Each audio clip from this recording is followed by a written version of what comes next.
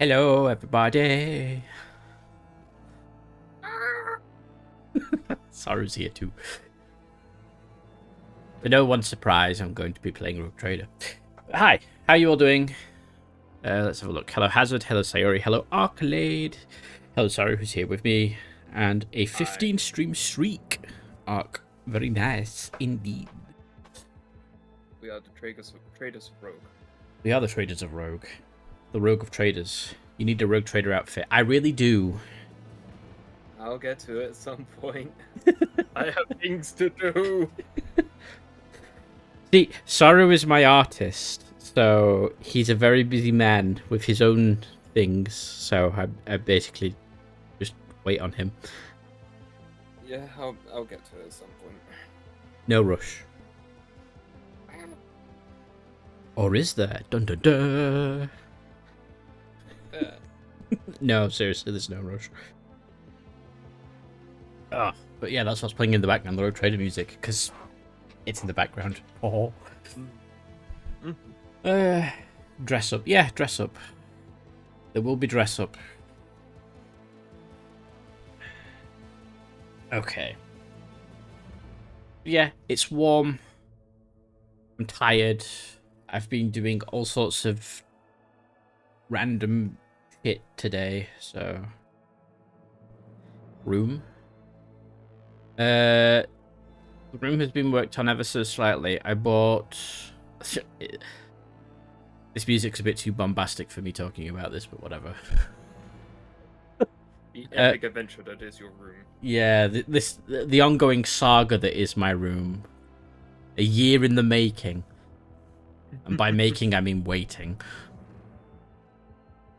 But I've bought the paint. It's called Urban Night. It's like a darkish grey. It looks cool. So I'll probably take a picture of the walls once they're painted so you can go, wow, that looks cool. And then I'm going to put furniture in the way of it so you'll never see it. But I've bought the paint. We forgot to buy UPVA and we forgot to buy wall sockets. So we need to go and buy those in the morning tomorrow.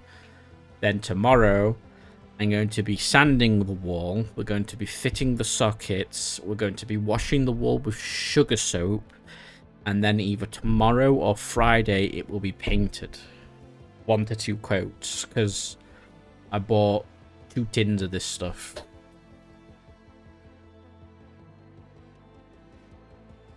I don't remember how many litres it is, but hold on.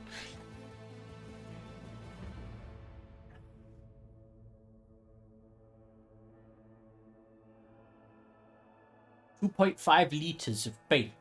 So I've got 5 litres of it.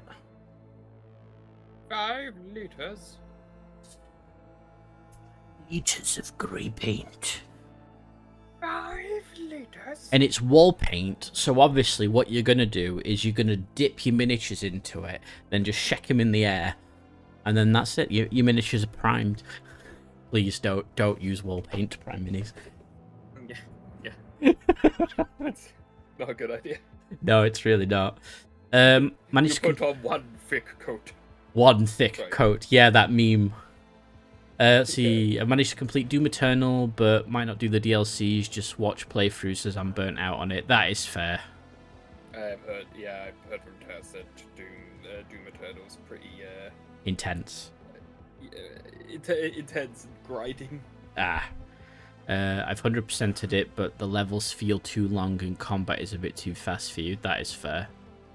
That, and I'm waiting to do a Final Fantasy XIV patch stuff plus Night Rain. Also, yay, room progress. Yes, room progress. And hello, Cake here. Hope you're doing well. You aren't late. We've literally started like 10 minutes ago. Yeah, literally 10 minutes and now. And like 5 minutes of that was just the starting soon screen. Yeah. Doom 2016 is the best of the Dooms. That's the one I have because I got it for free through... Is it Epic? Wherever I got it for free, it doesn't matter. But I would agree with that. Doom 2000. Maybe I'm just... I haven't played Eternal or the new one, but I don't know. I can't... I've watched playthrough Doom Eternal, and it's sort of like I feel like they got what made Doom 2016 fun and basically done away with it, which Oh, no. is the entire concept is like, look, look, you know what Doom's about. You know who the Doom guy is. You don't need this long-winded story or something. Your entire goal is you are angry man with shotgun, shoot demons. That's all you need from Doom. But for some reason, in Doom Eternal, they decide to weave this plot about how you're the savior of the universe or some shit. Flash. And it's like, yeah, it's having all these long-winded corridors of the Doom guy menacingly walking around rather than shooting demons. It's like you have learned. Here's a cutscene in Doom 2016. Guy tells you to remove this thing. So you put your hand on the thing. He says, now remove it gently, and because of this progress, Doom guy punches the thing and removes it. Okay. That's the cutscene, and then it's like cutscene's over. Go back to shooting. That's what you want. Yeah, that's what you want. That's what I want in a Doom. It's like I am not here for story. I am here to shoot demons. I am here for the pew pew. That is all you want for a Doom. Yes. Yeah, lunch. Lunch is good. What are you lunch for? Tyrannosaurus Rex? Perhaps a crocodile? Maybe even a giant squid? But yeah, that's Doom. That's my room. It's gonna be fun. Oh, and I've been putting rivets on an Imperial Guard tank. It's actually quite lethargic. Get a wax pencil. That's all I'll say. Best tool ever. For sticking things, right? Yeah, because it's made out of beeswax. You just have to just tap it, and it picks it up. Because it's like ever so slightly. I guess it's sticky, or it's like, you know, slightly adhesive, because it's wax. It either leaves no residue or very small wax residue that you can just wipe off afterwards. So you just put your super glue on with a toothpick, and on the part that you're going to stick it to, pick up your little rivet with the wax pencil, and then you just plop it into the super glue, position it where you want it, done. Nice. It's good. Nice. It's very nice. Doom 2016 is good. Doom Eternal is bad. Bad plot. Bad combat. Yeah. Also, I wouldn't mind playing Doom 2016 again. Do it on stream then. Maybe. Maybe indeed. Decent music. It's always decent music. Yeah.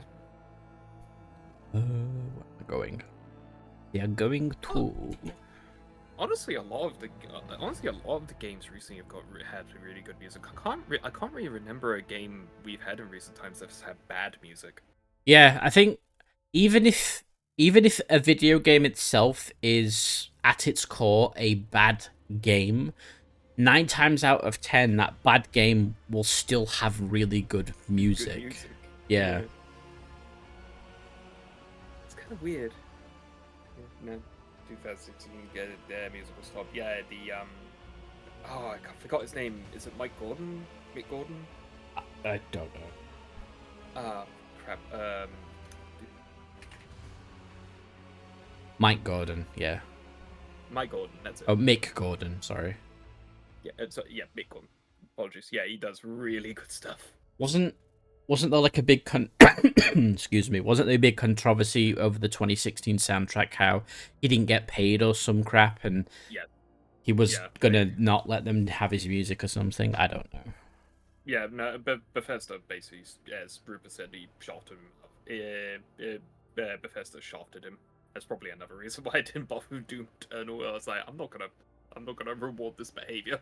Yeah, kind of why I don't like Bungie for screwing over Marty O'Donnell, but yeah. Destiny with Marty O'Donnell. Yeah, we could have had Destiny, but Marty O'Donnell, and not what we got. Even though what we got's still good, mainly because I think I don't know if he actually composed all of Destiny, the first ones. I think he did. I think he composed a lot of it, but then because of differences in him departing the company, they couldn't use it, so they had to redo it, but they basically had a framework to work off. That's why the first Destiny game sounds so unique, and why the following games Didn't. diverge, but roughly follow the same core. Luckily, Marathon is here to save us. Oh, Yes, Marathon that's yeah. about to be canned anyway. Yeah, it's like that other game that Sony made, Concord. That I'm sure that went well, right. It's the games are releasing into a saturated market. That's their issue, and Marathon is not. Yeah. Marathon is not what people want from a marathon game right now. So it's literally the worst possible thing they could do with the franchise. Yeah, I think that's the other thing. Is like if Marathon was just basically like another Halo game, it would work well. But it's like again, it's the same thing with Concord. The gameplay, same thing with Concord. The gameplay of Marathon looks fine, and same with Concord. The gameplay looked fine, but you're releasing it into an oversaturated market where nobody is asking for new games of it. Hmm. Yeah, there was the whole controversy with the stolen artwork. Yeah, which is also just like massive red warning lights. Yeah, and rather than offering the artist a job, it sounds like they're just going to remove all of that stuff, and yeah, it's been handled very badly. Yeah. See, I don't know. To me it just makes sense. It's like if you see an artist and you like their art style, just hire the artist. I don't understand why so many people out there are trying so hard to basically not hire artists. Yeah. Yeah, stolen art. Yeah. Link it in my Discord server, Cake, if that's okay with you. Yep, supposedly the gunplay was great. Yeah, see, that's the thing. Like, Aztec Cross, who was/is a big Destiny streamer, he didn't really enjoy the Marathon Alpha, but what he did say is the gunplay is fantastic, which is what's expected of Bungie. So Bungie can get gunplay right in a game, but everything else they've got wrong. Yeah, and honestly, that's all Bungie needs to do. They just need to be. It's just like Bungie, just make a gun game. That's all they need to do. Yeah, if Bungie basically made Super Hot VR but Marathon. Yeah, that would be fun. Yeah. But like with Bungie game gunplay rather than Super Hot VR, but that was just a weird example. Yeah. Also, Bing. Bing. Bing? What? Ha ha ha ha! I strike again. The fuck have you just done? No, I faded into. Oh wait, no, I can't fade into the shadows. No, I can't turn off my avatar. No. Well, thank you for the £10 contribution to the Jojo Golden Pillars and the £15 contribution towards the Rapunzel statue. Yeah. Holy crap, that's happening now.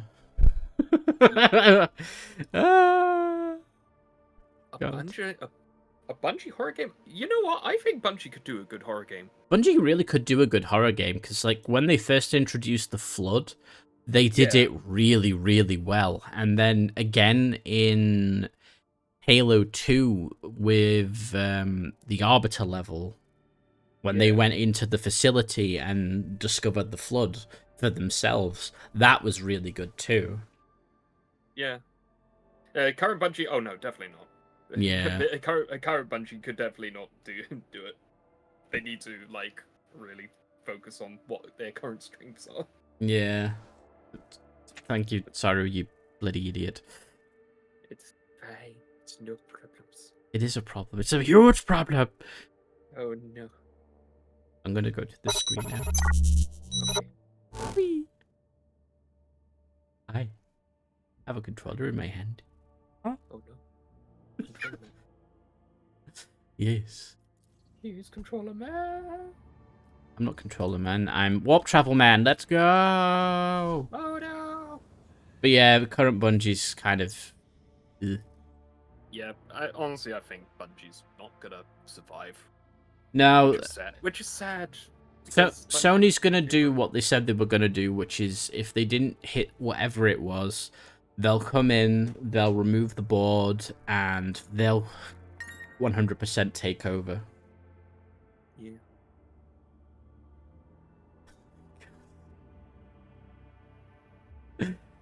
KK, thank you for the $15 contribution towards the crown statue as well.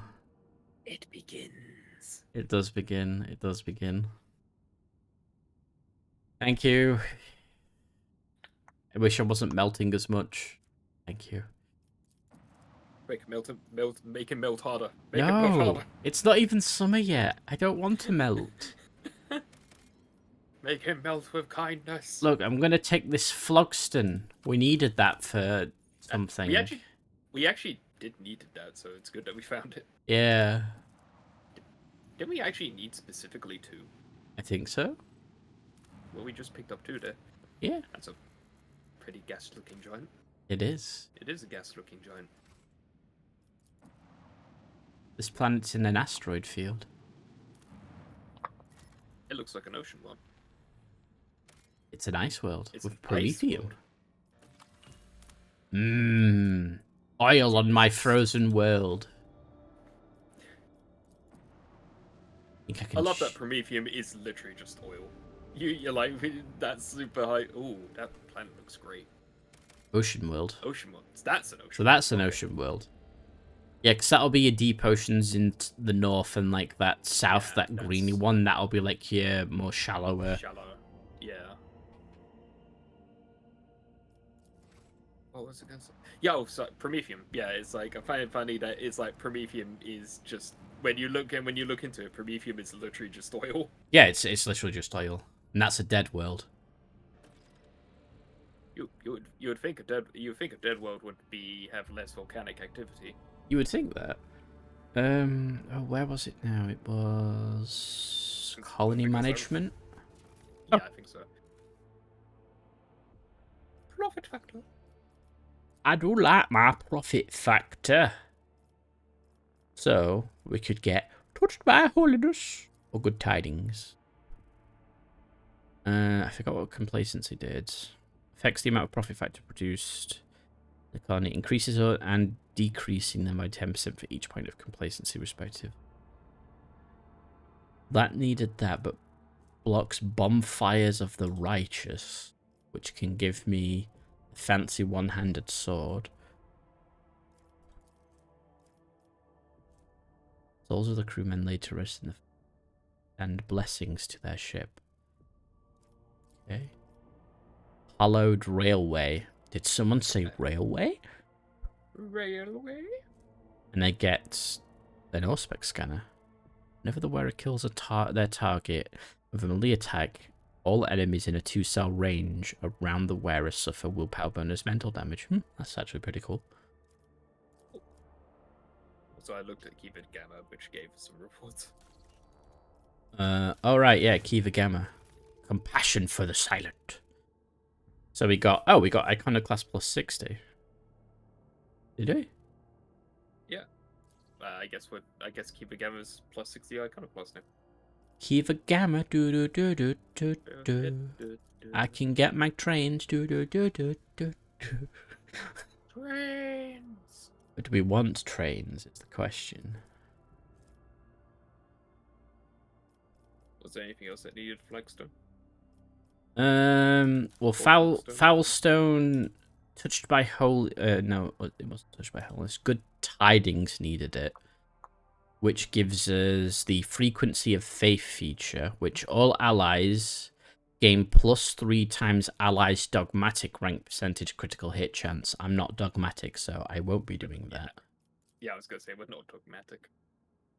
Touched by holiness costs me 20 profit factor. I don't really want to do. Janus. Let's have a look at Janus. The secrets of winter scales. That's provisions and profit factor. Yikes, that's expensive. We'll look at Kiva Gamma. I want mag trains. Mag train. Yeah, I'm going mag trains. It's trains. And I don't understand the colony system, so... It's train time. It is train time. Do you know what else it's time for? Destroying the enemies of the Imperium. Destroying the enemies of humanity. A wave of angry whispers passes over the bridge as the arch-enemy's minions train their weapons on you and prepare to attack. Oh no! Evade their approach and flee? Why would I want to flee? Why would you want to flee from the heretics? Death to the heretics, for the glory of the Emperor! Let's go! Meow. We need like a meow cat, but it's got a commissar's hat on. And it's like, meow! It's just a feloned commissar. Yeah, felony commissar. Let us purge your enemies, rogue trader. Ooh, sweet. It's a murderer class cruiser. That's one of my favorites. So we got a murder. And... See, that's actually a threat because that one is the macro cannon gun barge. Yeah. And it's got an escort of 2 infidels. Yeah, the infidels aren't the ramming ones, thankfully. That's a big boy. It is. Also, look at the massive guns it's got on its underside. Yeah. Oh yeah, the 2 one. What is that? What kind of lance? It's a Starfire lance. 55 to 60 damage to a chosen enemy with a narrow firing arc. So it has a narrow firing arc, so that's our advantage here. Wish I could contribute to the throne or buy Doom Dark Ages. Doom Dark Ages, but given the recent things, both charity, friends... Hazard, don't worry about it, buddy. Look, it's fine, Hazard. First and foremost, people should look after themselves. I will always say this and always preach this. Look after yourselves because yourselves come first, and I don't want anybody putting themselves in a situation where they are financially unstable just for something to pop up on the screen. Yes, I get something out of it, but that's besides the point. I'd want people to be okay first. That's the main thing for me. Captain, I advise that we charge headlong into the murder class. It cannot withstand our faith. Well, that's perfect. Because that's what we're doing. Just remember to shoot the micro cannons first rather than the lance. I know. I'm just...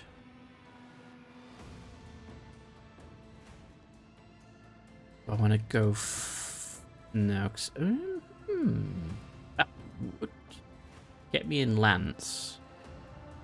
And then we can do the arc rate to increase range of the dorsal. You said lance first, right? No, macro first. No, macros first. Oh, the cannon's always first. Barely dented it. Yeah. Which is fun.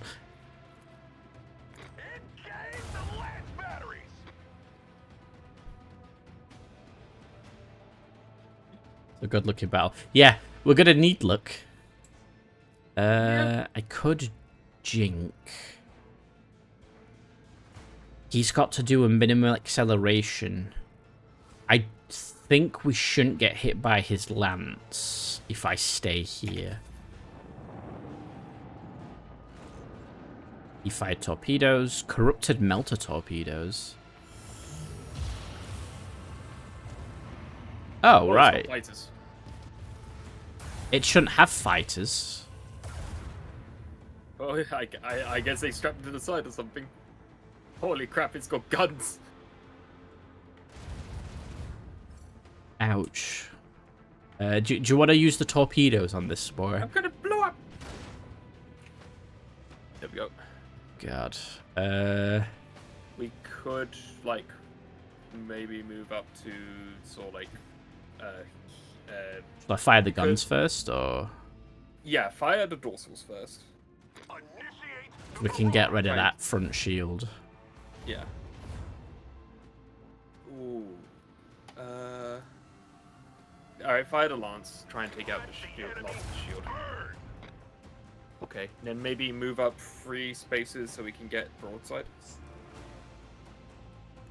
So move there. No. One down.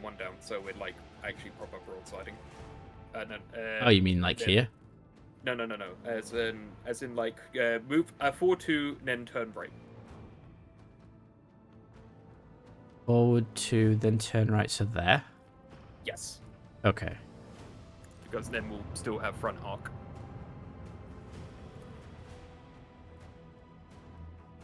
Fire at will. Oh, they've set us on fire. Hey. Wait, why did that? Purify the battlefield. I don't know. Alright, and then, for some reason that hit the side, even though we have front arc. Okay, maybe swoop back around. I'm gonna head towards that charged particles. Plus 20 to Oh, yeah, shields. That's a good idea. Because yeah. those melted torpedoes are gonna hit us. Yeah. And we're on fire currently, so there's that too. See, if we like do a shallow jump, maybe. What's us on the wrong side? I mean, we weren't in it. We weren't in it anyway, so we can always. We are now. There we go. What, just strafe into it? That's how it works, right? Oh, wait. Yeah. Did the bot do a thing? What did the bot? Wait. What did the bot do? Oh, It's because he gave a. It's because he put in a link. Oh, shit. I accidentally put a GOG link in my... It's Oh, yeah. sorry, Hazard. Sorry. yeah. It's bot being overzealous. Torpedoes. Oh, he crashed. Oh. It's fine, because we've got overcharged shields.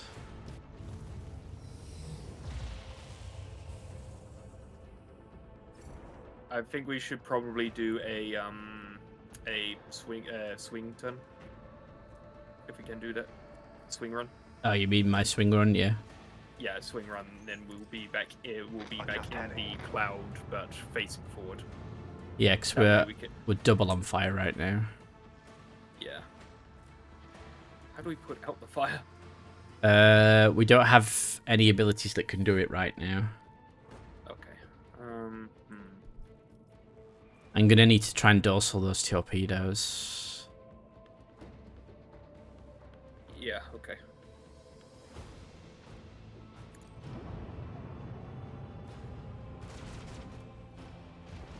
Because they are gonna hit us.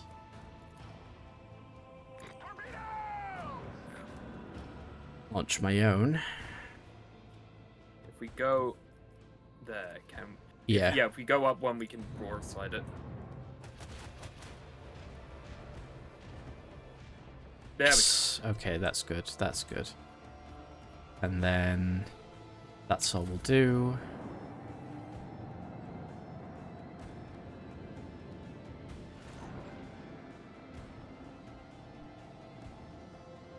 That's a big ship. Oh, it's a coming. All right, I'm gonna blow torpedoes, do your thing. That works. All right, we can get back into the charge cloud and then pound that infidel into submission. Sure, let's do it. Helmsman, follow my command. Right, Having let's extra- dorsal it Initiate the barrage. and then lance that bastard. Commence left fire. We can also then broadside the swift death fighters. Yep. Purify the Which sounds a bit overkill using macro rounds on fighters, but here we are, I guess. If we go up one more, the torpedoes might overshoot us. There's something we can do here. We can Right. either stay put in the cloud, which would be advantageous, or we can short jump, which puts us out right next to it, but then we can strafe away from it, which means the murder class can't get us with its lance, I think. Let's see what see where its lances are. Its lances are prow. Okay. Yeah. So yeah, if we were to go there and go right, then we will be out of range, and then it will have to swing around. That might be a good call, actually. So let's try it. So we'll jump here, and then we need to strafe, because if we stay there, the torpedoes would obviously Kill us. Yeah. And do I go one then we can- forward, or? I think one more forward so that so it will overshoot us. Because I wanted to say I want to go on a buying spree in that good games site because of discounts and ownership of games. Yeah, Yeah. honestly, Absolutely. those two things are really good. Good discounts, and you actually own the games. Yes. Those.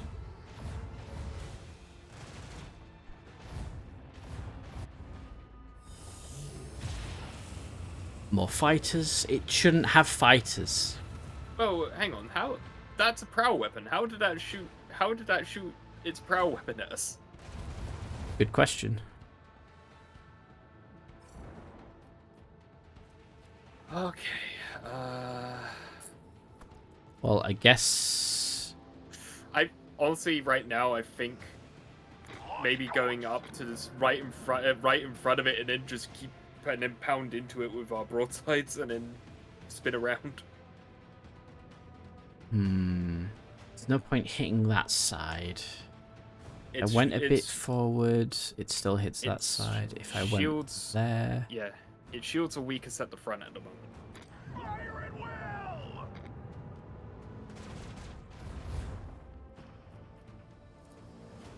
Macro cannons fully! An opportunity to exploit! And now we can. Shields are fully down. Yeah. Now, if we can roll around to try and engage the infidel, but we will then be right in the middle of the torpedo barrage. So unless we want to do a swing run, I was actually gonna. yeah, and then we can maybe be right in front of the murder class, and yeah, we can be in front of the murder class and then shoot it with the lance. Actually, wait, before you. Oh, okay. That's good. I don't think we For will the get an glory of the There we go. Imperium. Okay. We're just heavily on fire and we're gonna get torpedoed, but hey. It's fine.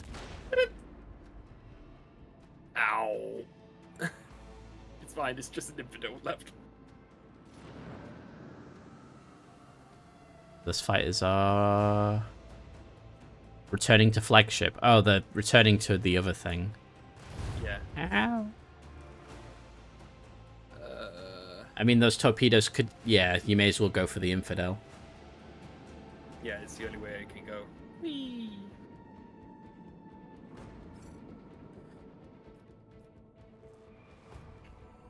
Honestly, I think the best thing to do right now is to just go up next to the infidel and then just broadside the hell out of it.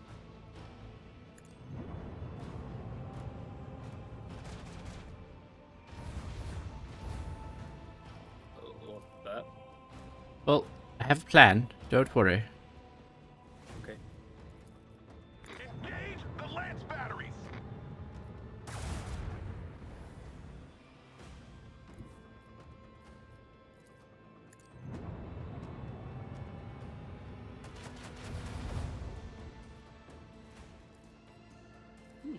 Okay. Do your thing, torpedoes. Whee! By Star Sector. Star Sector's really good. It's just not on GOG, sadly.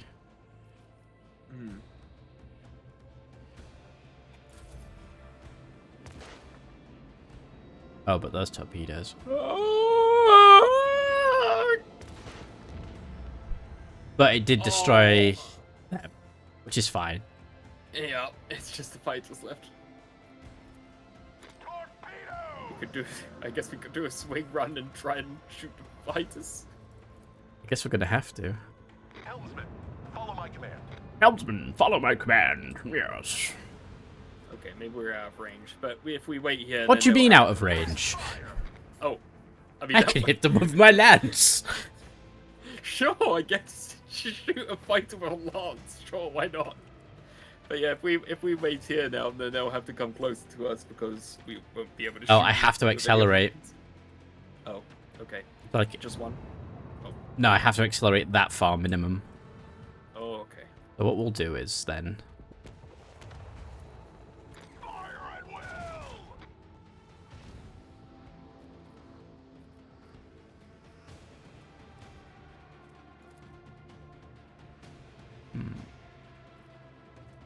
We've taken a lot of damage, by the way.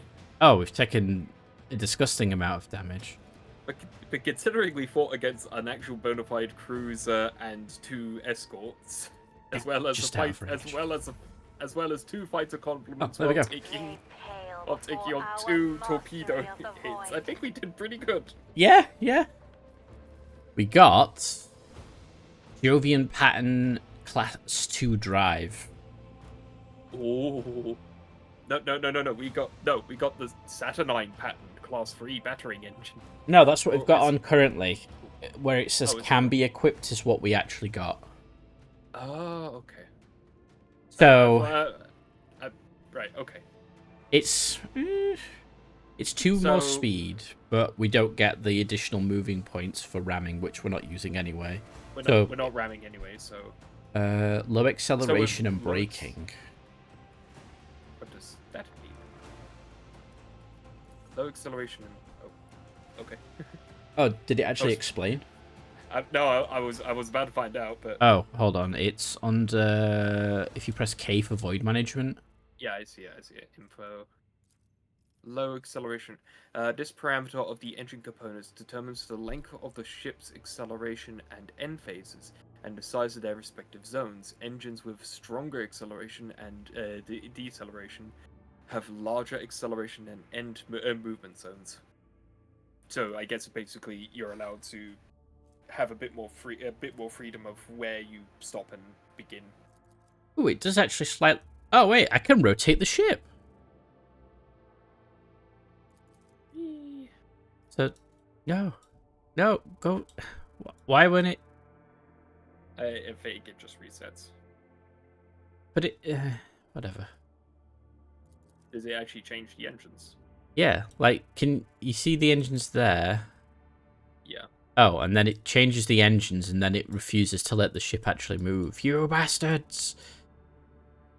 Yeah, fine, whatever. Oh, now it's working. Yeah, the engines have changed a little bit. Oh yeah. Cool, right. Now I have So we are features. We are now speedy. We are speedy. Oh, right, I never set it to Rogue Trader. Thank you, Sayori. Oh, whoopsie. Oh, Yeah, whoopsie doodle. No worries. always worry.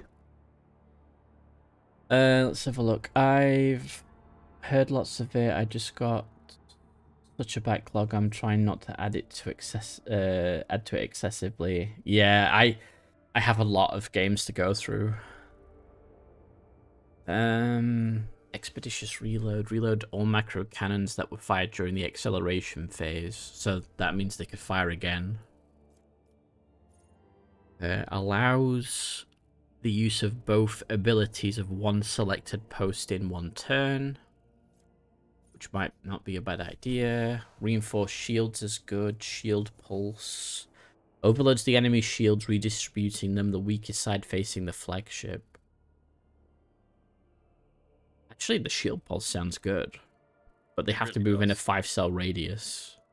I mean, we get up pretty close even. We could also do vulnerability scan. Yeah, let's have a look. What's vulnerability scan? The flagship's augers scan the enemy ship, highlight weak points. All damage dealt to a weak point is increased by 30%. Actually, vulnerability scan's not bad. Yeah. We'll do vulnerability scan, and then we get one of these extra things. Okay. All hands on deck. The flagship's torpedo tubes are loaded with 3 torpedo salvos instead of 1. Duration 2 rounds, plus 1 round for every 20 points in the Master Cannonier's demolition skill. Oh look, boarding party. We know all about boarding parties. The flagship launches a boarding party to infiltrate the enemy ship, starting internal fires and possibly causing engine damage that cripples the ship for 1 round. Can only be used once per round. Duration plus 1 round for every 10 points in the Supreme Commander's Persuasion skill. Well, mine's not that high, sadly. We could literally cause a warp storm. Maximum overdrive. So that's deja vu. Maximum. I want to say that that's a Team 4-star reference, but yeah, you're probably right. It's just a deja vu. The flagship speed is increased by +2, and its maneuverability is increased by +1. The bonus damage dealt by void ship ram bit. Oh, it's a ram 1. So yeah, maximum overseeing. What's that? Premonition. Premonition. The flagship's augurs scan the area for favorable tactical positions. While the flagship is in such a position, its evasion is increased by 35. Okay. And then it's just the common ones again. I think either all hands on deck or boarding party. Torpedoes are good, but I do think boarding party is pretty good if they cripple a vessel. And that's just good. Just take all the ramming upgrades. Sure, we'll go with boarding party. I don't want a ramming ship. That's the only problem.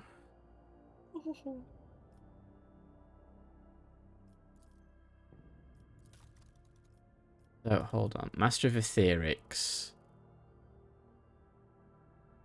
What do you know? What I find funny is Argentia is almost as good as Cassia at being a Master of Etherics. Interesting. As is Yolette. Huh. Well, I'd probably just put whoever has the bigger number. Use current ability once. Hull integrity, no damage. Requirement. Okay. Oh, we don't have a warp channel right now. Well, Irida's the best one here, so... Which gives us the shallow jump. It says she can upgrade something, although I don't understand it. Ironically, Cassia would be a good Supreme Commander, and you actually make a better Cannoneer than Argentia. Oh, I do. All right, let's make me the Cannoneer. The Supreme Commander. Our resident navigator. Could be the Navigator. The Master of Etherics could then either... we'll make Yolette. Because she's just as good as Cassia. Yeah. And then Pascal is our resident shield man. And Abelard is Abelard. He's good. Abelard is Abelard, yeah. Nobody is better at Abelard at maneuvering. Now, do I repair the hull or do I wait? I think repairing the hull is probably a good idea. Considering how much damage we took. I can't remember if you have to pay for scrap when you dock somewhere anyway. I don't think you do. You're a road trader. You don't pay tax. Well, no, I mean it's like because scrap upgrades our hull, so it's do I want to spend it on repairing the hull or upgrading the hull? Right. I see. Because I don't think it's really explained, is it? I do not know. I think it wants you to use that ability once before and have no damage. Oh, okay. Does upgrade come with free heals? Well, I'll get the extra health from it, so... Yeah. It technically is a, quote, heal, but not in the traditional sense, no. Yeah. I mean, go for it. Stuff it. More health. And then I can repair it by 42. There you go. Okay. Alright. That's this system. Run away! I like that you're the cannon. I am the cannon.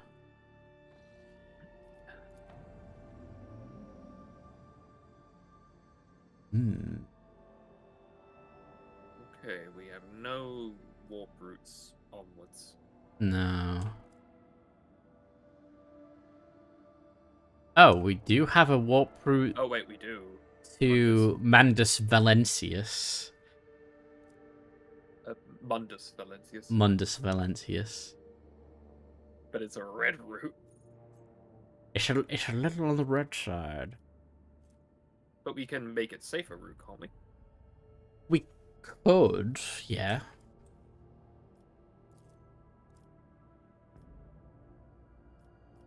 The question is, how many points do I spend? I would say get it to at least yellow. So at least unsafe. There we go. Yeah, we don't want to explode. Oh, I don't know. I think we'd be okay.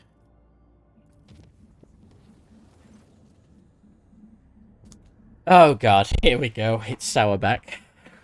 Here we go. Lord Captain, your plan was a success. Our provocation against Nemesis and the killing of the traitor Adalbert has brought out all the rest of them. My enforcers have captured a number of suspicious individuals and beaten the truth out of them. That scum Nemesis wishes to avenge his mentor's death and plans to raid the ceremony of the officer's anointment. Since the impious... Is that impious? Yeah, impious. Yeah. Adalbert has turned out to be an apostate. It is the new confessor's duty to ensure that the officers retake their oath to the God Emperor. Traditionally, the ceremony is attended by the officers' families, and it is they who are the target of the mutineer. He wishes to slaughter all the ship's elite in one fell swoop. I have ordered a trap to be set for Nemesis. Would you like to be personally involved in the operation? What kind of trap? We will replace the civilians with enforcers and their relatives of the appropriate age, dress them in their formal clothes, and hide their weapons underneath. When Nemesis tries to strike, he will find only cruel disappointment for the last time in his worthless life. Wait, the appropriate age? Like, yeah, wait, the appropriate age? Are there going to be elderly and youths present? It is necessary for the sake of secrecy. Let me assure you, all my people will gladly risk their families for the good of the Von Valencia's dynasty without fear or hesitation. Wow. Brief the enforcers. I am taking charge of this operation. Connect me to the squad command. Ooh, what do I do? We take charge? Or attend? Up to you. I think I'm okay with her being in charge, so I'll attend. You hear a burst of interference followed by Kablaya joining the channel. Dumin Zan, the whispers of death are uttering the name of Nemesis ever more loudly. I must meet the enemy face to face. Very well, we will capture him together. So be it. It is time. Steppy step. Well, we'll remove Argentia and we'll add Cassia, yes? Yeah. Yes. Imagine that 4 is a skip the boss fight but take a bad outcome of some sort. It probably is, to be honest. But I'd rather see the resolution of this personally.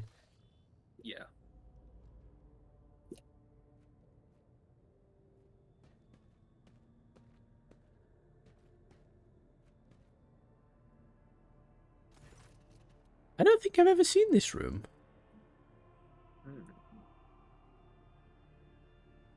I look all swag in my chair. You really do. You even got that sort of like the Jarl Bulgriff sitting pose of just resting on one side. Yeah. The rows of disguised enforcers are listening to the Confessor's words in silence. All around you are Sourbeck's chosen people, each dressed as a member of the officers' families. Close by, a kindly-looking old woman is fumbling with a starched handkerchief. Is that... Wait, no. Handkerchief? Handkerchief? Handkerchief. Handkerchief.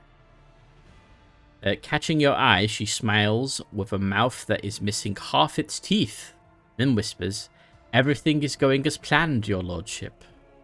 Don't you zinch me!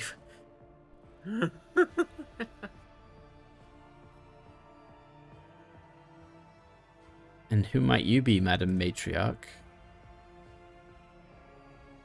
Belinda Raufgold, Lord Captain, transferred from the Enforcers with the rank of Senior Lieutenant to the staff of your lordship's quarters on account of my age and declining health. But as you can see, there's no such thing as a former Enforcer. A friendly smile stretches across her bloodless lips. Okay, then. Grandma's ready to throw hands. In before Calamorph outmaneuvered you completely and is killing all the people that got replaced. You know what? It probably could happen. Look at the participants. It probably very much could be, considering how long this quest has been. Yeah, the facade is holding with everyone playing their role perfectly. The Master at Arms must have instructed them thoroughly and shown them how to best to conceal their weapons. All of them are wearing their best, and even you cannot tell where they are hiding their armaments. Why would Sourbeck entrust my safety to someone so advanced in years? I guess the Master at Arms remembers how Belinda used to be the best shot among the Enforcers back in the day, and knows that my eye and hand have not diminished over the years. I spent 40 years on duty, and to this day I can tell if a man is carrying contraband in his pocket just by the way he is walking. I am grateful to Mistress Sourbeck for the honor. I don't want to die in my bed. Let me fall in battle, defending the Lord Captain and crushing traitors. Belinda gives it an imperious yet absent-minded nod and dabs her eyes with the handkerchief.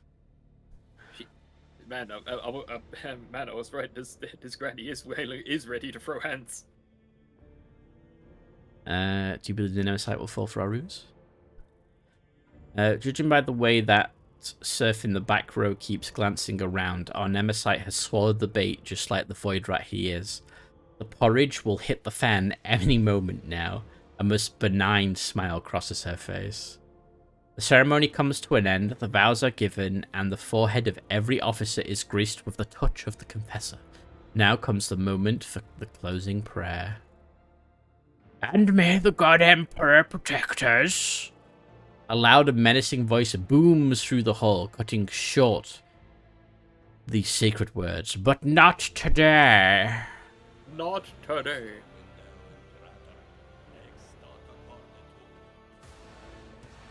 Oh, that is absolutely a Calamorph. It is a Calamorph. Yeah.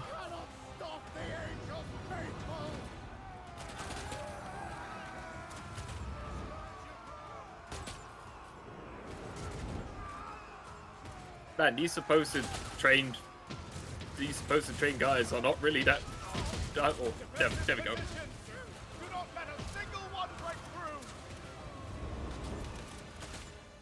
It is time. Another battle demands our attention.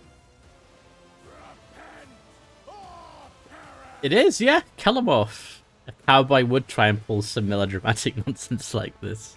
Let's have a look at him. But not today. Almost 500 wounds. Look at the size of him. He's big. He is a big lad. Decent ballistic skill, very good toughness. He has a pistol called the Promise of Freedom, the Promise of Retribution, and a Deadshot Stub Revolver. So 2 unique pistols right there. Yeah. We don't know his abilities other than Cult Ambush. Well, bugger. It's fine. Samara will take all these guys. So which way are you going? Towards the Calamorph or to the right?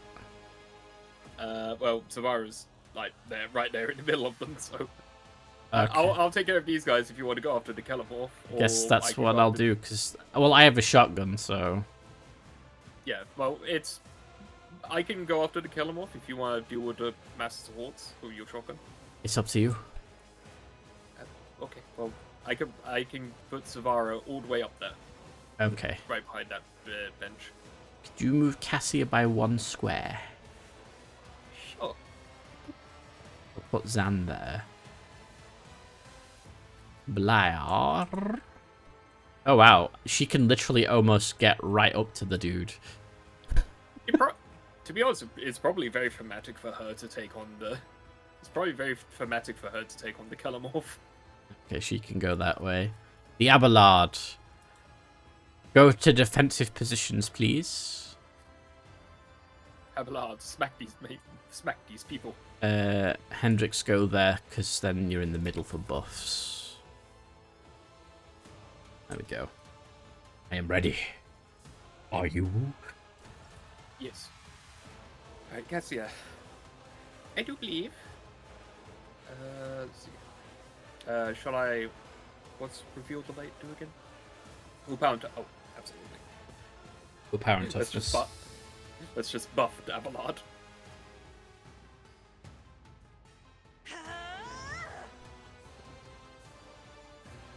He's about to commit bonk.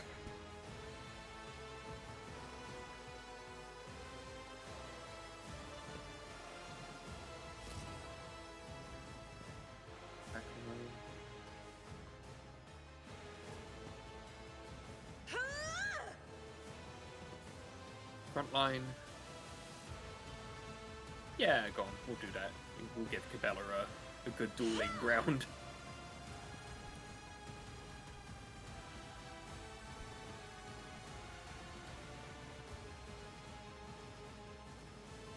Dun, dun, dun, dun, dun, dun, dun, dun.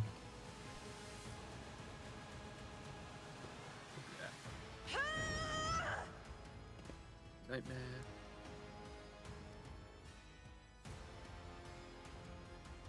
Point of curiosity. Go over there. Oh no, I don't have enough of the littlest there. No. Oh well. But they're at least all bunched up for grenades. Oh, and this. Fear. Now they're not all bunched up for grenades. Well, actually, they sort of are. Sort of Yeah. are, and now they're suffering from fear. Are they suffering from fear, or is it they move away from that point and I just ruined it? They just move away from that point. It's fine. Oh, okay. It So- damages them, Never so... mind. The true believers will inherit all. You missed. You missed. Oh, you hit that time. I will not die in dishonor. Yeah. Damn,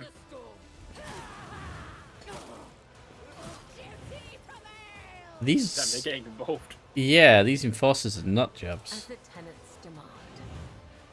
Well, he's gonna make me run right up to him. Yeah. Should stab him.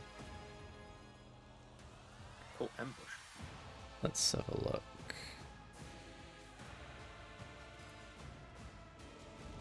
That one... That's range. Okay, so...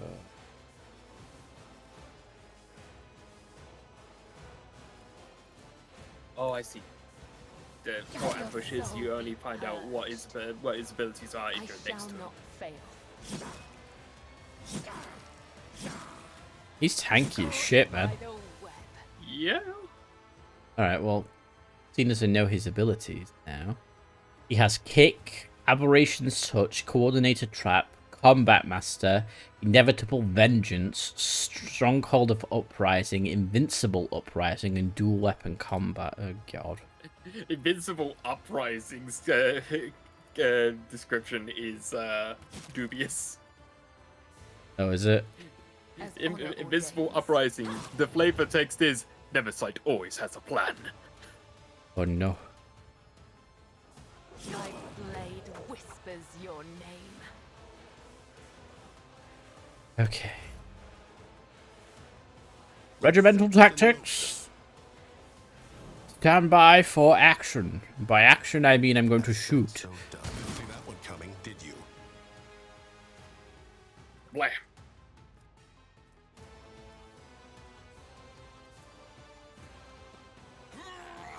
Did it on wildfire first, but it's fine because Easy. That is how it's done. No foe too great. Whoop, whoop, whoop, whoop, whoop, whoop, whoop, whoop, whoop.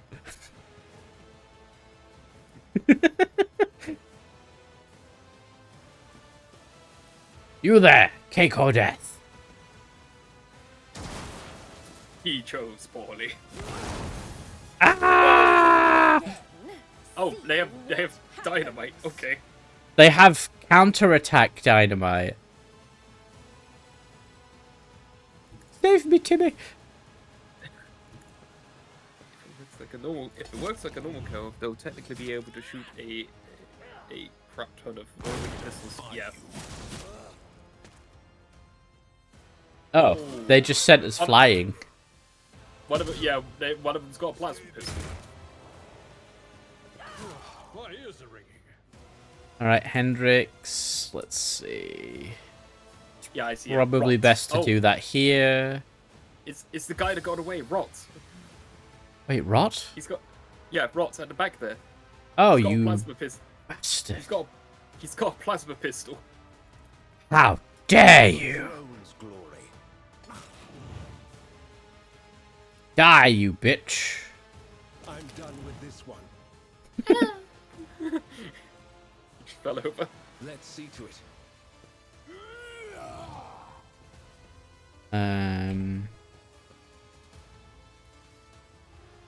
Let's see if I move. Can't use those. That's I need a fine. foothold. That's probably gonna work for Savara. Strength and toughness. And I'll do endure.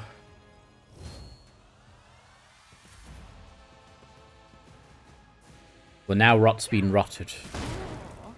Ow! Why? It appears grenades are slightly dangerous. Who knew? Show me what you've got. All right, that's it. That's it. You mother truckers.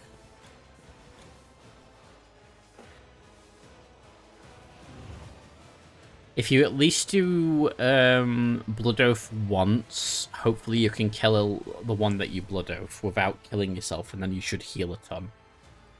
Yeah. I'll do you. The jaws of oblivion. Yeah, I know. There you go. Didn't heal you as much as I thought it was going to, but... Melody. Will you stop that? Will you stop throwing grenades at my ship? Yeah, I did not recover. I did not recover the same amount of wounds that was spent. No, you lost 3 by doing that. It's Rot's time to rot, like the comrades he left behind to die. Yeah, pretty much.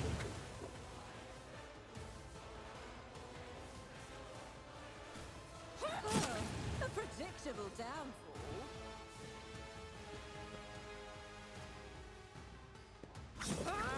Behold the wrath of madness! Another one is shattered. Another one is shattered.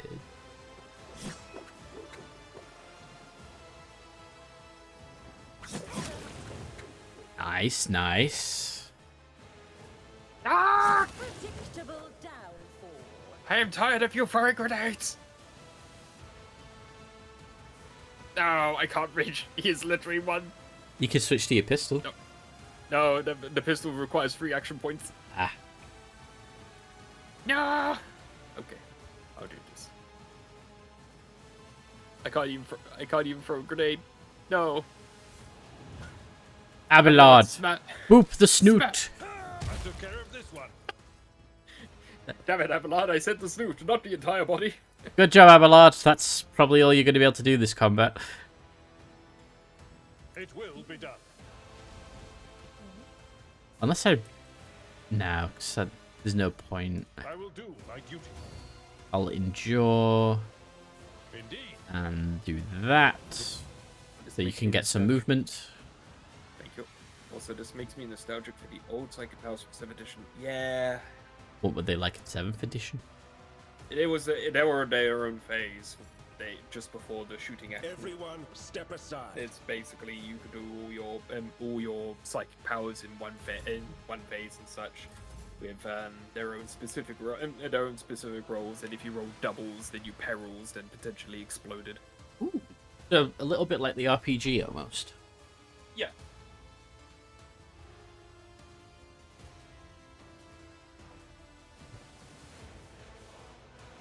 And it's Cass's turn now.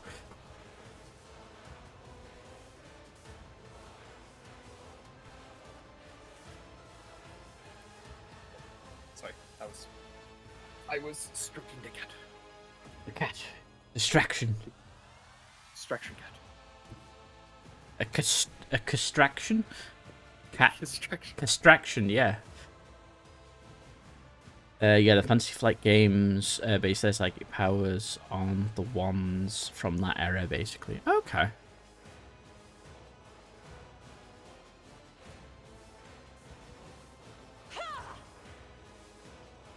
The battlefield has been set.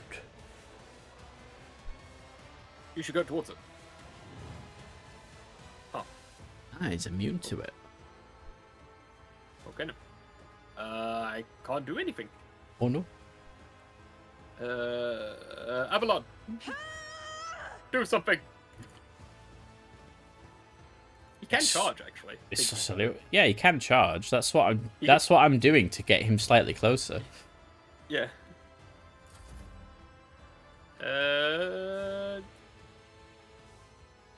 Yeah, I guess. I'm gonna guess I'll do- more cultists are gonna show up somehow. Most probably.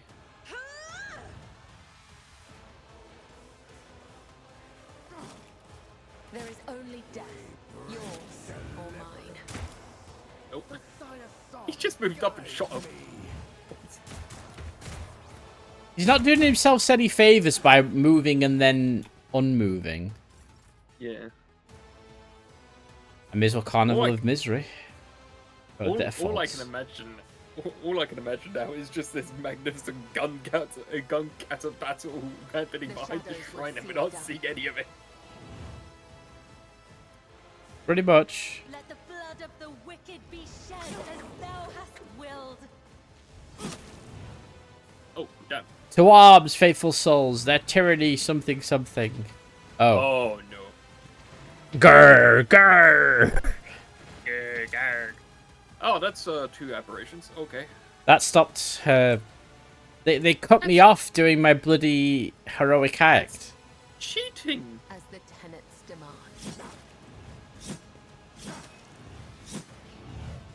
I should be refunded my heroic act. Yeah, that's cheating. Rain blood. Trust me. That was a lot of blood. Yes. He is As caked in ordains. it.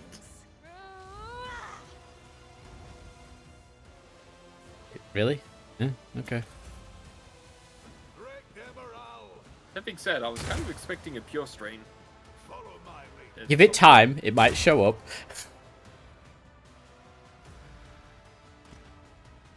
I am crunk.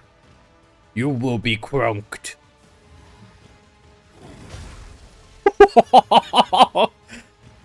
Yeah. Oh. Well, she did die in battle. She got what she wanted. Let's see to it. Holy crap. You definitely did get what you wanted. I won't do that.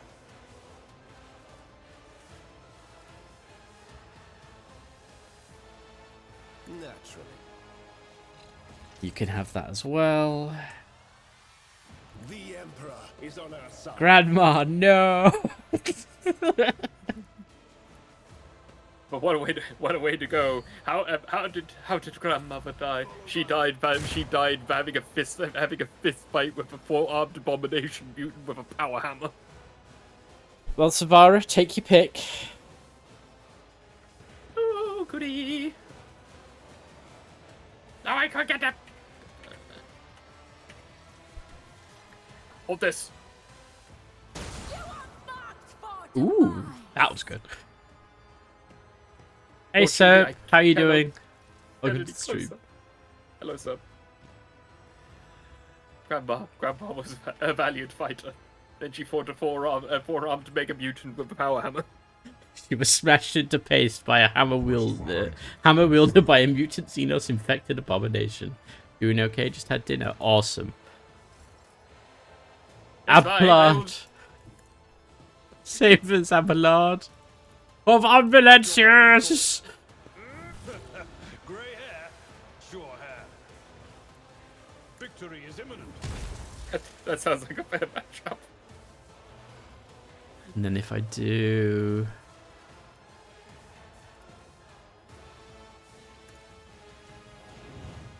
that... Yes, yeah. Cassia, help us. There's giant hammer-wielding nasty people. Oh yeah, this is completely fair. They're not just giant monsters or anything, you know.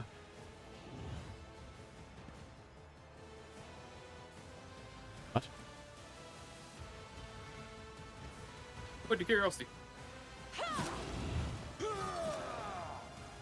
That's good. That's good. Abelard, smash their nuts. I'd rather not. That's not the Seneschal's job. He can't do anything, can he? It will be done. Target Can do that. That works. That works. I was hoping I could charge one of them at least, but you know, the AoE's still fine. And now I'll put the front line there. Yeah, there's no fish today, but don't worry. Ooh. He just took a random shot at the rogue trader. Yeah, why is he trying to just randomly shoot me? I guess he just did it out of spite. Son of a bitch.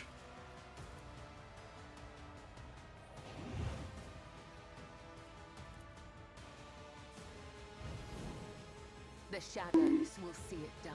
Let your soul be purged. Trust me.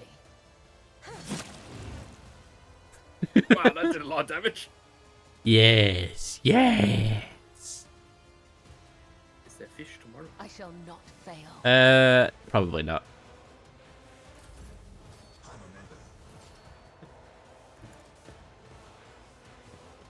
Lord Captain, what are you going to do about these abominations?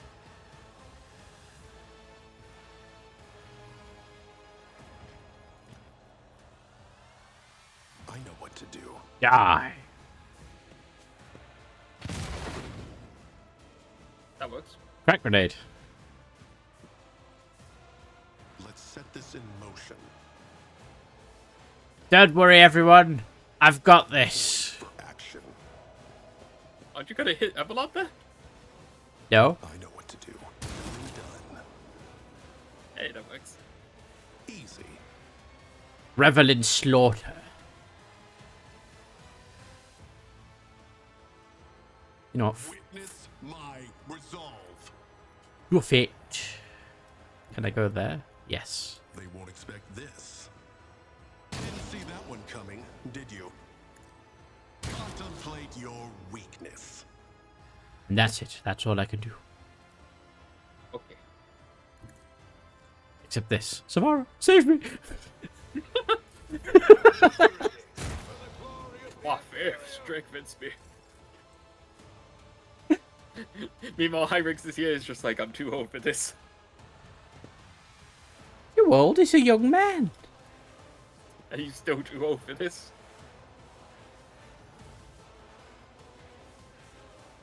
Then again, I think he is probably older than he looks, because he did mention that being a biomancer, he can make himself look younger.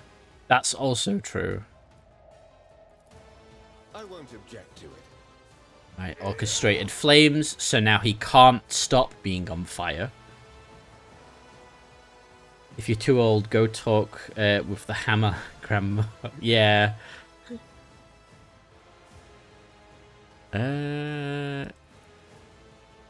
I'll give that back to Abelard. There we go.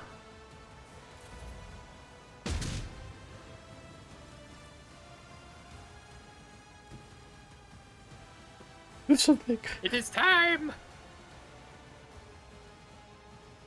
You stab. I will stab, I will stab. You just, Death's hand reaches for me. how much health do I have left? 17. 17. If I do gift it's gonna start next turn, execution against bonus powers. Okay. I don't think this will kill me. Alright. Behold the wrath of madness. Oh, so close. You could do a normal attack. There you go. Or do something like 500 damage to him in that one hit. Yes. Okay. Now, if you excuse me. Whee! Pick the cover. I kind of want to keep Abelard here just in case. Just in case, yeah. Abelard, take cover. I'm still waiting for that pure strain to show up. In fact, Cassia, take cover. Considering what's going to happen, it's going to be Gene Stealers next, surely. Yeah, I'm expecting a pure strain gene. No, not another one.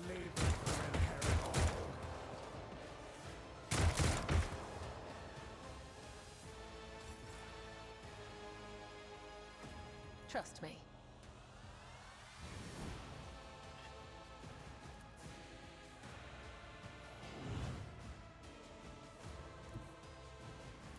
As the tenants demand.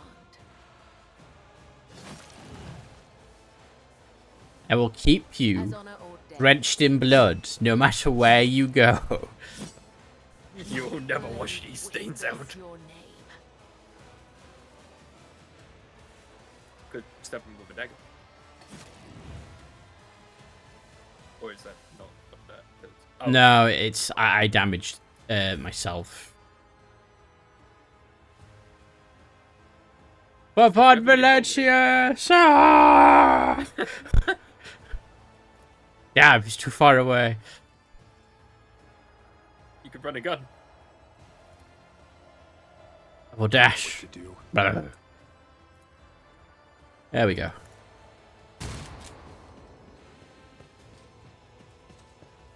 What? Okay. Okay. Okay, my guy. Let's set this in motion. Oh no, not my jeans. I just bought these. Take that. Classic. You are clearly Oh, outmatched. damn. I fell down the stairs. Poetic. What the fuck was that animation? It's like he was trying to run, but it was doing the walking speed. Nemesis is crouching on the ground, clutching at the bleeding wound under his ribs. His tortured body is still strong, and everything in his posture expresses a will to fight on. The red scarf no longer covers his face, and the vigilante grins at you with blooded teeth. Weak, I have yet to be impressed. The bright, familiar eyes of the flute player from the lower decks glint with boldness. He was the flute player. He was the flute player? He was the flute player. No wonder he was so happy-go-lucky with his fluty ways. It was a bit Looney Tunes, it was. I told him to keep raising the spirits of the ship. No. And he is, in his own way. The humble swindler who used to play tricks on fools with the help of his trained rat now nods at you in mockery. I've been waiting for this meeting, Lord Captain. No longer covered by the broken goggles, the hairless skull is bulging with massive growths. However, the mutant nature of your enemy is just as quickly betrayed by an even more unsettling feature, the third arm growing out of his torso. You watch as its fingers deftly empty the drum of a stub revolver and load it with fresh rounds. I know you. You're the fortune peddler from the freight line. Okay, vile mutant. You lost your battle. You lost your battle for the ship's freedom is at an end.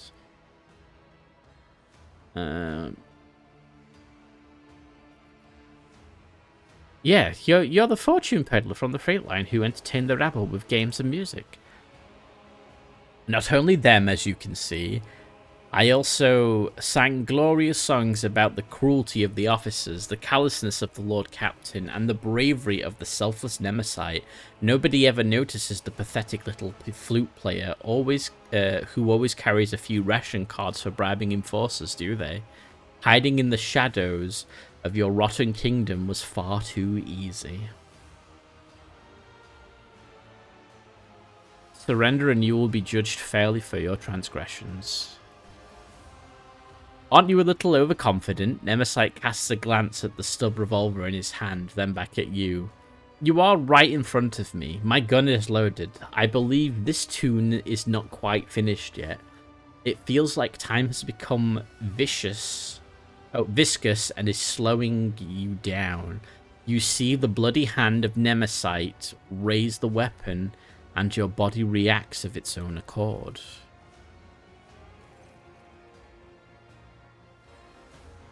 There is no time to deliberate. You draw your weapon and point the barrel at Nemesite, but he is already aiming his own at you. A malevolent grin spread over his face. The two black muzzles stare into each other, and the world around you narrows to a thin line.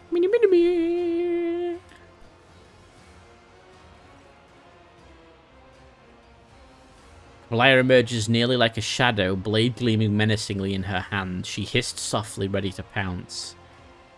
It is your thread that will break today, and no other. Save your message for your false god when you meet him, servant of death. I am glad to get to take you both down at once. The second gun is now pointing at it's Cabela? I don't know how you say it. I vow that your murderous sect will fall along with the Lord Captain. We've got a lot.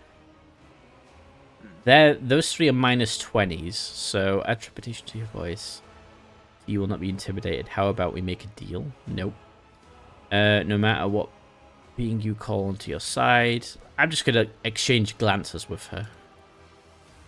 Kablair is watching you out of the corner of her eye. She does not utter a word, but in her posture, in the cold looking on her face, in the subtle glint of her blades, you read every movement of the deadly dance she is about to perform. Meanwhile, her slightly shifted gaze tells you she is ready, reading your tactics just as clearly. Nemesite will stand no chance when you two act as one. Cool. Please, you resent that you were born a freak, so now you want to prove that you are just as good as us normal people. No matter what being you call to your side, I have the God Emperor on mine. That means you are doomed. Okay. Yeah, enough talk. Yeah.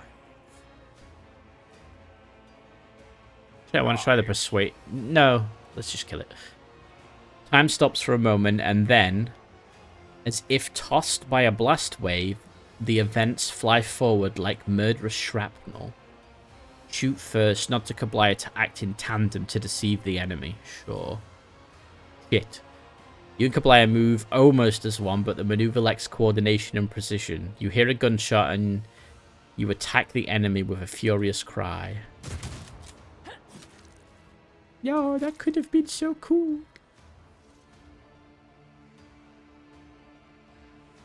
Once your heartbeat calms down and your breathing evens out, you realize that the bullet that was meant for you has somehow failed to hit its mark. Kablaya is standing next to you, still breathing heavily as she wipes her blade. A scarlet stain is spreading quickly along her side, blood soaking her clothes and trickling down the floor. Nemesite's head lies severed at her feet. It is over. Shit, she took a bullet for me.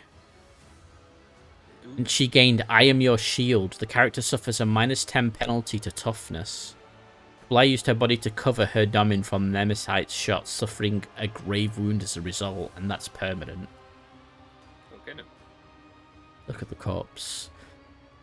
The decapitated body lies motionless on the deck. The cut at the neck stares back at you from the grotesquely distorted ridge of its spine. The power of the folk myth fades into the air like the smoke billowing from the muzzle of his stub revolver. I like that's a Conan option. Enough talk. Yeah. Mulligan? I could mulligan, but I think it's okay.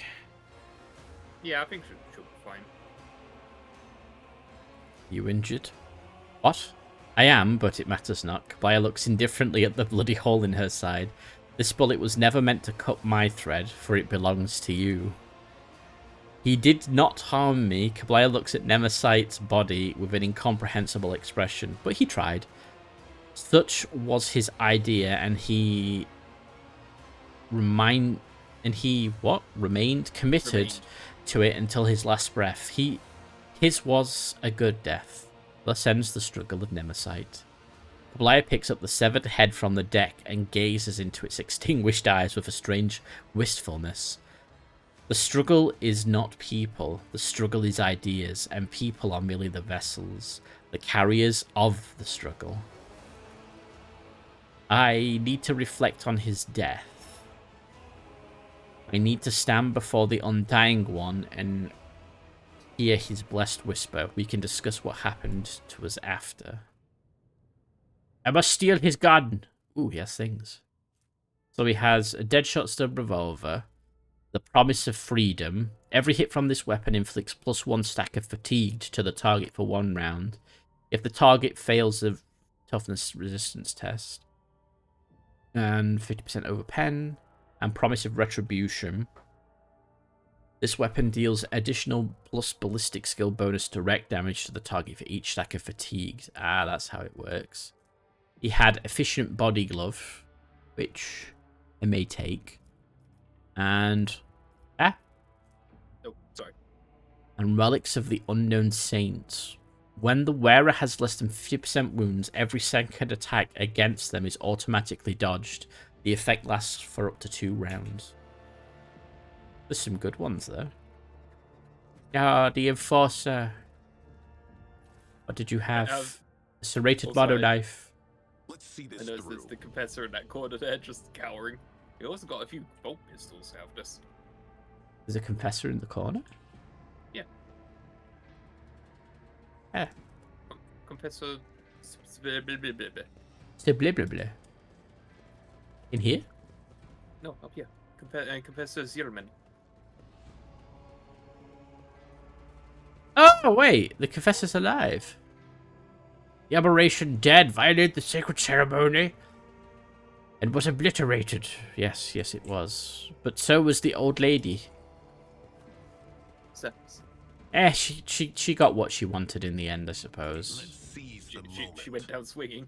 Yeah. Okay. I think that's everything in here. Is it the stairs to escape? We also got a lot of sticks of dynamite. Did we? Yeah, we got 13. I put Oh, one wow. Savara. I'm gonna take a stick of dynamite and a fire grenade. In fact, let's reload the characters on grenade, shall we? Yeah, everyone dynamite. Why not? Except To be honest, Hendrix. it is actually pretty good. Yeah. Got 2 thunder hammers and a greatsword as well. And the needle rifle. He got Sparta kicked. Yeah. Right, to the Void Ship Marching Bridge. ahead. Sort of like ships. We'll talk to her later, because I want to actually get to this planet. I think. Or should I talk to her to wrap it all up? Either or. It is your adventure. We'll talk to her first to wrap it all up. And then we Still will curious. arrive at Dragonus. Dragonus Primus. Yes. What are you curious about?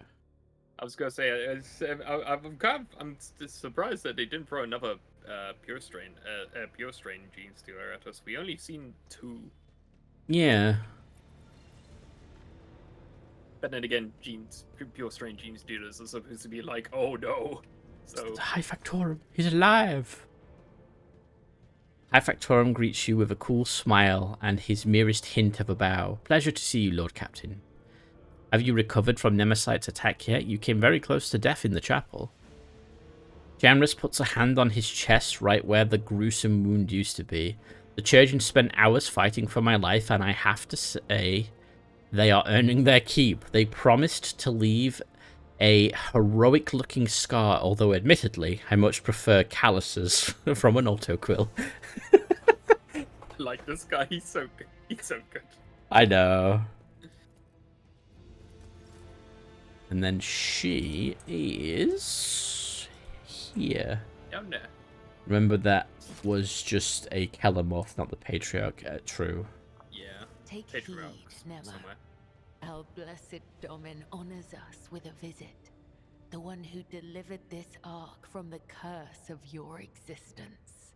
The malformed skull in Kablaya's hand has been polished to a pale sheen. The empty eye sockets pose a question that can only be answered in death.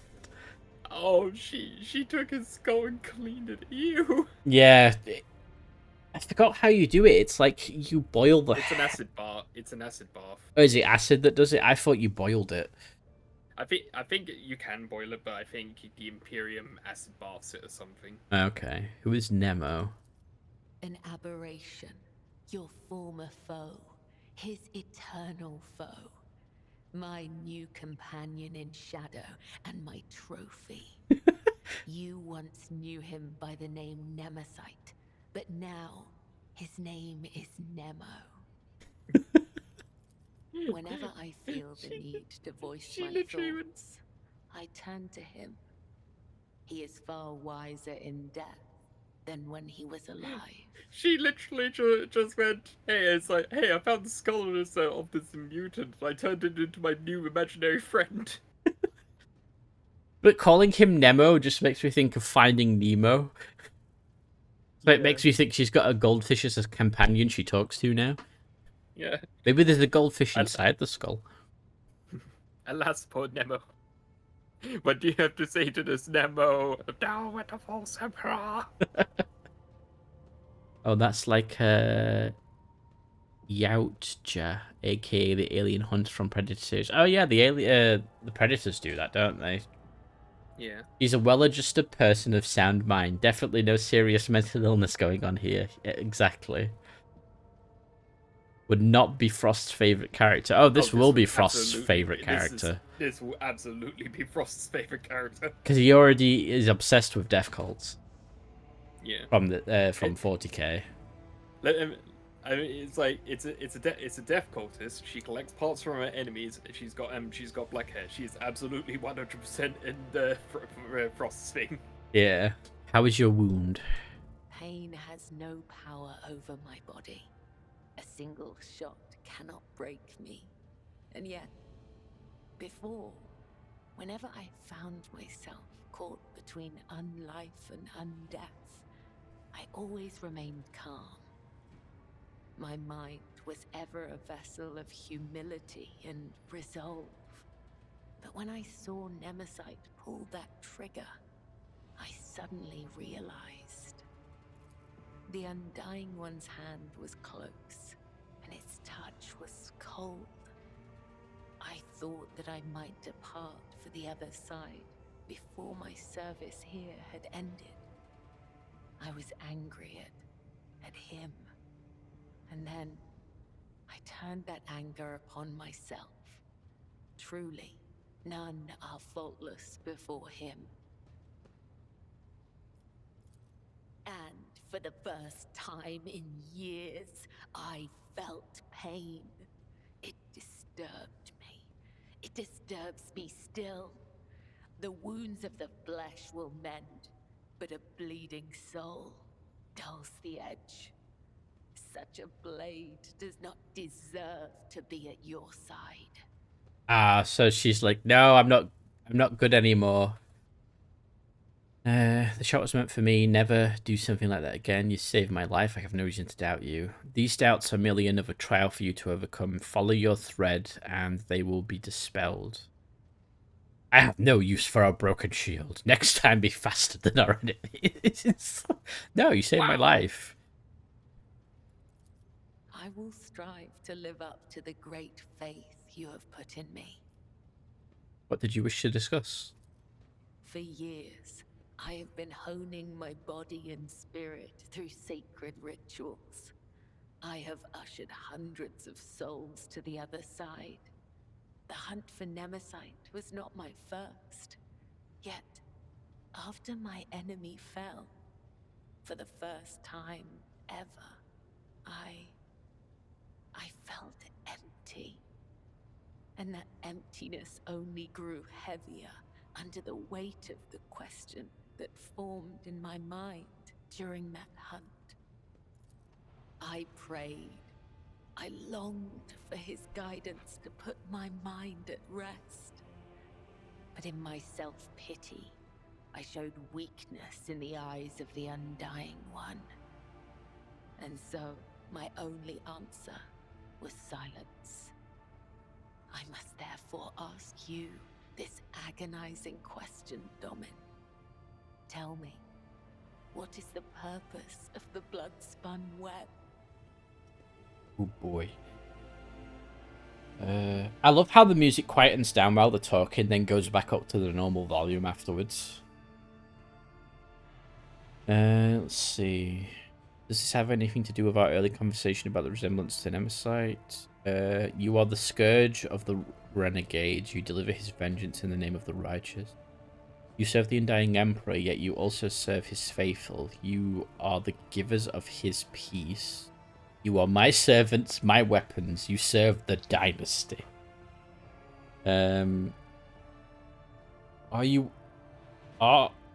All you are is a sect of the deadliest, most terrifying zealots on this ship.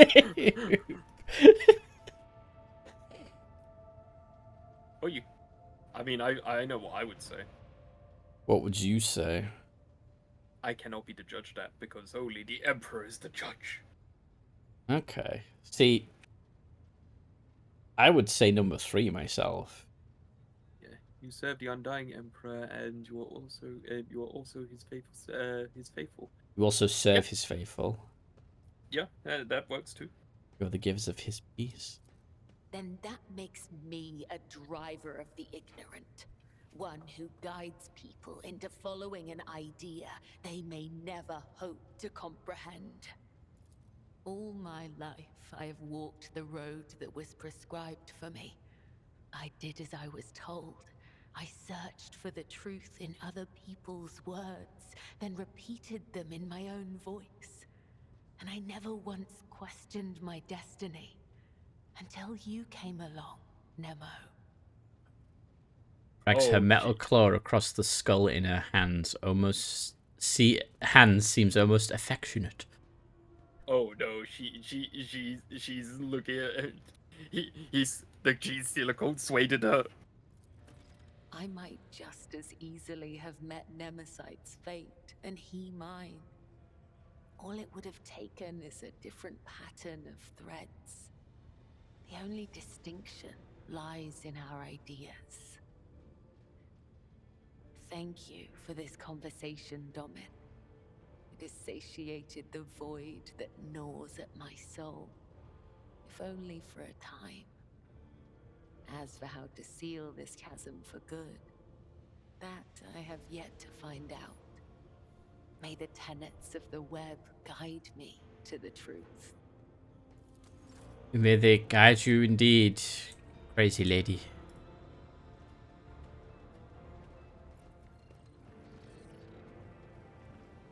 Do I get a trophy in my room? I'm curious. Frost, no. Put your pants back on. Yeah, pretty much. Let's see. That is not the trophy. That's an Eldar one. So there's nothing in this main room. And I don't think anything really changes in this room, because this is more past stuff. Okay. To the exit. We must go to my homeworld. Aptly named, I might say, as well. As if this game was meant for me. Got new routes. Ooh, we found another system. What's it? Latian's Passage. Latotian's Passage.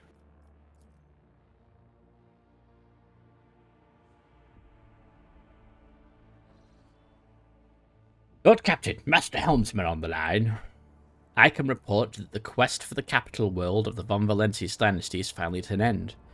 Dragonus is straight ahead. We have received countless greetings. Your subjects would like to know when their master will be arriving. The merchant captains, taking refuge in the orbital docks of Dragonus, race to send you priceless welcoming gifts, hoping to buy your favor and to make an impression on the rogue trader. Tell Dragonus the rogue trader is coming home. It will be done, Lord Captain. After the connection to the Master Helmsman is cut, the device crackles with Hendrix's voice. Lord Captain, I will be pleased to accompany you during your visit to Dragonus, so I can personally introduce Achilles Scalander, a servant of the Golden Throne who previously attended Lady Theodora on Dragonus. I am counting on your benevolence. The Voxcast ends with a click. That said, let's see what else is here. Whee! There's an AdMech ship. There is an AdMech ship in orbit. More delicious. Loganstone. I've used all of my extract. Yeah, flock. The thing. The Flagius Maximus. A lava world. Meow.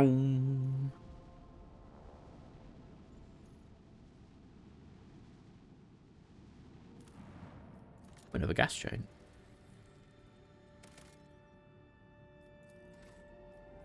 And Adeptus Mechanicus ship. What's F5? I think it's pronounced Latocian.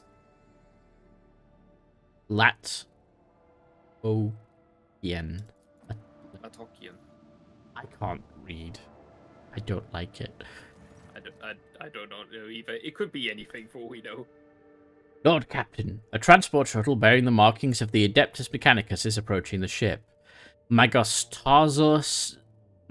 Tarzal's delegation intends to board our ship and gain an audience with your lordship.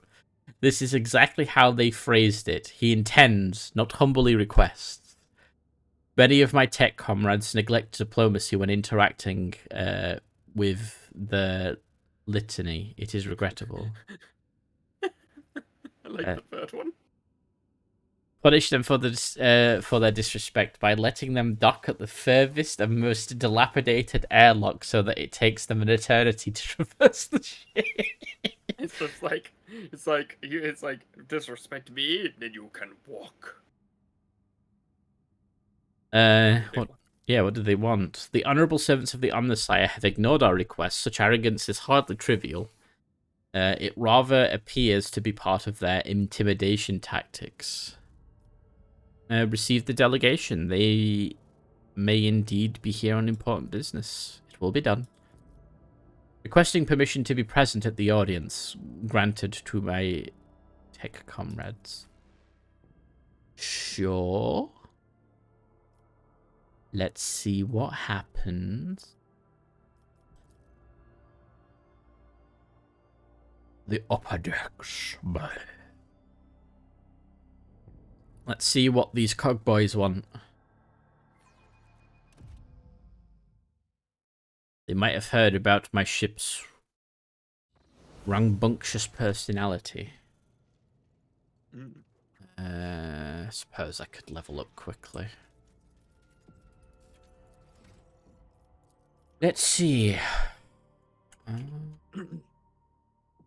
What did I do? Sanguination, merciless verdict. Oh boy. I did perception and nimble. I want devastating attack next. Oh, I still got Kablaya. I meant to switch her out. No. I'm not going to level her up. I don't want to. Yeah, I said no. I said no. Abelard, you must level up. I'm assuming he's going to take... I don't know, actually. What did he take? Carouse and Fellowship. There's Bulwark, but he can't take Bulwark. There is no thing called Bulwark for him. Maybe it's called something else now. It's probably called Wall of Rockcrete, so that's Abelard. Hendrik. What do you take next? You, my buddy pal. What are you?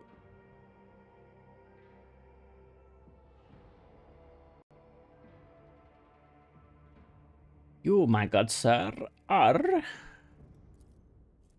You took willpower and athletics last time. This one, you will take reckless abandon. And fire within.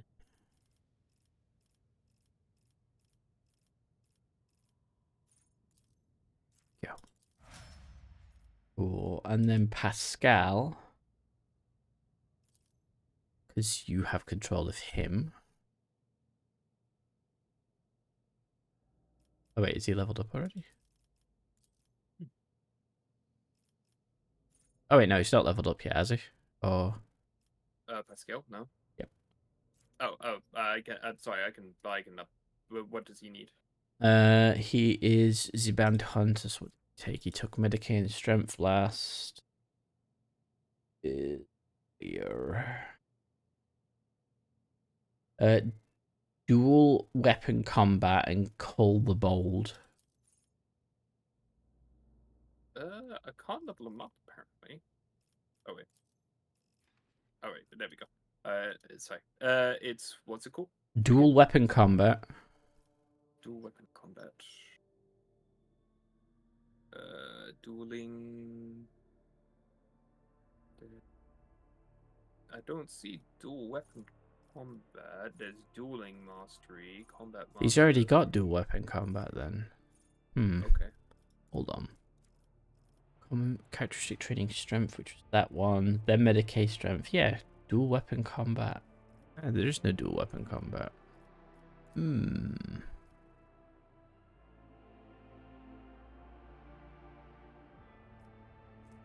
That do. In that case, just give him Grenadier and Call the Bold. Grenadier, Call the Bold. Yes. Right, and then I don't know what you intend with Savara, Boo. I'm open for suggestions. Let's see. There's 4 of her abilities, which is Insanguination, Merciless Verdict, Pain Resonance, and Terrifying Strike.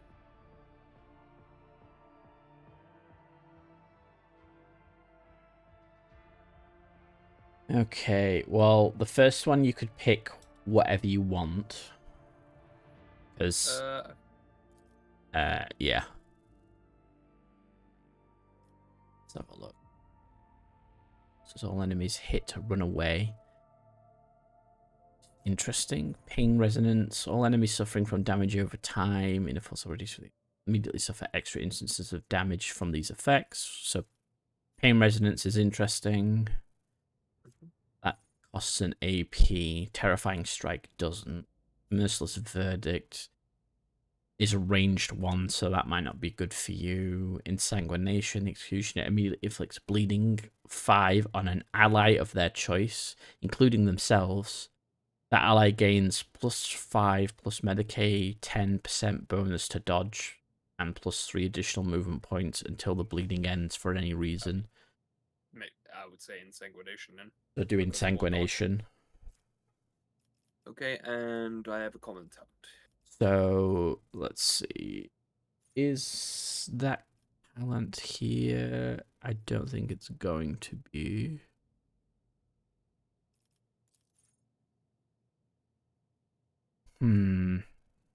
So there's Disorientating Plan, which is a good one. Other than that, pick whatever you like. Let's see. Okay.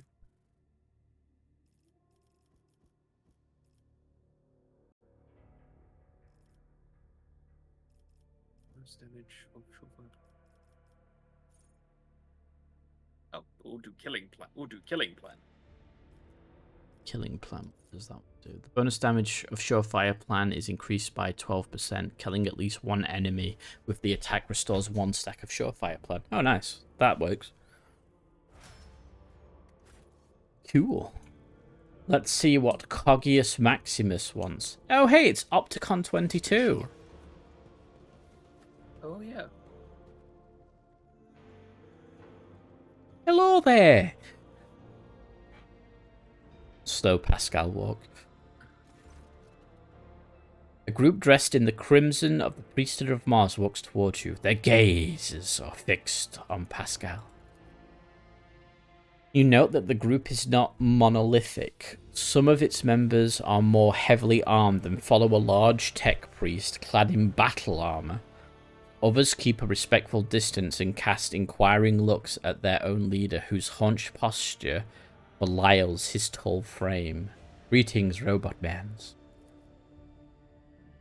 Despite the hood hiding his face, you recognize him as Opticon 22, who you encountered on football. Which is that guy over there. Tarsus. The enormous tech priest points his hand at Pascal and lets out a booming roar. Not unlike a factory alarm, it makes your very bones vibrate. Herald servo skulls marked with the emblem of the cog follow in his wake. They blare shrilly?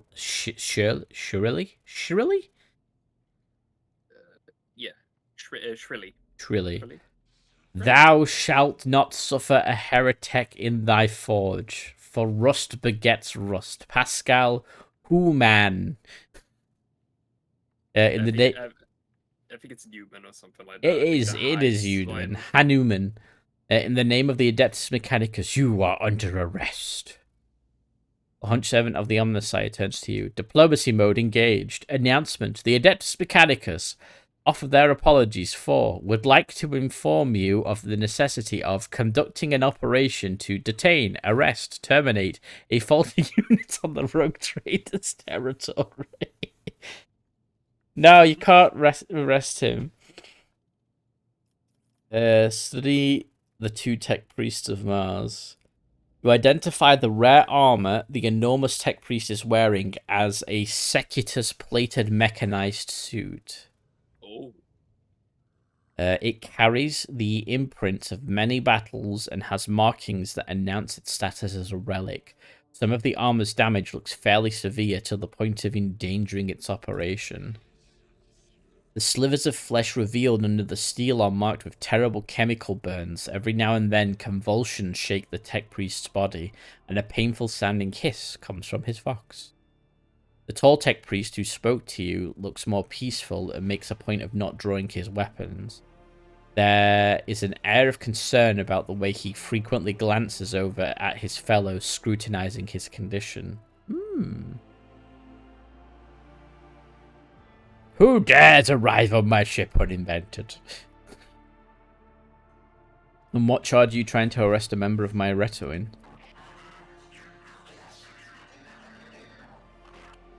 This heretic... I agree. Yeah, this heretic is accused of stealing personal identification codes, spreading tech heresy on the world of Kiva Gamma, and making an attempt on the life of a servant of the Omnissiah.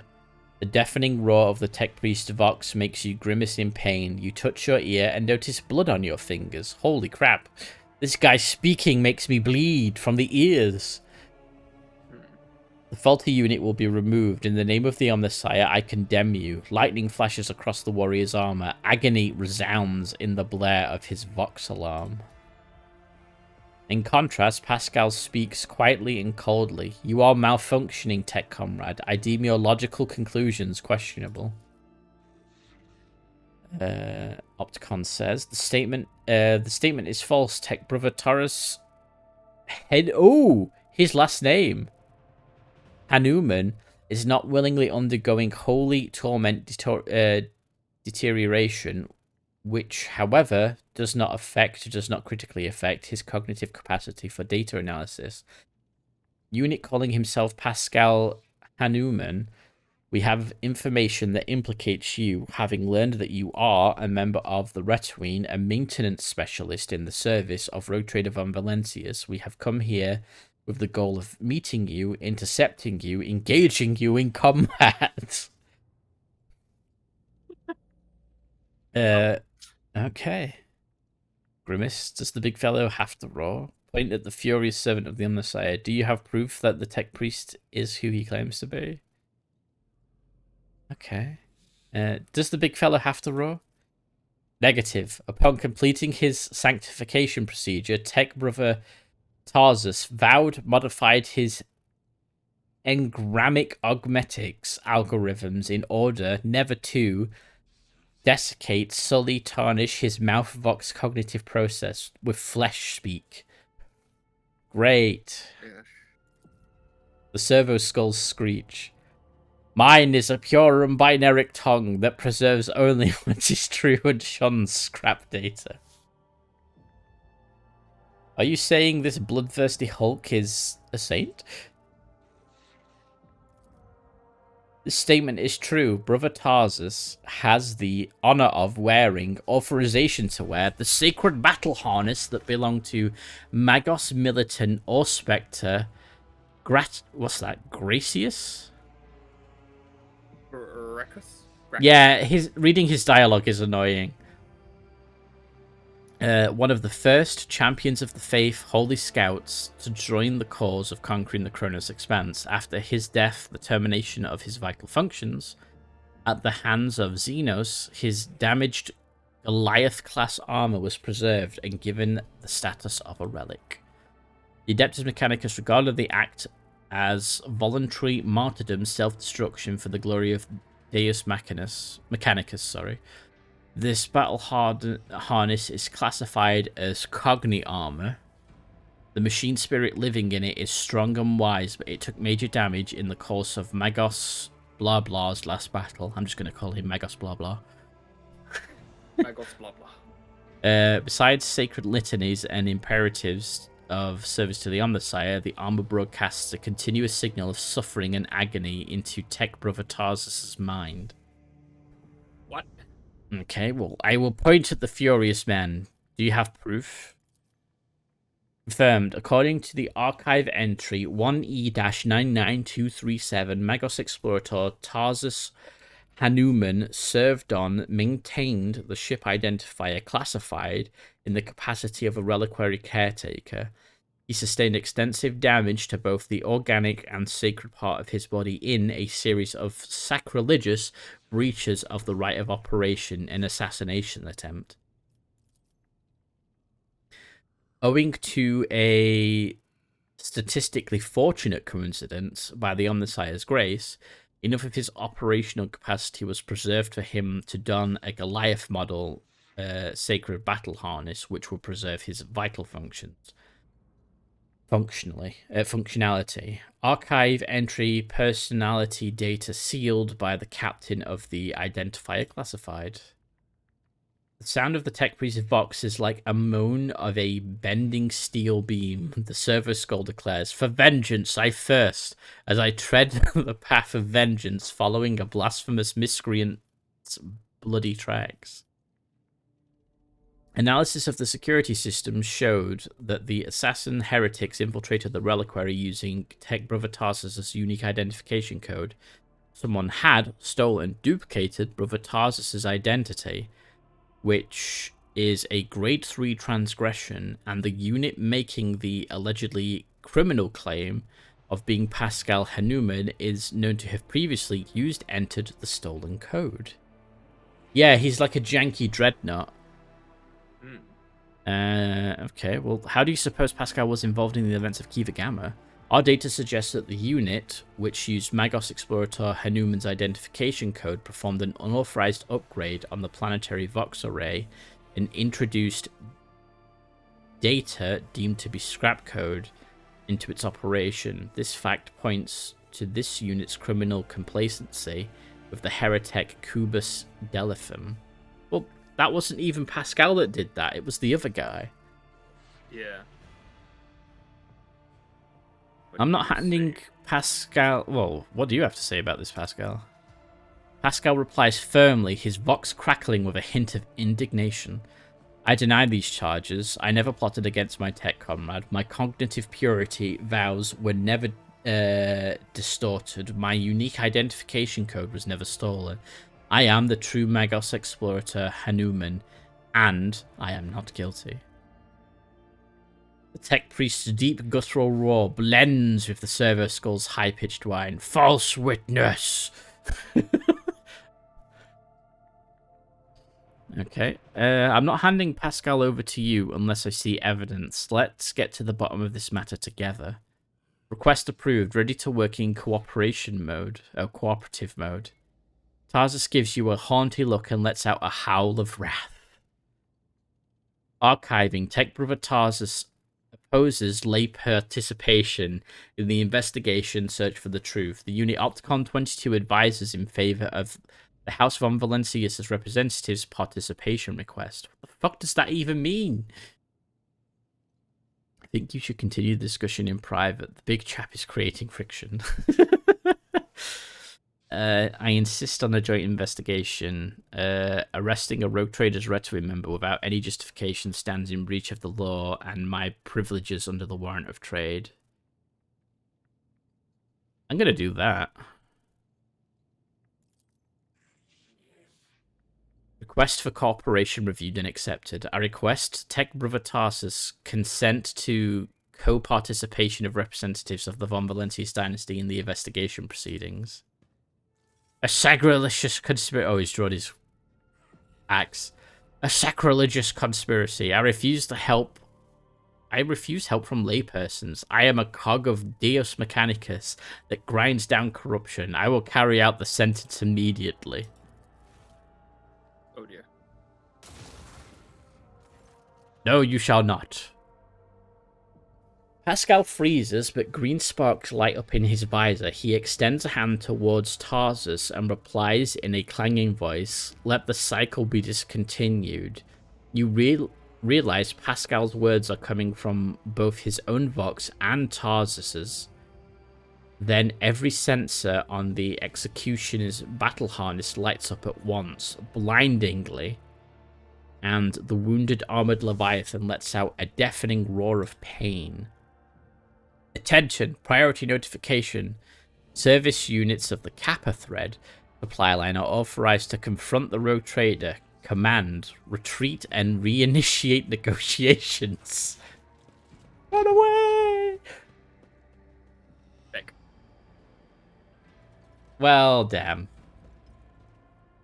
Challenging me was a mistake. Okay. I like he basically Mechanicus features like, we're not getting involved in this. Look, you take care of him. Yeah, pretty much. Why is it all the way back here? How dare they? I don't know. I'll put Kablaya behind them, though. Yeah, she can go up there. Abelard, do something.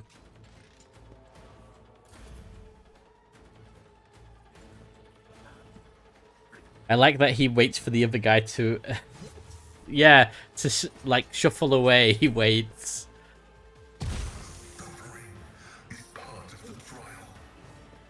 And yeah, we're flying Skitari. Yes, we are. Actual proper Skitari this time, rather than traitors. Yeah.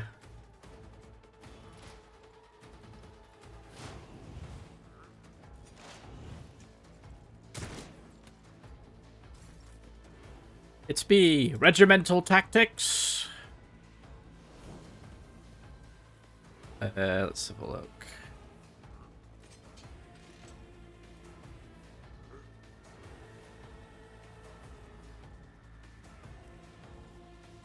As said, so done.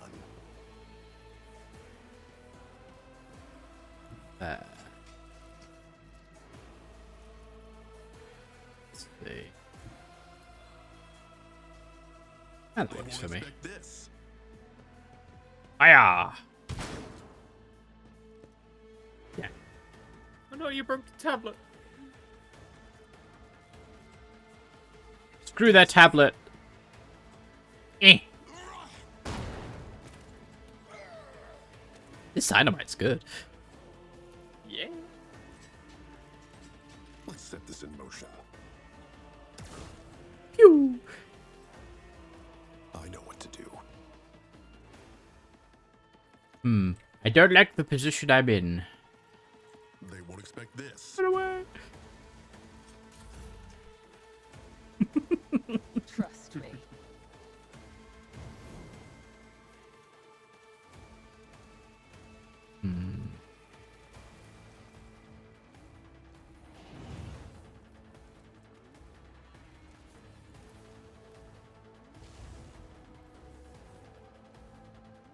Okay, she lost a blade.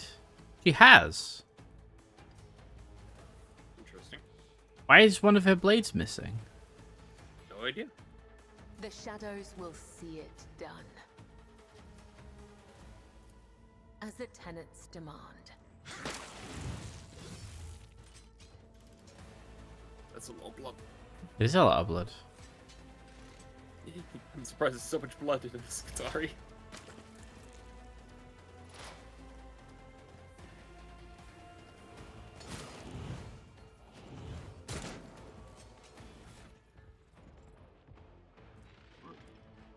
How dare you? What's her sword? Pain and duty go hand in hand.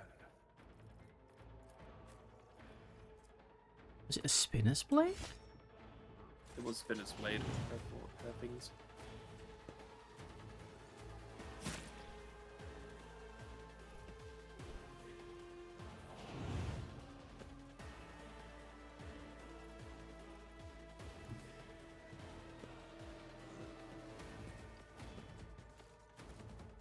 Sneak around him, he'll never notice. Pain is but an illusion.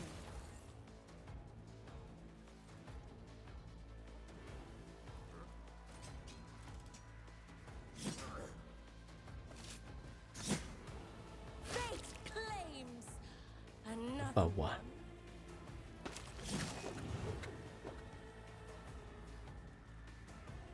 You've got a bit of blood on your face there. marked for demise. Not very much.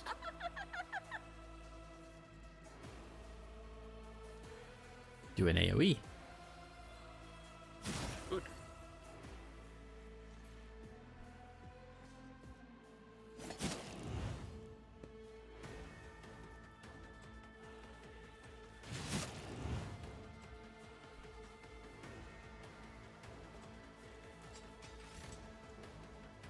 Abelard!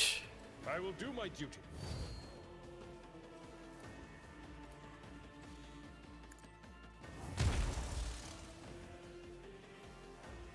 Then... could. That's probably not a good idea, though. Let's see, what's that do? That I should do. Indeed. We'll do that, so I can reposition here. And that'll let you reposition Pascal further away from Tarsus.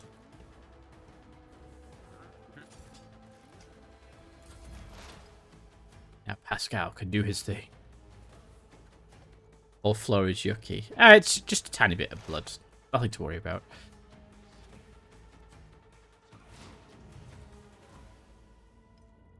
Yep.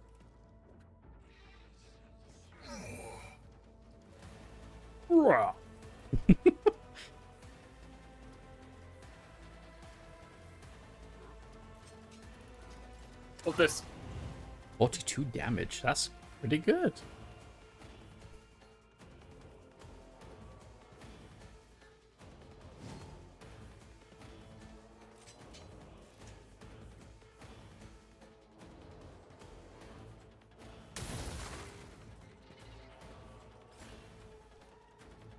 Hendrix, my boy. We need a bit of a buff. Let's see.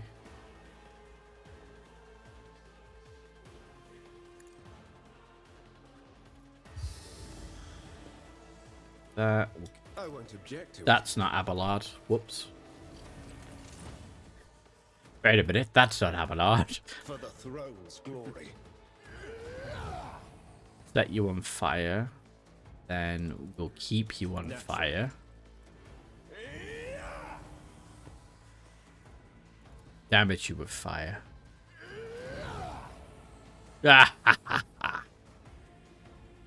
Burn him while he's on the ground. But of course, Lord Captain. I'm done with this one. Oh, he literally died.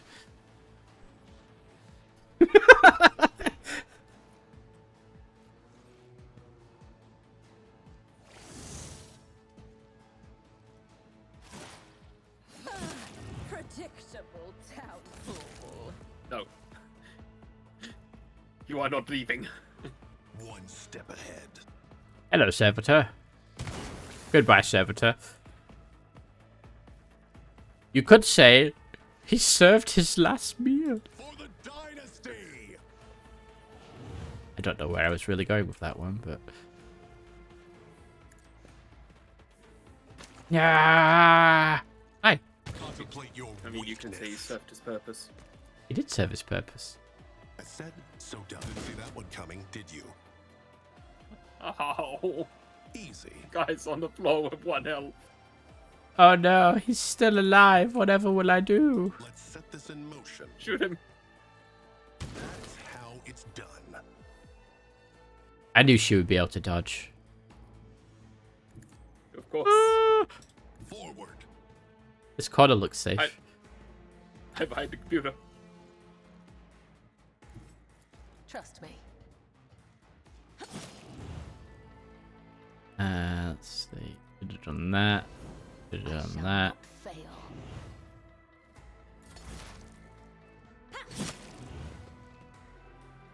I like counterattack stagers.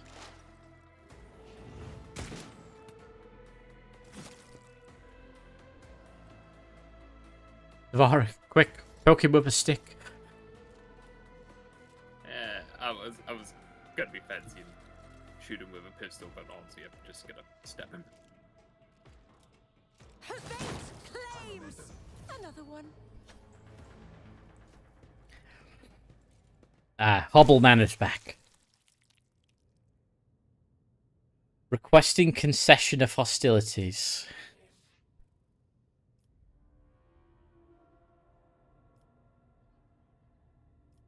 Pascal, what did you do to Tarsus?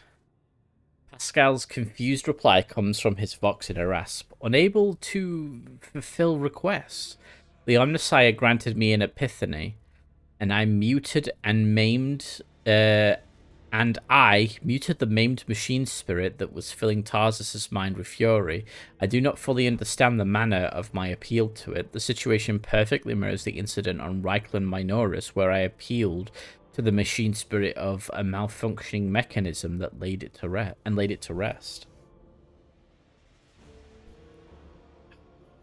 I'm sorry you had to kill a comrade.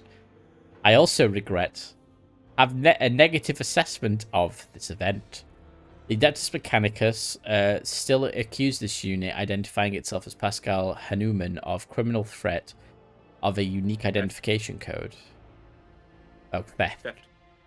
Unlike Tech Brother Tarsus, I am not authorized to immediately execute the unit, but neither am I authorized to drop the inquiry. There are no apostates among us. The piercing voice from the Vox synth is more overwhelming than Tarsus's thunderous roar. Tech Brother Tarsus and the machine spirit that lived in his battle harness succumbed to the suffering that beset them. Their judgment was rash and erroneous. Now their torment is over. I declare them martyrs, and I am requisitioning Tarsus Hanuman's neural augmetic for the purposes of preserving his blessed memory. As astonished tech priests look on, Pascal leans over the slain man's body and extracts the augmetic from his skull. His movements are as precise as they are respectful. Pascal. Pascal?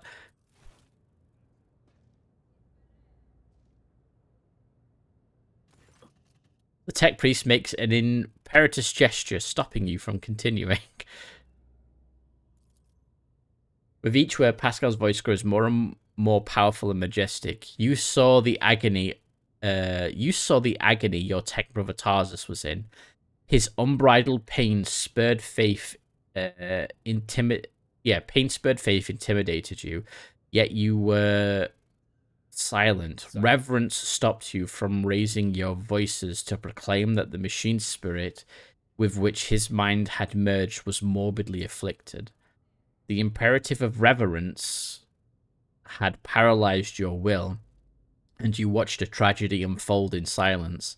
The sixth universal law states that comprehension is the true path to knowledge, yet the procedural cycle has robbed you of your comprehension. Therefore, let the cycle be discontinued.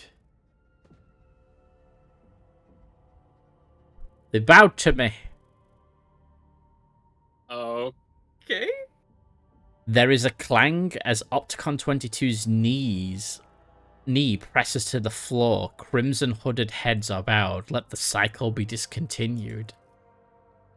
The radiant light pouring out of Pascal's visor grows dimmer. Static creeps back into his voice. Let the cycle be discontinued, tech comrades. Pascal, there is one small point I'm not clear on. What just happened? What the fuck just happened? Pascal's voice synth crackles somewhat tentatively. I decided to sustain my words with an excerpt from one of the blessed Aramat's sermons on loss of internal and external function. Verse 6, is that? Ivy? 4. 4. Verse 4, my analysis deemed it appropriate. What is the reason for this act of... What is that? Genuflection? Genuflection. The hell's genuflection? Let me type it out for you. It's I know what it kind of means, but I want to get an accurate reading. Genuflection means the act of bending a knee to the ground as a sign of respect, worship, and reverence. Oh, okay. It has been a long time since the words of the Messiah of Discontinuing were last spoken openly over public communication bans. We respectfully welcome Wisdom's return. So he is not forgotten after all. Oh, Pascal's mentor. Yeah, mentor that was supposed to be heretic. That was supposed to be a heretic. Okay. The Messiah of Discontinuing, is that how you refer to Amanat? Following Archmagus Amanat's partial, what's that say? Licitation? Licitation? Removal Yeah. from the chain of command, that was the authorship attribution on a series of sermons on discontinuing the cycle that were disseminated across the Cognizance fleet. It was, in fact, a title used by many in times past. His teaching is not heretical? This statement is false, contrary to what many servants of the Omnissiah thought they knew, preferred to believe. The Fleet Supreme Conclave never issued an official statement on that decision. Oh. 30. So- yeah, they never declared that. So, though they removed him as a heretic, they never deemed his actions as heretical. Yeah. 37% of the Supreme Conclave's members openly supported Archmagos Armanat's views and disappeared were removed from the chain of command under circumstances that were classified. The Supreme Conclave has not had a quorum ever since. So, basically, him and all his followers disappeared, and it was classified. But it doesn't say they were killed. Okay. So, there's a lot of intrigue going around for the Admech. Yeah. Do you know where he is now? Data unavailable. No reports have mentioned Archmagus Amanat since the incident on the Archmechanicus Hermetico, which led to the presumed disappearance of that void ship. My archive has no data on the Hermetico incident. This vessel was the blessed Amanat's base of operations. Is it lost then? Pascal's voice is filled with anxiety. Were you among his followers? Negative. I had no contact with Archmagus Amanat and was never a member of his flock disciples Retuin. However, my analysis of the doctrine he outlined inspired in me deep respect for, trust in him. I presume the conflict between you and Pascal has now been resolved? The data received provides the basis of calling the fallen tech brother Tarsus' hypothesis into question. Out of respect for, due to lack of authorization to indict, the followers of the Messiah of Discontinuing, we will not proceed with the detainment, arrest, termination. The Omnissiah knows all, comprehends all. Thank you, Tech Brother Opticom-22. Now the conflict has been resolved, you may remain aboard on my ship. Clear off, or I'll spill yet more blood. No, you can remain on my ship. Request denied. The Kappa Thread supplied line delegation is leaving Dragonus, expresses gratitude for the hospitality, ceasefire, and proclaims its intent to return to Footfall to resume performing its regular functions. I do actually need to go talk to him on Footfall, so Tech Priest looks over at Pascal as if waiting for something. Pascal's mechadendrites briefly touch the shoulder of Opticon-22, who bows respectfully.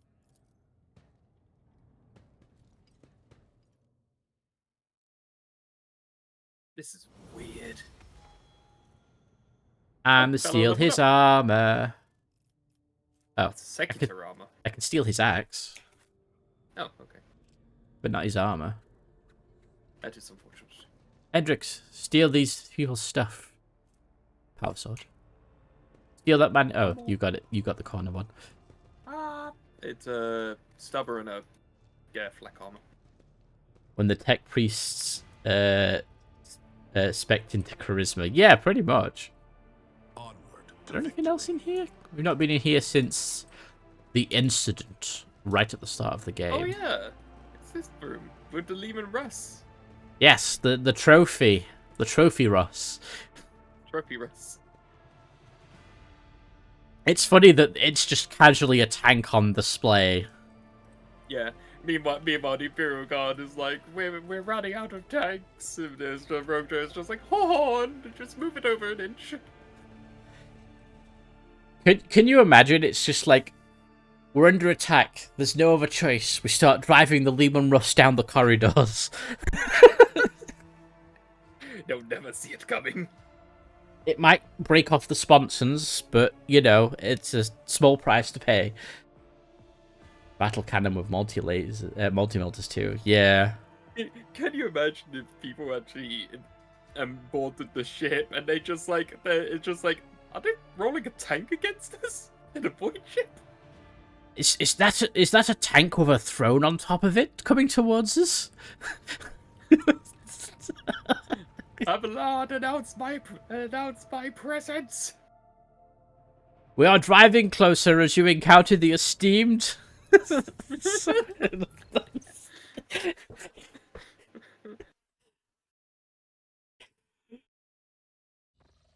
Oh, this is fun. Say homeworld. My homeworld. Yeah. Throne world. Falconos. The Von Valencia's palace. Right. Yes. You go away, and we want Cassia back. There we go. Should I bring Irida with me? Up to you. Who will we remove? Yeah, that's a good question, because Pascal's really good for tech, so I kind of want to keep him, because he's a good pick. Hendrix wants to come because he wants to introduce me to someone, so I need him to come. Abelard is a no-brainer. Could you remove Savara then? Yeah, but why would I? I don't know if you want to have Idria along. I mean, we could, but I have a feeling the rest of the party's going to be there anyway. Maybe. Okay. It'll be fine. Never leave home without your handy Abelard. Yeah. Abelard. Yeah. My handy Abelard and my pocket Savara. Exactly. You got your left hand announces you. Your right hand murders everyone who doesn't listen to you. There you go. Yeah, no. It's the left hand announces you. The right hand murders everyone who chose to ignore the left hand. Yes. Thank you. I hydrated. He's like the Zarbon to your reason. Zarbon. Yes, Lord Caesar. Arbuslighter. Arbuslighter spotted. And the crowd's cheering, oh my god, look at Arbuslighter! And some people coming out of it too, but the Arbuslighter. Praise the Arbuslighter. Glory to the great rogue trader. Long live rogue trader. Whisper, whisper, scribble, scribble. Whisper, whisper.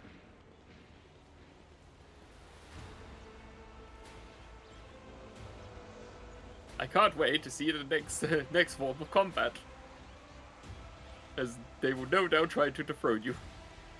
Look at my mighty servo skulls announcing my presence ahead of me.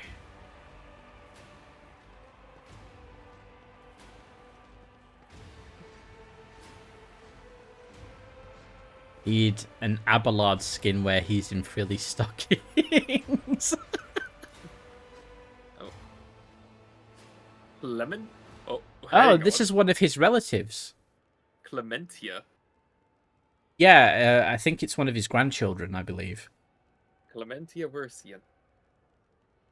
The Emperor protects. Welcome home, your lordship. The stately woman in the long, full dress uniform makes a graceful curtsy. Her short, graying hair does not obscure her stern features. I am What did you say? Clementia?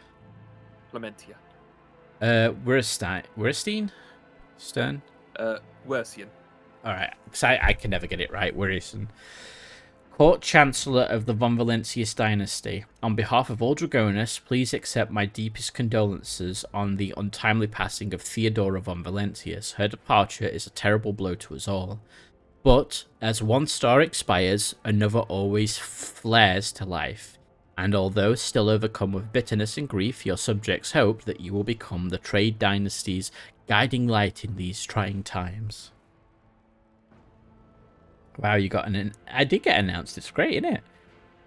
Alright, out with it. Which Chaos God have you been corrupted by? Yeah. Well, we do have this this odd black cloaked figure, which I'm assuming is the Inquisitor man. Clementia, Abelard offers a reserved nod. She nods in return. and the lines on his brow soften ever so slightly. Whoa, look at this dude. So he's got at least... Yeah. Have you, like, enlarged the portrait? Yeah, they got red eyes and all that. Yeah. He looks like he suffered a chemical burn. Yeah. And then suffered a few more on top of that. Yeah. They got Darth Vadered. Yeah, they did. Oh, yeah, it kind of is reminiscent of Darth Vader, isn't it? With, like, the chest piece. And he's got the mask there and the mechanical arms. Interestingly, he's got a symbol of the Adeptus Administratum. Yes, because he says in the Adeptus Administratum here. Hendrix did mention it. Oh, okay. The young man quickly brings a respirator to his burnt face and bows his head courteously. His raven black hair veils his burns and skull implants, and his thin metal fingers creak quietly as he offers a welcoming gesture. Achilles Sclander, Secretary of the Administratum Department, I hope your journey to Dragonus was not darkened by unwelcome troubles. It was uneventful, thank you. The Emperor protected us on our journey through the stars. It was terrible. I did not realize my decimated security was so illusionary. The Emperor protected us on our journey through the stars. I also like, we had some incidents, but they're in the past now. Yeah, but it's irrelevant at the moment. Let's see. He makes the sign of the Aquila. And may he remain merciful to us till the end of time. Does your lordship wish to survey the grounds, or perhaps we could state your curiosity by answering any questions you might have? Governor Urbend Drivestem. God, that's a wicked last name. Drivestem. Yeah. He was injured in a tragic fax machine accident. The fax machine burst into flames and burnt his face horribly. But yeah, Urbend Drivestem has been notified of your arrival on Dragonus and will visit the palace shortly. The preparations for the official visit are well in hand, but your lordship still has plenty of time before the meeting. Hold on a moment, Clementia. What did you say your last name was? Nods politely. You heard correctly, your lordship. I am of House Wernstein, Lord Abelard's granddaughter and direct descendant. The succession of service is an effective good. It grants new generations understanding of their function within the mechanism. Chancellor Wernstein has held her position at the Von Valentius court for many years. She earned Lord Captain Theodora's respect through acts of great perseverance. There's no room for doubt. Blood had nothing to do with it. Easy, Abelard. Easy, Abelard. Time will tell, Seneschal. And all that concerns me is the prosperity of my protectorate now. The Emperor blesses those who strengthen humanity's domain through their deeds. You have reason to be proud of your progeny. Abelard looks at you in surprise, but then immediately puts on an air of indifference. Thank you, Lord Captain. What, am I not allowed to compliment? I guess he's just used to you going like, Abelard, announce me. It's like, is this an actual compliment? Why isn't the governor here with you to greet me?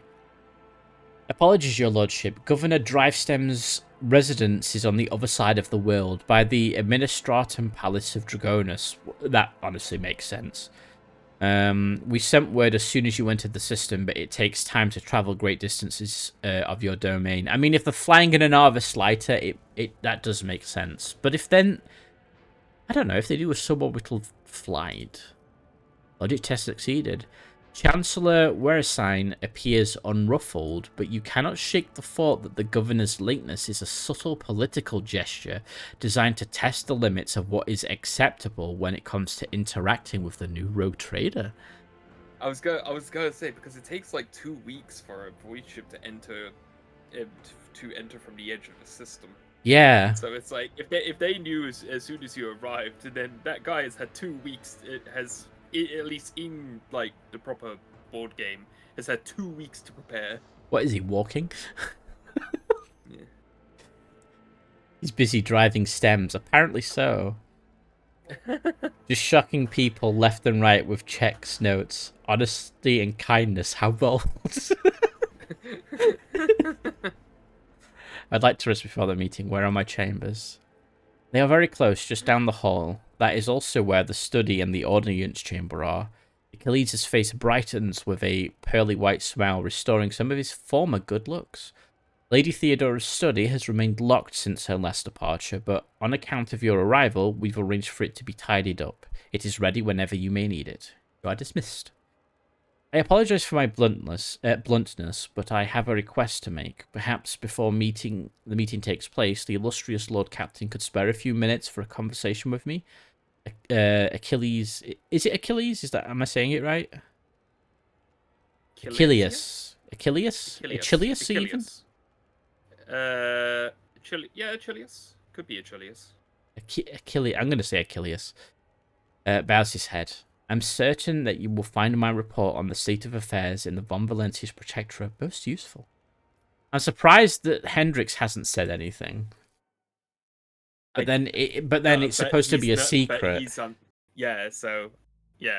if he's not, so if he's secret, then it will be a bit weird for him to go like, yes. I'm on my own. Let's run around. Whee! And I've noticed some of the compatriots are just roaming about. The walls of your home suffocate me, Elentark. I long to leave this twisted world. A living fruit-bearing tree in the heart of a hive world is a fantastical sight. They probably use a lot more water to tend this tree than the average Falconos citizen can hope to receive in their daily ration. Wow. Who are you, smoke lady? I'm going to be right back quickly. Okie dokie. Who else have we got?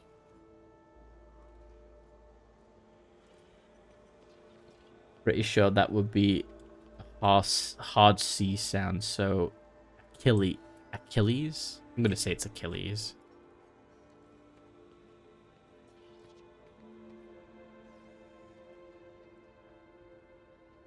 Fight today. Ooh, free stuff. There I go again, stealing from myself. An ancient cogitator linked to the palace's system networks. Okay. That tree's got green cables. I don't like green cables. That usually means Nurgle. There's J. Such illustrious society, such well-heeled nobles. Keep your guard up. Ooh. More free stuff. Toss a coin.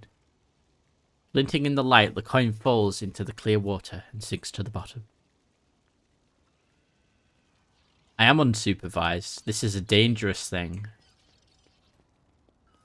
It's the Tech Bros, head of Kiva Gamma's delegation. Oh, nice. They got here safely. Shady character. What a lovely day it is, your lordship. Your presence only makes it better. What's that say?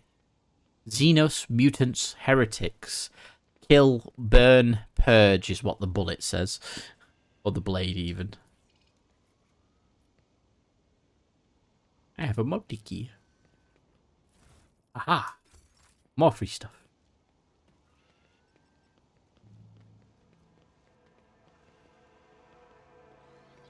Well, this is interesting. I'm unsupervised and I get to just run around.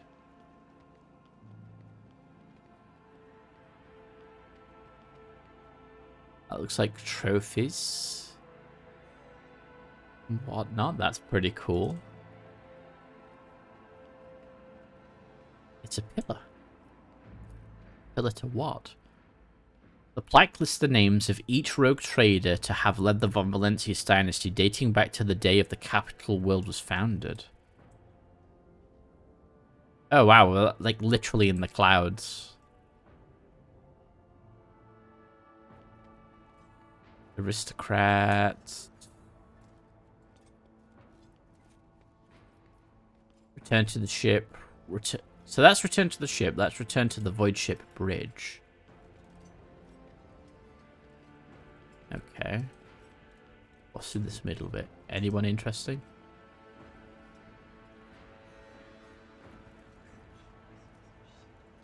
Ooh, there's stairs over here. My kind of people. Greetings, gentlemen! As you approach, the Lex mechanic subtly bows his head while continuing to emit binaric thrills. Oh, there's a painting.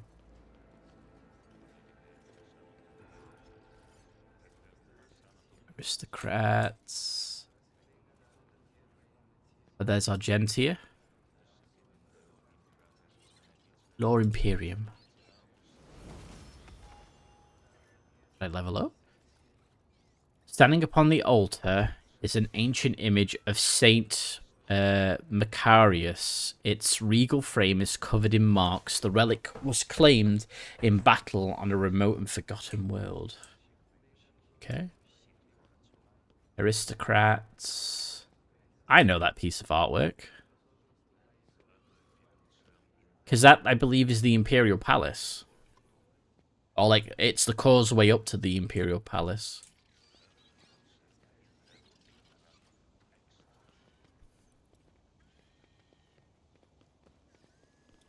There's Warden. I have returned. Welcome back. We were looking at some art.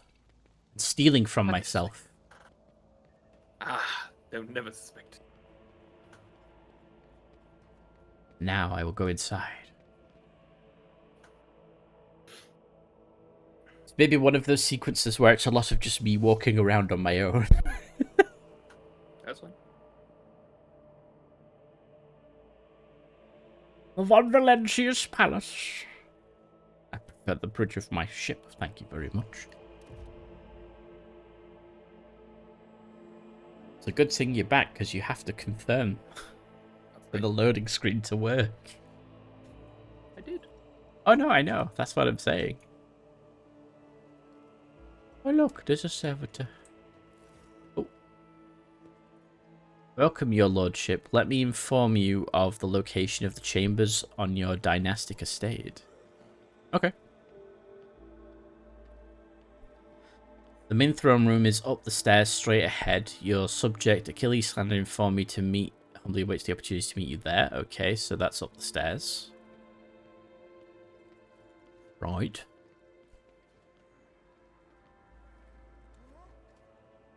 If your lordship wishes to rest after the long journey, then your personal chambers are up the stairs and on the right. So he's up the stairs and straight ahead. My resting chambers are to the right up the stairs. Okay. Point. If you need anything, whatever your soul desires, I'll be right next to your chambers, eagerly awaiting your orders. Okay. Thank you. Ow.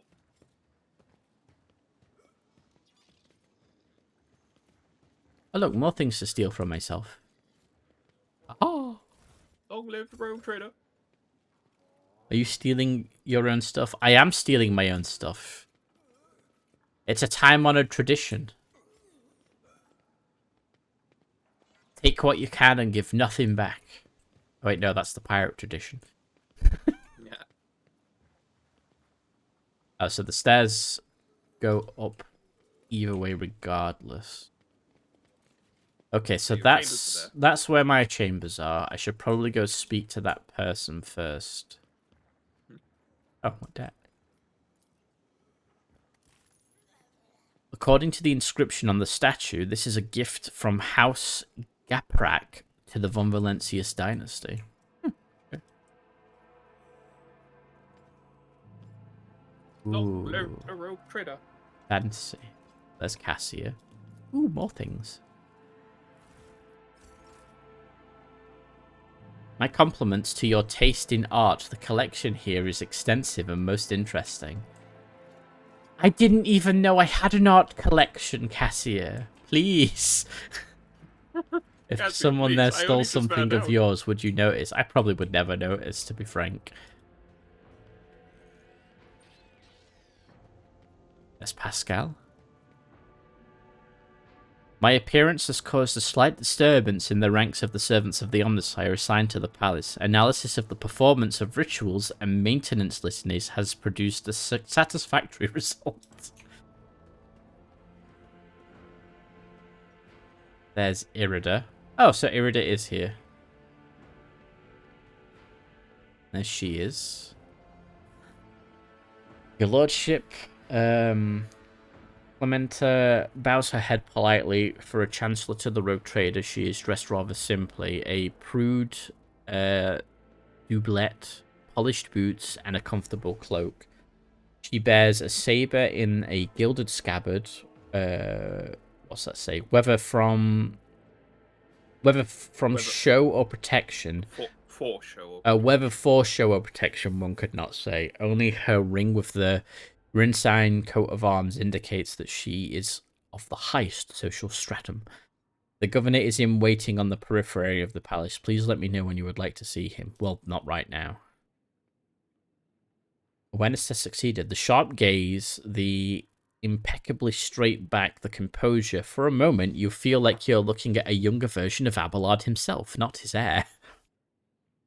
Judging by the scars on the exposed parts of her body, Clementa saw her fair share of combat prior to assuming the position of Chancellor. What are your responsibilities as Chancellor? Put it simply, I am your trade representative. Any and all decrees, deals, official communication, and meetings are first reviewed by me and then forwarded to you, and from you down the hierarchy. My purview also includes overseeing your lordship's property, the palace, the estates, the many gardens, and other demonazes on Dragonus that you have inherited from Lady Theodora. And whenever you are present on Dragonus, consider me your personal secretary. Okay. What can you tell me about Dragonus? All deals and important decisions are made here in the capital. Many years ago, an ancestor of Lady Theodora signed an agreement with the Adeptus Administratum which allowed for efficient management of the world and the neighbouring systems in accordance with the decree. A share of the planet's population was assigned to the Administratum and converted into servitor scribes. They now toil across the entire world. Well, that sounds fucking pleasant. What? To sign a decree, a portion of the population was servitorized? Yes, for more efficient management of this world and its neighbouring systems.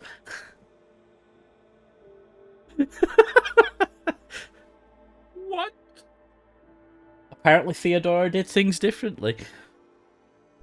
Jesus. Dragonus is also the seat of several noble families who run all the major planets in the Protectorate. If I may express my not-so-humble opinion, they care very little about who exactly stands at the helm. Those piranhas think about their own profit just as much as they do about the prosperity of the Protectorate itself, if not more. And lastly, Dragonus has its own fleet, a luxury unavailable to the vast majority of other worlds in your realm. In addition to warships, the Protectorate also employs privateer ships, which are used to transport cargo between worlds. Just let me get my own fleet. Does the capital stay in contact with the other worlds in the Protectorate? Unfortunately, not at this time, your lordship. After the few representatives of the Adeptus Astra Telepathica on Dragonus went into a frenzy, some of the Psychers were tragically pacified by the respective authorities. Since then, communication with the neighbouring systems has been unreliable at best. Thanks to the Master of Mankind, thanks be to the Master of Mankind that you managed to find your way to the capital. Yes, all the concerned gifs. I need a concerned emote. I've decided what I'm getting for emotes. I want a concerned emote. I want an emote of me holding a Twitch sign and a YouTube sign as well. Okay. Because that's what I want. Mm. If the noble houses are so volatile, what sense is there in keeping them? Over the many centuries, an intricate hierarchy has formed within the ruling elite of Dragonus. The great houses do more than plunder your treasury, it is replenished. To a large degree, thanks to their administrative work and their lands. Naturally, you can get rid of anyone whom you consider surplus to requirements, but right now, it could threaten the fragile stability that is currently holding the Protectorate together. Are there any other issues I should be aware of? Apart from the disrupted communications, Dragonus was recently raided by the enemies of humanity. However, the fleet under the command of Captain... What's that? Marathus? Morpheus. Morpheus Wernstein triumphed over the accursed Xenos. If you ask for my opinion on this matter, we have the situation completely under control. Wednesday succeeded. You catch her avoiding your gaze for just a moment. For the first time, it's obvious that Clementa is looking out for her house's good name, but despite the confidence in her tone, you can tell that she does not entirely believe her own words. Tell me about Governor Drivestem. Urbend Drivestem is a well-respected man, and not just on Dragonus, but throughout the Protectorate. For many centuries, his house has supported the capital's administration and the logistics between the Von Valentia systems. The Drivestem's efforts secured years of order and prosperity for Dragonus. What's more, Lady Theodora personally insisted that Lord Urbend specifically be made the next governor. One never have the Dark Eldar under control. That is so true. Fellowship succeed. They just said it was Xenos. Did they say it was the Dark Eldar? They didn't say it was the Dark Eldar, but they said Xenos, so I'm assuming Dark Eldar. Because think about it. If it's Gene Stealer cultists, that would be silly. If it's Eldar, why? They don't go looking for a fight against a planet. I Orcs, but then that's a serious problem for the entire system. Yeah, but they just said we were attacked by Xenos. We were attacked by Xenos. There are so many Xenos species out there. Why Dark Eldar specific? Why did... I don't know. Tass said it. I don't know. If it was Orc, they'd still be here. Yeah. The way you speak of Drivestem, I hear a hint of either contempt or resentment. No, I don't believe I feel either, your lordship. Clementia's steely eyes stare into the distance, her jaw clenching visibly. She speaks in a polite but clipped manner, clearly flustered by your insight. We have different views on how to run a world. We sometimes have discussions over the laws that are enacted, but we both work for the good of the Von Valentia's Protectorate. That much can be said without a doubt. Thank you for your report.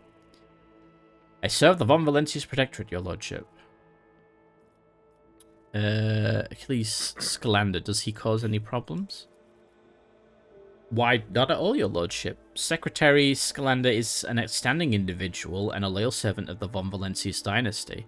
In Lady Theodora's absence, we collaborated on a number of issues related to the well-being of your domain. And he has proven himself quite capable, and I don't know why, but even the governor trembles before Achilles, which is unusual for a man of his, shall we say, standing. The last word brings a slight smile to her lips. He knows. He knows. He knows that's a servant of the Inquisition.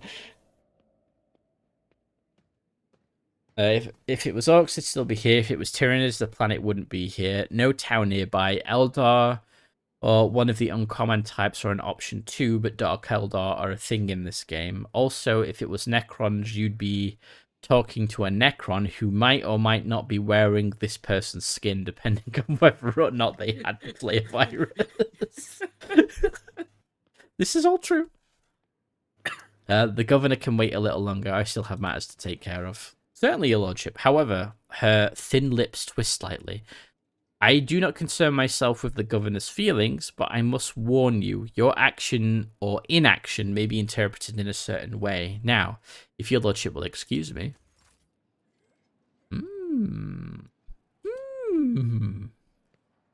Hey, look, a throne. The Von Valentius dynasty throne, a visible symbol of the rogue trader's power, which now belongs to you. Which is also hanging over an endless abyss. Yes. My abyss. My own personal abyss. It's for when I get bored, I just strap on a jetpack and jump down. There's Hendrix. The lack of observers on this world has led to... Hold on. Has led to your nobles to become extremely complacent. Today alone, I overheard 3 statements that, if I so wanted, could be turned into grounds for charge of heresy. Always wanted my own personal abyss. I know, right? The slender figure, clad in robes made from expensive fabric, shudders from violent coughing. Pressing a gilded respirator to his face, the man takes several deep breaths. Achilles, it's been many months. I hope your cousin is feeling well. Achilles covers his burnt lips, trying and failing to suppress a coughing fit. She is in good health. She sends her regards to you, as well as her wishes for your swift return. I'm assuming that's code. Yeah. Hendrik frowns. For as long as the stars shine in the sky, my vigil continues. So it does. Achilles thumps himself in the chest with his augmented hand. You hear the clang of metal against metal. There you go. First one. Yeah. I'm not so foolish as to fail to notice conversation in code.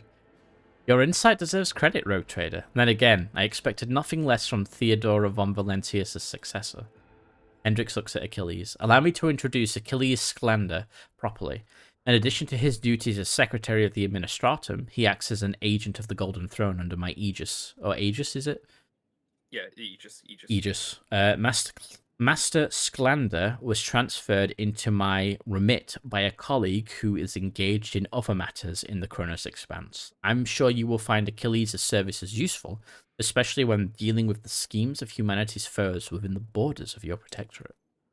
Greetings, Lord Zan von Valentius. Allow me to once again express my deepest condolences on the loss of Lady Theodora. I will do everything I can to track down and destroy all of Conrad Votke's accomplices on the capital world. Do you know anything about what has become of him? The former Master of Whispers is a heretic and a traitor to the dynasty. Achilles nods grimly. Word of his treason reached Dragonus too late. Conrad came to the planet and left it almost immediately. Once he had sown discord in the minds of the gullible and naive, the worst of the rumors he started was that you were the one responsible for Lady Theodora's sudden demise. Of course, your loyal subjects did their best to skin alive any who showed signs of doubt, but it seems unlikely that the Wardens got to everyone who has allowed doubt into their heart and now nurtures it in secret. What are your responsibilities here on Dragonus? Officially, I'm a secretary at this world's administratum department. Less officially, I'm afraid I can't disclose that even to you. In short, I collect and investigate reports of heresy taking root on upstanding planets of humanity. Above all else, I am concerned about the Xenos threat that hangs over the entire Kronos Expanse, including your protectorate. Sadly, my mission was complicated by recent warp disturbances. I am still trying to re-establish contact with many of my agents. Okay, Flare Virus Cron's looking a bit more likely after the skin alive line. I was just so hungry for flesh, Rogue Trader. It was never seen anything like it. Yeah. Do you know anything about the Cult of the Final Dawn? My knowledge is deplorably limited, your lordship. All my attention has been focused on tracking Xenos activity. I'm certain that Master von Calyx can tell you much more about those heretics than I. Tell me about Xenos. The residents of the local systems are no strangers to skirmishes with the enemies of humanity, but recently the loathsome beasts seem to have completely flown off the handle. We're receiving reports from ships that made it through the warp to Dragonis. Both they and the colonies they departed from are being attacked. We have identified the breed of Xenos that pose this threat, the Drukari. There we go. Okay. Humanity's ancient and insidious foes. Be vigilant on your travels. The Xenos will undoubtedly attack the Rogue Trader's ship, should they find the circumstances to be in their favor. Yeah, so I've got a major Chaos cult that I'm trying to deal with. A Gene Stealer cult on my ship, which I think we've dealt with, but we need to go destroy their station. And obviously these Dark Eldar raiders. Yeah, and yes, they did steal a son earlier on in the game. Yes, and by all accounts, may steal another. Unfortunately, in the host of humanity, there are those who are willing to grovel before our enemies in the hopes of a valuable reward. You may be interested to know that we are on the trail of such heretics. Achilles glances at the data slate. Overwhelming evidence indicates that a plundered void station in Legren's Belt is being used as a base by a band of pirates. Well, we know about that station. Who are not above dealing with Xenos. I was unable to persuade the Chancellor of the need to dispatch a ship yet there, but perhaps you would like to pay a courtesy call to these scoundrels yourself. Okay. About your unofficial work. Hotbed of Xeno heresy. Yes, we know. Achilles' amber eyes flash with interest. Yes. Whom do you truly... Has no need of spies for the Inquisition. Begone! I want a list of all your agents and the means to contact them. Whom do you truly serve? The Road Trader or the Interrogator of the Inquisition? Achilles quickly glances at Hendrix. And whom does the Rogue Trader serve? The Golden Throne? The Protectorate? Could it be that one arm stems from another? And if so, is there any sense in discussing it? This man's quick. I like this man. Can I have a list of all your agents? I can understand your desire as a rogue trader to have everything under your control, and yet I am not at liberty to make use of classified information related to the interrogator's agents in whatever way I see fit. Achilles lowers his gaze and nods politely. Hendrik lets out a sigh of disappointment. There is no point in pressing my agents. None of them would ever reveal such vital information, especially not in my presence. You can't have a try. I have learned all I wanted to.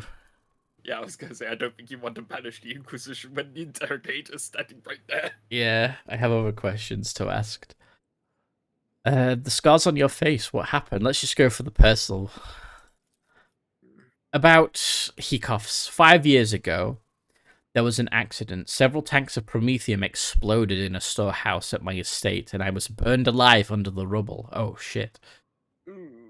The Emperor preserved my soul, and the skilled physicians of Draconis saved my body, except for my lungs, which I had to part. I presume the incident was an attempt on my life, but the identity of whoever was behind it remains a mystery. So he has a cybernetic respiratory. He's got iron lungs, basically. Yeah. Which explains the coughing and the mask. Damn. To be honest, he's doing really well for someone without lungs. Yeah. You promised me a report on the present state of affairs of the Protectorate. I have already forwarded an official report, all official reports to your Seneschal. As for the conversation we're having right now, I wouldn't trust any paper or data slate with its contents. You see, Lady Theodora, may the Emperor have mercy on her soul, was perfectly aware of Dragonis' political environment. You, however, have only just arrived on the capital world, and I thought it would be best to bring you up to speed. Frankly, the nobles of Dragonus, much like nobles on most worlds, are akin to spiders in a jar, ready to pounce on whoever is the weakest or whomever they deem to be the weakest. Does that mean I have to play politics? Yeah. The nobles... If you're a rogue trader. It is as if I am a rogue trader, yeah. The nobles of Dragonus are well-respected, rich, and powerful individuals who held Lady Theodora's favour for many years and found ways to rise above the rest by diligently serving the rogue trader.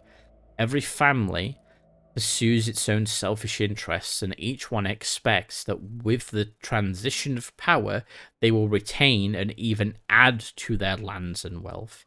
The families I would recommend giving particular attention to are the drive stems, the Gapraks, and the Sourbacks. Oh, there you go. So that's where she came from. Yeah, my Angry Hammer Lady's house. I should also mention the Wersteins, not a noble house per se, but a family that was part of Lady Theodora's inner circle, to the Blue Blood's great displeasure. Why? Oh, so the Wersians are not noble. They're not a noble house. Well, then again, it makes sense. Abelard comes from the Imperial Navy. Yeah, he comes from a line of officers. And tell me about the drive stems. The drive stems are the ancient governor house of Dragonus. Predictably, the greater the wealth of the Von Valentius Protectorate, the fuller their coffers grow. Their reputation is flawless except for one detail. We have evidence that Urban drive stems rivals seem to have the misfortune of regularly falling victim to Xenos raids.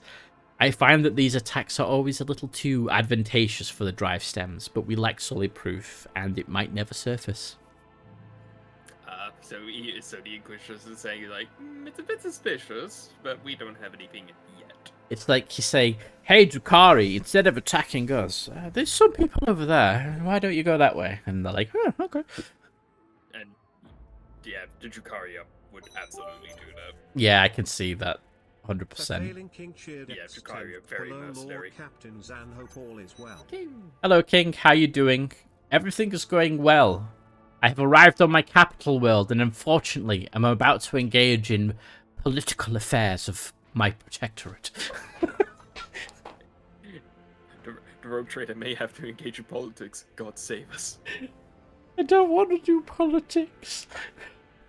But yeah, I hope you're doing well. Welcome to the stream.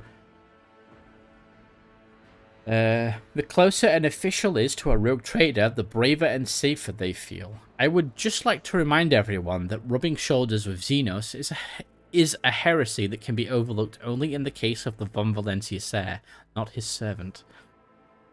Yep.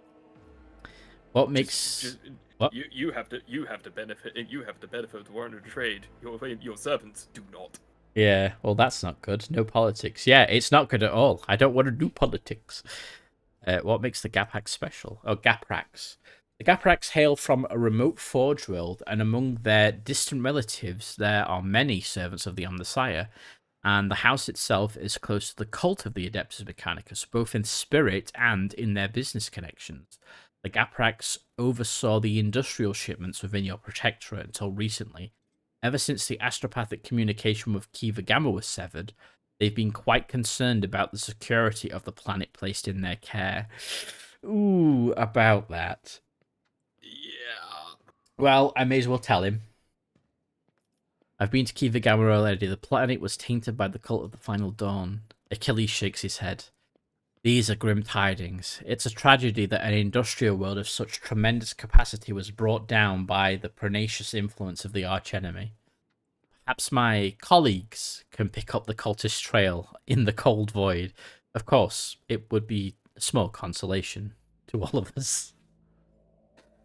Because I may as well tell him, because if he can use his agents, then it helps me. And what can you tell me about the Sourback? House Sourback?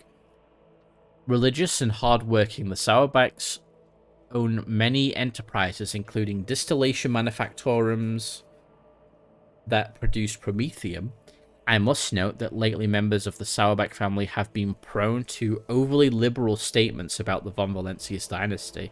They believe that Lady Theodora is a bit too keen to leave her worlds without proper oversight, which honestly is par of the course with how she acts on the ship. Yeah. Although I like her because she's like that. And about the Wersians.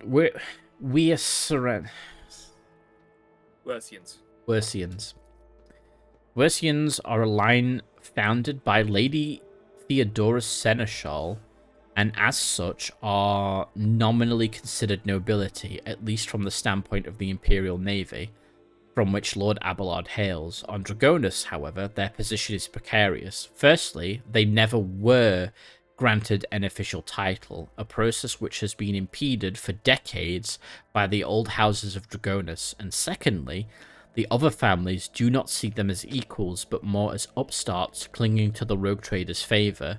The Wersians are responsible for the capital world's fleet and the majority of the cargo shipments on domestic routes. So in other words, they do all the important stuff. Yeah, so they actually do all the important work. After hearing all that, I now feel the urge to have every one of those sycophants executed at once. Achilles shrugs. You are, naturally, well within your right, Road Trader, but remember that this will cause the multi-layered bureaucratic system of Dragonus, of your entire protectorate, in fact, to come apart at the seams. And that's not even considering the likelihood of attempted reprisals from their families and allies. I don't know if you're qualified for this, to sort this, Dan. On paper, you are, but you know. Look, the piece of paper says I'm qualified. Clearly, nothing will go wrong. I would hold off on the death sentences, act with restraint and wisdom, present for all to see sufficient proof of the unwanted house's guilt. Do not mistake me. Mass executions are one way to solve your problems, but in that case, you should weigh up every possible scenario before you act. Okay. Well, enough about nobles. Anything else? I was gonna say it's very interesting. An inquisitorial agent is showing restraint, but then I forget he's also a member of the administratum. Yeah, he's a member of the administratum, and it's like he's technically an agent of Hendrix, who is the interrogator of a Lord Inquisitor. So he's only an acolyte, but he's an acolyte with people under him, which, interestingly enough, is how Dark Heresy is meant to be played. You're meant to actually be underneath an acolyte. You start as nobodies that are just the acolyte's contacts, so you might never actually meet the Inquisitor. That's how Dark Heresy is meant to be played from the start. I never personally ran it that way. Yeah. There was, your lordship, and this time it concerns the main reason for my presence on this planet. Xenos and the threat they pose both to you and to humanity as a whole. The last few months have been difficult for the people who report to me. My eyes and ears scattered throughout the Cronus expanse. Warp disturbances, astropaths overcome with madness, ships disappearing in the immaterium. Many of my observers and contacts have gone dark, or have been killed by some calamity or other. Still, I managed to establish communication with some key individuals who were able to warn me about incoming threats, including Xenos raids. Achilles looks at you in the eye without blinking. It is within my power to supply you with intelligence on where and when the Xenos will strike next. I do doubt that Governor Drivestem will beg you for protection against the Xenos, and in this fight, the information from my contacts will serve you well. I beseech you, Zen, if I ever report a threat looming over a ship or a planet, do not dismiss it. Sometimes it takes an intervention from the rogue trader and his mighty void ship to avert a disaster. You need to add an S onto void ship, my good man. I need more than one ship. Wait, no, I've already done the Falconos ones, right? Yeah. Yeah. Okay. Right. I must take my leave. Take my leave. According to the message I received a few minutes ago, Governor Drivestem has arrived at court. I imagine that the Chancellor is already preparing to arrange the meeting. All that's left to do is to notify her that you're ready to see him. He can wait. I need to explore. I mean, look, there's goods for me to steal. And a door. A door. Oh no. You can go to your own private quarters. Oh. Yes, my private quarters. An harvest lighter. Perfect. The harvest lighter is your private quarters. It is my private quarters. What are you on about? So, damn! Look at the scenery. Yeah, it's quite the view. Do you know what it reminds me? The upper spire in Darktide. It does. About to drive home lurking. Alright, Hazard. Drive safe, my dude.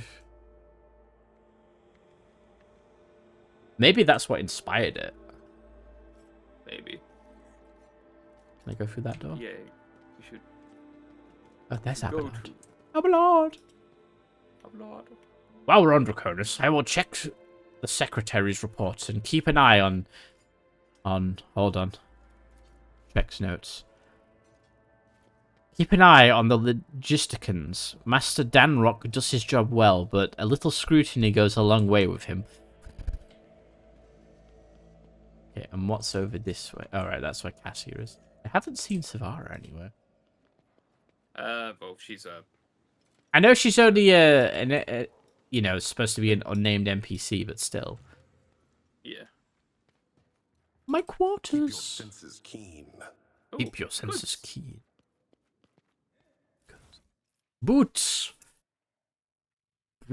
Breeze catcher boots. Whenever the wearer moves through a cell occupied by an enemy, the wearer grants a plus 15% dodge against the enemy's attacks until the wearer's next turn.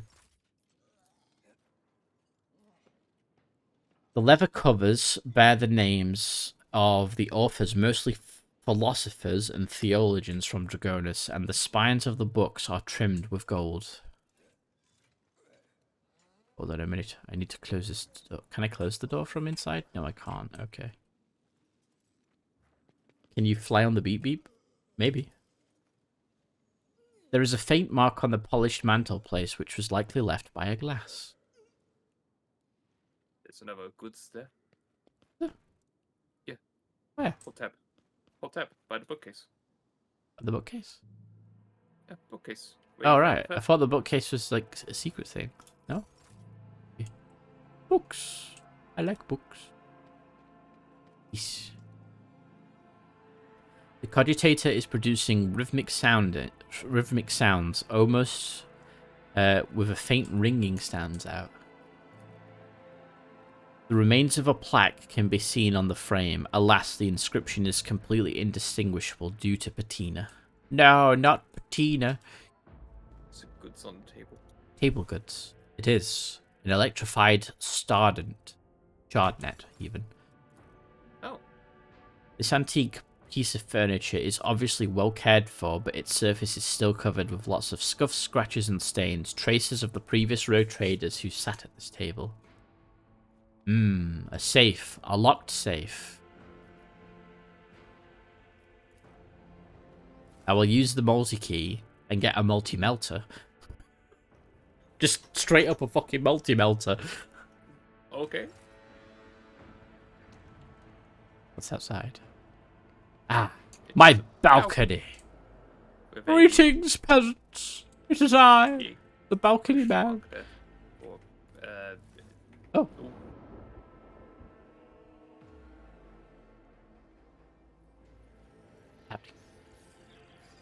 Silver skulls.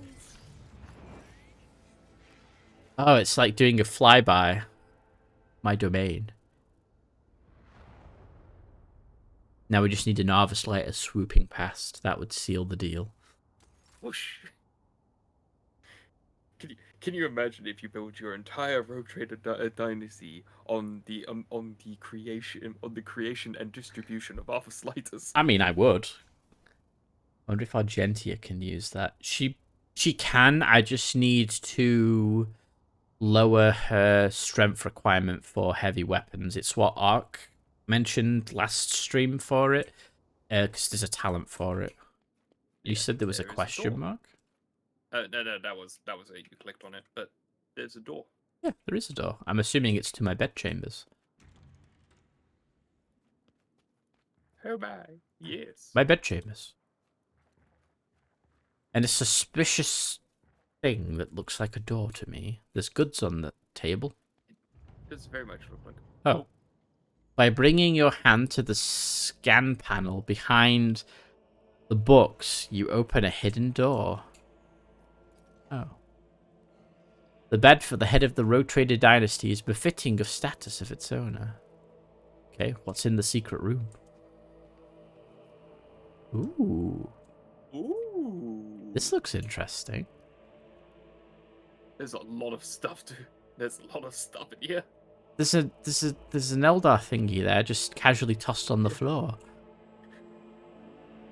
It's just like, it's just a piece of Eldar chunk. Isn't that an what they called an Urbek? Or whatever they're called? These things on the wall above me? Oh, I don't know what that is. It looks like one of those creatures from Kiba Gamma. Oh, maybe it is. What these? A mysterious item undoubtedly created by inhuman hands. It's a. Can't really see it because of the question mark. Oh wait, I can see it. I can see it. It looks like a. It looks like a D-scythe. Or a. It's either that. No, oh sorry, my mistake. It's a blaster. It's a Dark Eldar blaster. Okay. The shelves of the library are laden with dusty tomes. Your eyes linger on the works of several Administratum adepts and the memoirs of some unfamiliar explorer of distant death worlds. Ooh. There are goods to pitch. And they're just goods. Okay. And this isn't like an Eldar crate of Eldar goods. Okay. What is in this box? Okay, and what is this? The mysterious Xeno artifact rests in a stasis field. Oh, That's no. Necron tech. I can see it even through the question mark. That's a Necron thing. Is that like the blade tip of a staff? Yeah, that looks like the top of one of their staffs. Well, fuck. Mysterious human hands. Okay. It's a las gun. What do you mean it's crafted by inhuman hands? It's a las gun. Inhuman hands. That's also a las gun. I'm gonna quick save because I'm worried now. Ooh. Plasma shaper gloves. The gloves grant the wearer a +10 bonus to tech use. They also increase the damage of plasma weapons by +3. Well, I know who could wear those. Yeah. And the Zealot Cloak. When the wearer hits an ally with an area attack, the wearer gains 1 stack of Zealot effect until the end of combat. Zealot. The wearer deals 10% more damage with their area attacks for each stack of Zealot affected. Well, that'd be good for Argentia. Seeing as she's in an area of attack lady. That's just normal cargo. The empty glass and 3 unopened bottles of wine sit on a finely crafted table made from dark marbled wood. That sounds like fancy wood. You need a cleaner to clean your dirty quarters, dude. Yeah, apparently I do. The Necron stuff is particularly dangerous, Sayori, because Necrons are not to be messed with.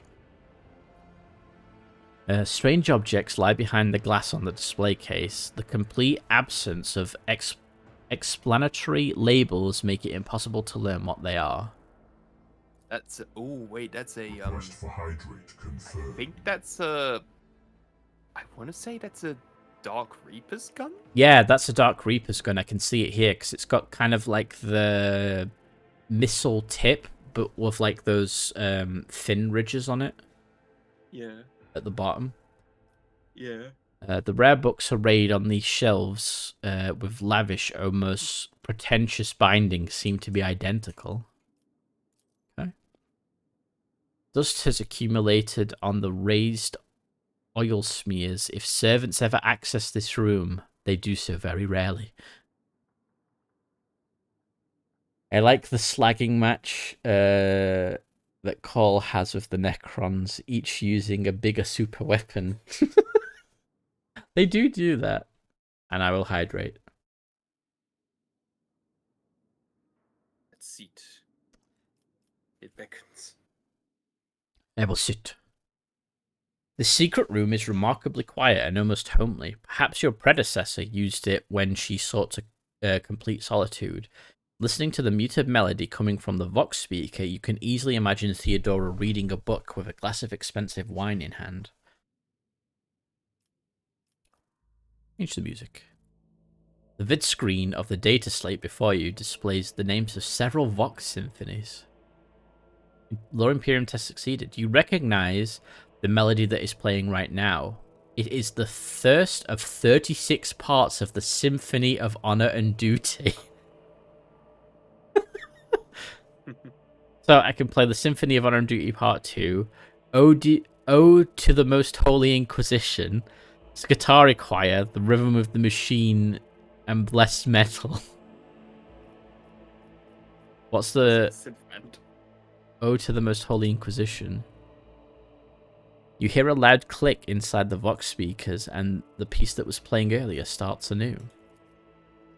A siren shatters the tranquil atmosphere in the room. Alarms have been sounded.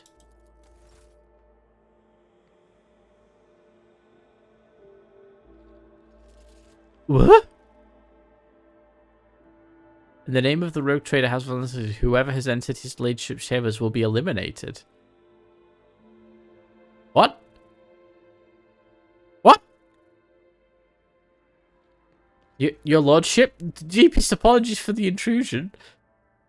Do you require any assistance? But on second thought, we'd better just leave you in peace. Okay. I wanted to change the music, and it gassed me. Maybe Why? you should sit down and try changing music again. I'ma sit Maybe down. I'ma change the music. After the alarm and the Plies Guard's intrusion, the calm and comfortable atmosphere of this room has faded somewhat. Not even here can a rogue trader find a moment of privacy. God damn it. Is changing it to that piece of music what causes the guys to rush in? So far... Oh, the options disappeared. I'm guessing it's because it's like Inquisition. So it's like, help, help. The Symphony in Honor of Duty Part 2. The music in the speaker momentarily grows louder, filling the entire room, and goes back to normal, seemingly without any change. Have a glass of wine. 3 sealed bottles. This is a puzzle. 3 sealed bottles sit on the study-looking low table. They are labeled Grandmaster's Blood, Boon of Terror, and Flame of Purity. Well, Flame of Purity makes me think I'm going to drink Promethium and it's going to burst into flames inside me. I don't want to drink that. Boon of Terror. The full-bodied wine is sickly sweet, and you feel a warm sluggishness wash over your body. As a siren shatters the tranquil atmosphere in the room, alarms have been sounded. The wine! Bleh. Trespassers, surrender or be killed! It's you, but... Apologies, your lord. What the heck is going on? But apologies, your lordship, we're leaving. What the fuck is this? I'm gonna have another glass of wine. Fine, the Grandmaster's blood. Fuck's sake. It was not, indeed, the Grandmaster's blood. Maybe you should Maybe you should talk to. What? I was gonna say maybe you should talk to the warden outside. It's like, what the hell is with this room? No, I must progress. I will have another glass of wine and pick Flame of Purity. The wine fills the glass, glittering in the dim light of the room like liquid gold. Its tangy flavor burns your throat, leaving behind a spicy, biting aftertaste. You hear a short, faint hum as an unseen motor stirs into motion. Choose a book. What? Yeah. I told you, this is a puzzle with traps. I could go for a shot right now. A little drink would be nice, actually. Several books are stacked next to the sofa. Some appear ancient, while others look like they have never been opened. Among Theodora's data that has been restored using your cogitator is the phrase "Litanies of the Motive Force." It is the title of one of the books here. Oh, shit! Oh. I was supposed to find secret things on each world and unlock the cogitators, which would have given me the answers to these. Oh, okay. Well, I guess we're just brute forcing it. Yeah. Well, Litanies of the Motive Force. As you pick up the book, a hidden button in its spine clicks under your finger. The data bank from Dragonus. The room responds to your actions with a quiet grinding sound, and a small nook reveals itself in a nearby wall. Inside, you find a data bank bearing the Von Valencius coat of arms. So we've got that data bank. Can I sit again? What will it do? Oh, nothing. Nothing. Well, other than knocking myself out with gas and sedative wines, I think that went pretty well.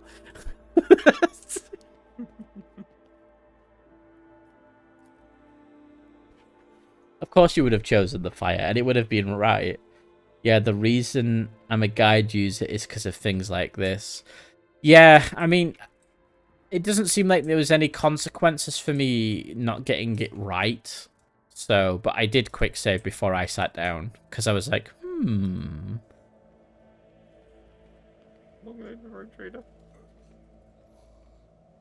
Okay, you won't say anything, you won't say anything, you won't say anything.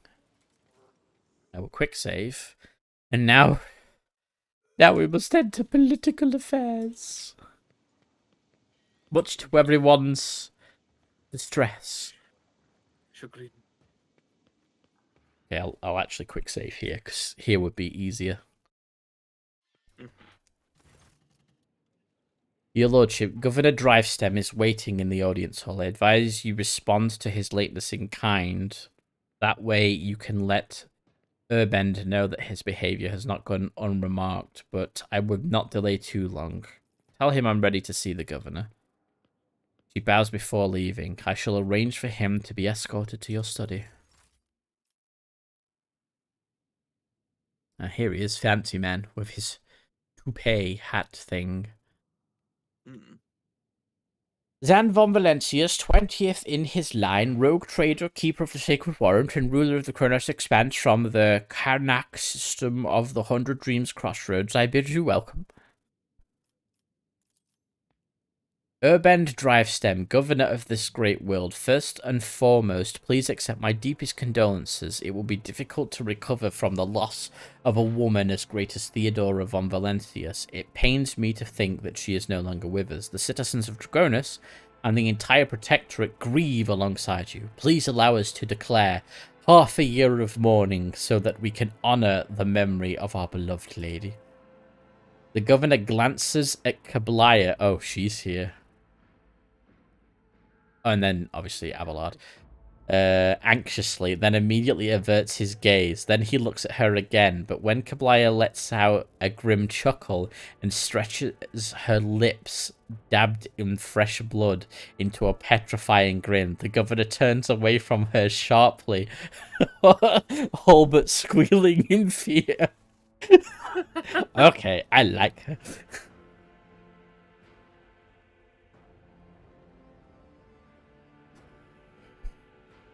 There's no need. I'm the new ruler of the Protectorate. Let my subjects rejoice at my arrival instead. The bewilderment causes the wrinkles on Drivestem's glossy face to soften. Your lordship, these are centuries-old traditions, sacred customs and rules. Do not forget who it is you serve, Uben Drivestem. If it is the rogue trader's wish not to have a mourning ceremony, Abelard's voice grates unpleasantly, then so be it. Oh, but it's Theodora's. Oh.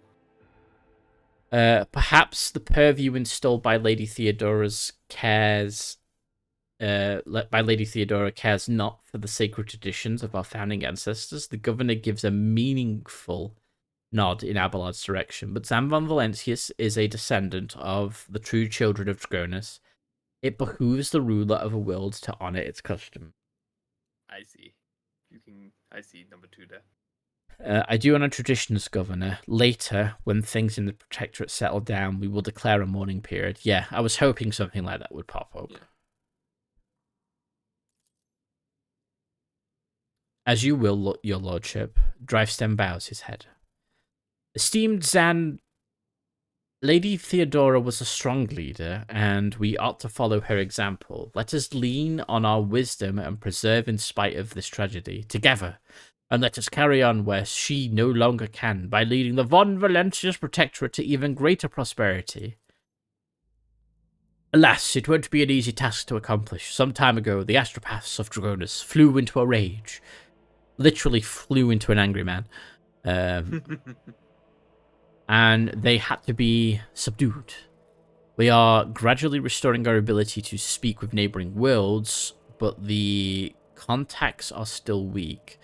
And the routes are tangled and no longer led to the systems that the captains expect them to.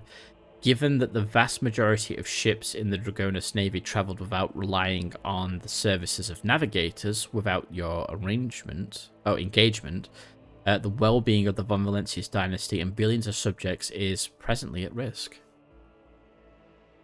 Is a heretic and a traitor. Has he shown his face on Dragonus? The governor pensively strokes the rings glittering on his fingers. Lord Vogue... hate his last name. If I hear it said, I can pronounce it. I think it's Vtuber. Yeah. Visited the capital some time ago, but he did not request a personal meeting. A heretic, you say? Now I see where all the whispering in the corridors has come from. I shall be frank with you, your lordship. Lady Theodora's sudden death was a blow to every one of us, and the absence of any sort of verifiable and complete information about her successor gives grounds for all manner of rumours and misinterpretations, especially if someone is deliberately inciting unrest and discontent. Naturally, none would dare challenge you by accusing you of something as sacrilegious as murdering a rogue trader. However, Conrad was once a true-born to the Protectorate back in the day, and as such, some might heed his words. Okay. I sentence all who have dared to make heretical remarks about the rogue trader to servitude imperatus. Mechanic machines aren't prone to dissidence. Wow. Or publicly rip out the vocal cords and tongues of every slanderer and replace them with vox implants that sing the praises of rogue trader Zambon Valentius without interruption. I should think that will serve as a reminder. Jeez. Yeah. My subjects' doubts are understandable. Too many things have changed in too short a span. I will prove myself worthy of my position. Obviously. Why, Zan, your desire is most commendable, but please do not forget a ruler should never bow to their attendants, or some might see it as a show of weakness. I don't care, because I have a piece of paper that says I can do whatever the hell I want. What exactly do the Dragonus nobility expect from me in light of the loss of the routes and communication with other worlds? We are all troubled by the fate of the agri-world Janus that supplied Dragonus and other planets with foodstuffs. Empty stomachs can drive even the mildest rabble to revolt. Furthermore, House Gaprak is perturbed by the loss of communication with the industrial world, Kiva Gamma, which is in their charge. But if you wish to know my opinion, The world that deserves your attention the most is the penal world. Penal world? Vabus 6, is it? One of the key mining suppliers in your protectorate. Commerce succeeds. Such intriguing concern for Vabus 6 outpost. The Vabus 6 outpost. Does your house happen to own the extraction stations there? Drivestem's beady eyes widen in fear. Your lordship, I beg of you, do not interpret my words as an attempt to influence your decisions in any way. You see, without Vabus 6, the manufactorums on your worlds will need to make haste to find new suppliers elsewhere and arrange for new shipments. And in these troubling times, they run the risk of delays and other most tragic mishaps. My only concern is for the prosperity of the Von Valentius dynasty. Well, I have already been to Kiva Gamma. The industrial world was overtaken by a cult of chaos worshippers. Drivestem pauses, mulling over the gravity of your words. Such woeful tidings. Your lordship, I assume House Gaprak is in for an official investigation. If I may remind you, they have particularly close ties to the Adeptus Mechanicus and serve as patrons of Kiva Gamma. Not to speak in the defense of criminals, your lordship, but from where I stand, the outbreak of heresy on Kiva could hardly have been perpetrated by a noble family who stands to lose the majority of their wealth should the industrial world fall. Well, I honestly don't think it will. I doubt the Gaprax had anything to do with this incident. I'm glad that our views on this matter align, your lordship. But what of the industrial world? Are we to expect trade to recommence? The production facilities of Kiva Gamma serve humanity once more, rest assured. As Gaprak will be overjoyed to hear it, I thank you for dispelling the darkness around the fate of Kiva Gamma. And I've already visited the Agri-World Janus. Governor Vret found herself facing a number of problems in my absence. Truly, the Viet line is one of the oldest in the Von Valentius Protectorate. If the inheritor of such well-respected blood could not handle whatever had befallen her, then the situation must have been extraordinary indeed. Accursed Xenos took her life, but her death was avenged. No, I'm not fucking lying. Succumbed to worshipping the ruinous powers and was executed.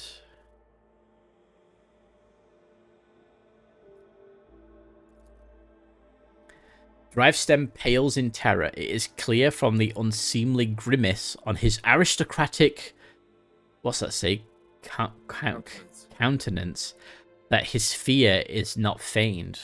Ruinous powers? Truly horrifying news. I commend your resolve and unwavering severity. Death to the enemies of humanity. And that does it for the planets and the trade routes. What else? Xenos, your lordship. I don't rightly know where to begin. He rubs the bridge of his nose wearily. Otherworldly beasts are not an uncommon sight in the Kronos Expanse.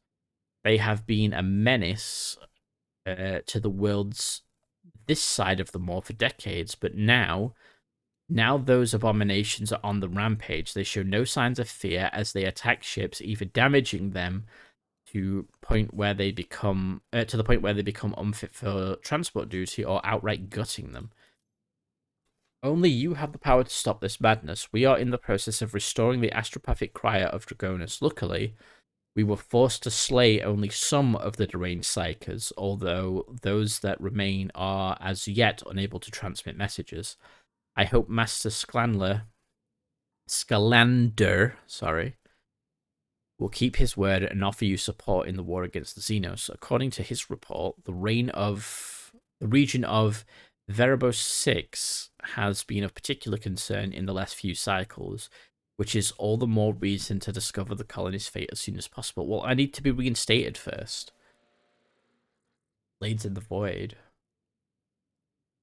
Now to issues on a smaller scale. There is a certain degree of tension in the capital due to the unorthodox succession of the Sacred Warrant. Changes of chances of uprisings are minimal, of course, and the spreading of rumors is nothing but a sign of weakness of mind and spirit. Nevertheless, or nonetheless even, I have prepared a list of minor houses that have demonstrated unseemly discomposure at your succession. What is to be done about them? Command the spinners of the bloodspun web, and they will set a fine snare of retribution, Dominzan. We will whisper names, and that whisper will drown out insolent voices. I can set the entire death cult on my ship. Nice. I'll be Loose. right Okay. Eliminate the most prominent malcontents quietly, but do not threaten entire families. Hopefully these steps will be enough to keep the rest from causing trouble. I care not what those hyenas are yapping about behind my back. Leave them be, they are no threat. Make arrangements for public purges. All who have sullied the road trader's name must meet their death on the executioner's block. Send the disgruntled nobles lavish gifts on my behalf, and make sure that my generosity does not go unnoticed by the rest. No, I'm going to kill him. Eliminate the most prominent malcontents quietly. Once your lordship's wrath descends upon the guilty, have no doubt there won't be a soul on Dragonus willing to share their fate. And one last thing, your lordship. Your inauguration as bearer of the sacred warrant is but a matter of time, and I would like to inquire about one crucial detail. I imagine you are intending to uphold centuries-old tradition bolstered by the equally long-lasting friendship of being represented on Dragonus by one of the noble houses. I presume that, as before, this duty will be accorded to House Drivestem. One moment. Which houses can represent me at the ceremony? Any of the noble houses located on Dragonus. The Drivestem family, which I lead. The Gaprak family, with long ties to the Adeptus Mechanicus. The Sauerbecks, known for their piety and diligence in service. Perhaps I should also mention the Weresans, who have some influence, but who are not actually of noble origin. Any of these houses would be honored to represent you at the ceremony. Oh.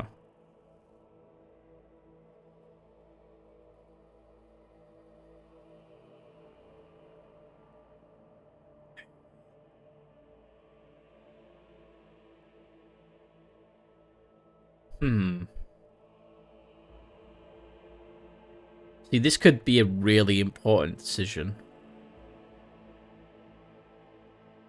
So I could just carry on with tradition, which sounds like it's probably a good idea to have the drive stems represent me on Dragonus.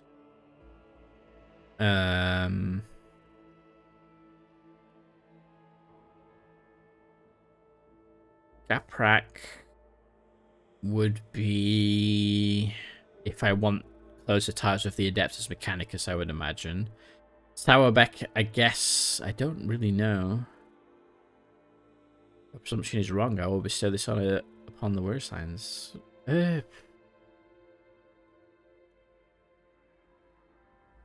I know what I want to do, which is option 4, and give it to Abelard's house.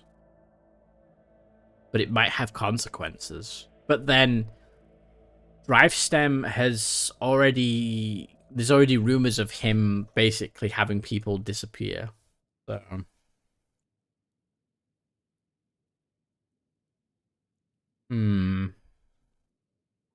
Yeah. Option 1 is to maintain status quo. Any other option is consequence. Well, they all have consequences, but number 1 is status quo. The rest are whatever.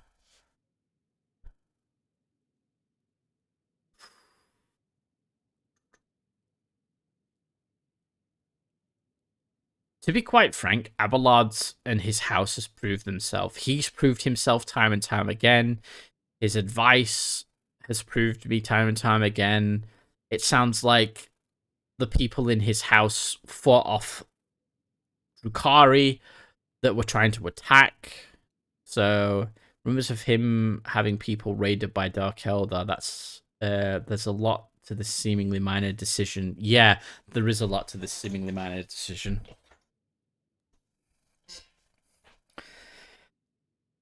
Ooh.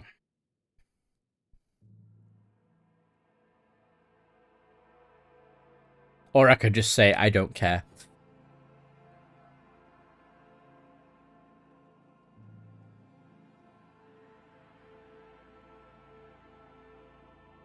Damn, this is... Yikes.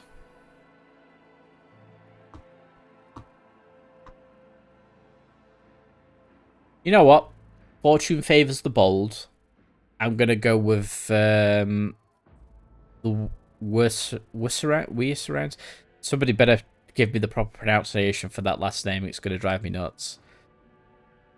Abelard turns to you and bows respectfully. Lord Captain, to accompany you at such a critical hour is the greatest honour for the Urstein bloodline. Have no fear, we will not fail you.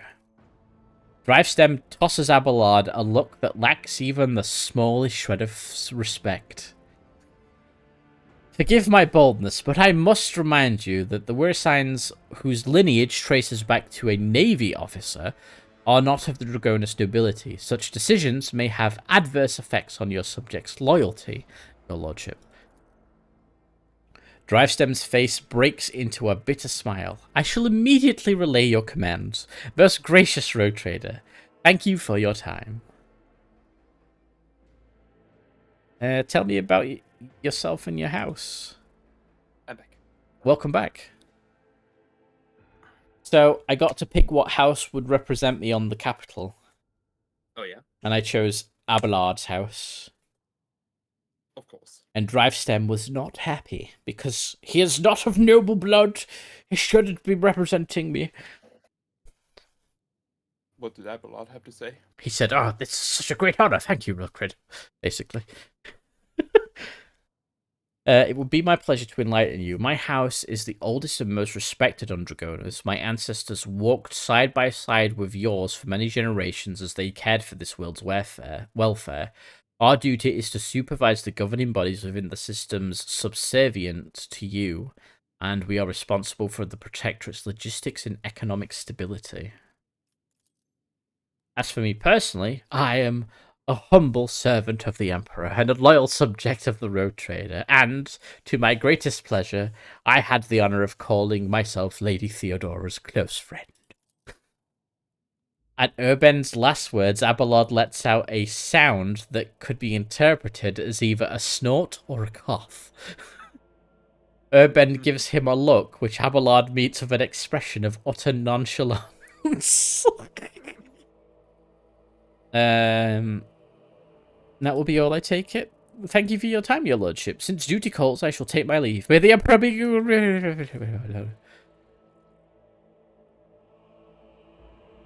Alright, it's time to be inaugurated as the Rogue Tinder. For I can burst into flames at any moment. It's time. Quick save. As my actions have consequences. Hello. Oh, it's not you I need to talk to?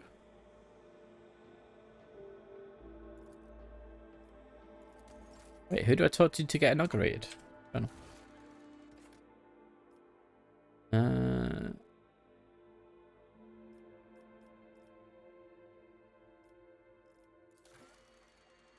Oh, here we go.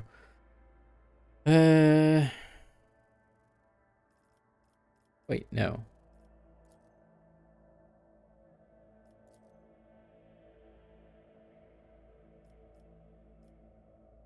New ruler. Make it to the meeting with the heir. Discover the whereabouts of... I thought I had the heir. Oh, yeah, we didn't do that. Wait, which one is it? Do not know.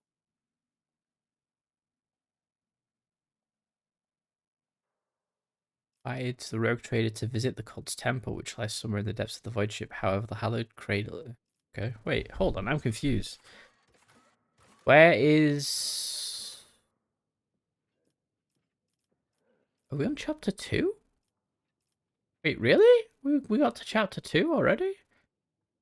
Well, chapter 1 was whatchamacallit? Lots of errands. Minoris place. Find information. All of the edge. Critical task.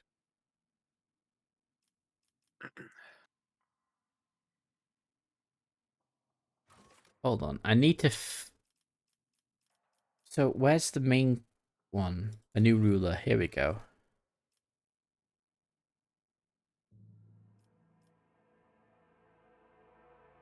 Complete a development project of the highest difficulty in any colony? Wait, no, that's not it. Okay.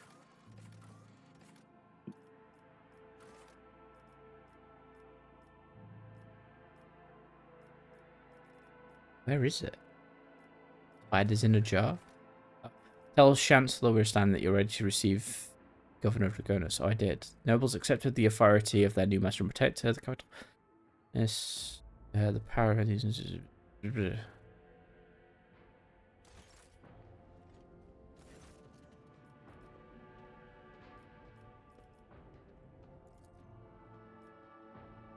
Okay, it's not you.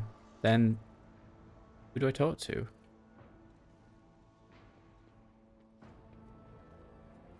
I'm lost now.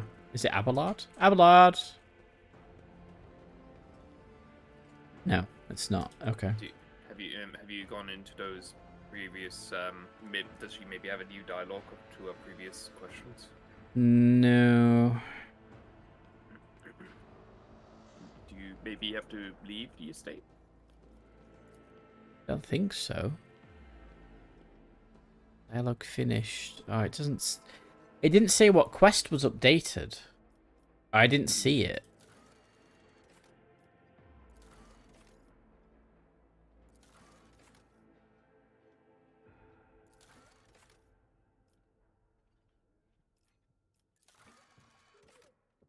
Weird. Don't show completed. Oh, there we go. Right.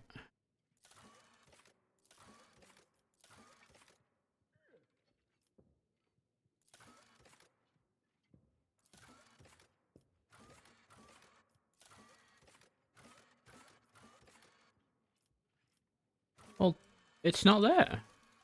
Give the data. Wait for the situation. Lord Captain decided against the generous location in person. However, the liege believes after the death of the last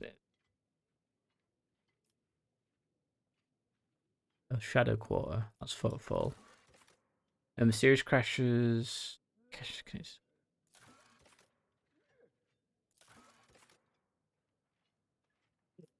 Huh.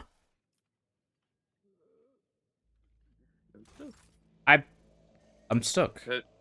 Return. Oh no, wait, because it's set in the capital, right? This isn't the capital, right? No, this is the capital. The ship. Oh, sorry, I meant the Arvus has two options: return to the Void Ship Bridge or return to the ship. Yeah. Which are both the same. I don't know why. I'm a bit confused now. Because when I look at chapter 2, I don't see how I become the rogue trader properly.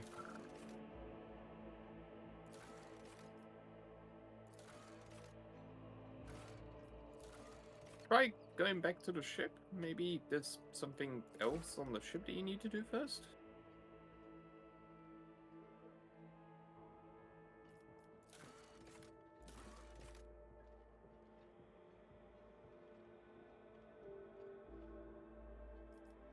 Factor for 5 adamantine.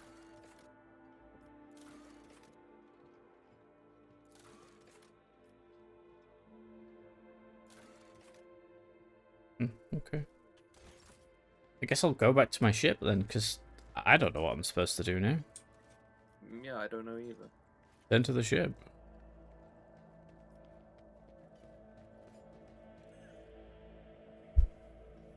I'm confused. Wonders Valentius. Oh, there we go. Terrible news from Dragonis, Lord Captain. A subsidiary Hive City Sepatone 84-249 has been destroyed.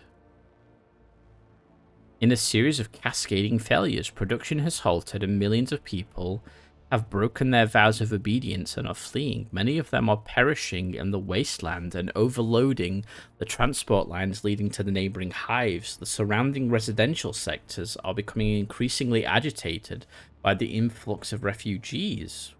What is your directive regarding the distribution of these refugees? What the fuck happened? What was the cause of the catastrophe? It's still unclear. The noble houses are casting blame on one another. Agents of the esteemed Achilles Sclander, stationed in died heroically while trying to save the population from this disaster. Their final reports mentioned some vulnerabilities in the industrial sectors of the lower hive, but did not go into further detail. All your servants are currently too busy dealing with the consequences of the crisis to investigate its causes. Holy shit, man. For an entire hive city to bloody fucking collapse is insane. Yeah. Let's say my advisors. The death of Achilles' agents troubles me. It may not be a coincidence until the cause of the disaster can be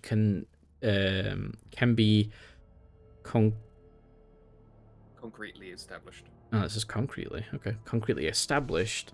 I would avoid letting refugees into other hives. There may be saboteurs among them. I recommend setting up prohibitive cordons where refugees can be contained in the wasteland between the hives. The Emperor bids us to face the often cruel stroke of fate with dignity. If the other hives do not wish to accept the unfortunate victims of this tragedy, then let the victims themselves teach those living in the hives a lesson of resilience and humility. I'm sure that the ecclesiarchy will aid the refugees in constructing camps to survive out in the wastelands and establish a community of proud desert-dwelling martyrs. Such harsh conditions will be the crucible of fortitude and fearlessness. This tragedy, a feat of spirit. So that's two people to say set up labor camps. The noble houses are trying to wash their hands of this. How predictable, and yet it is their duty to see that the planet meets its tithe obligation and bring glory and revenue to the treasury in your absence. Let the aristocrats see to the refugees and not stop until every last one of them has been put to work. I like Abelards. It's like, make the nobles mad up. So Hendrix gives us the Bane of Sipatone whatever, which grants the rogue trader and their allies +2 momentum for each human enemy killed in battle. Argentia's gives me Wastelander's Prayer and +1 efficiency. Decreases enemies' critical damage by 15%. That's good. And Abelard's gives us the Blood of Sepatone, which is the rogue trader gains +1 deflection and a +3% hit chance. Refugees from the Fallen Hive toil without rest to prove they deserve the honor of serving the Protectorate. These servants have now been tasked with maintaining the rogue trader's equipment in perfect condition, and they do so with painstaking care. +1 deflection and +3% hit chance sounds good to me. Mm-hmm. Then Argentia's is actually quite good too. Both are good. Both are good. I'm going to go with Abelard. I'm going to make the nobles fucking work for their money. Lady Clementia will ensure that your declarations find their way into every ear and are zealously embraced. The hives that have accepted the refugees are now overflowing with surplus labor. The refugees are willing to work twice as hard as the usual workers, who are already exhausted by their everyday toils. Many refugees have entered the rogue trader's service and replenished his ship's crew. Dragonis' nobles took no pleasure in distributing the refugees. Some of them have found their way into the personal service of the nobles, thankful to receive a Nutribar and a mat to rest on for 4 hours between shifts. Others could only attain the most grueling jobs at the manufactorums and service stations. They may be oppressed, but they have survived. A diaspora scattered across the hives of Dragonis And Rufus, thank you for the raid. Welcome, raiders. How are you guys doing? House von Valencia sends their regards. Welcome, raiders. How are you doing? I take it you were playing Rogue Trader as well. We're having a jolly old time. Yes, hello, raiders. I'm Zan. I stream video games and miniatures. That's what I do. So hi. Tired but still on duty. Fantastic. Indeed we were. Warhammer Wednesday. Ooh, Warhammer Wednesday is good. Ooh. Yes. Let me give you a follow right back, good sir. There you go. Yeah, we're having some fun with this. I've just got to Dragonus, which is Act 2. Valenti's Palace. So, Room. room. But it's No. the same place, right? Well, I mean, there's the palace that then leads to the front room. Oh, that's true.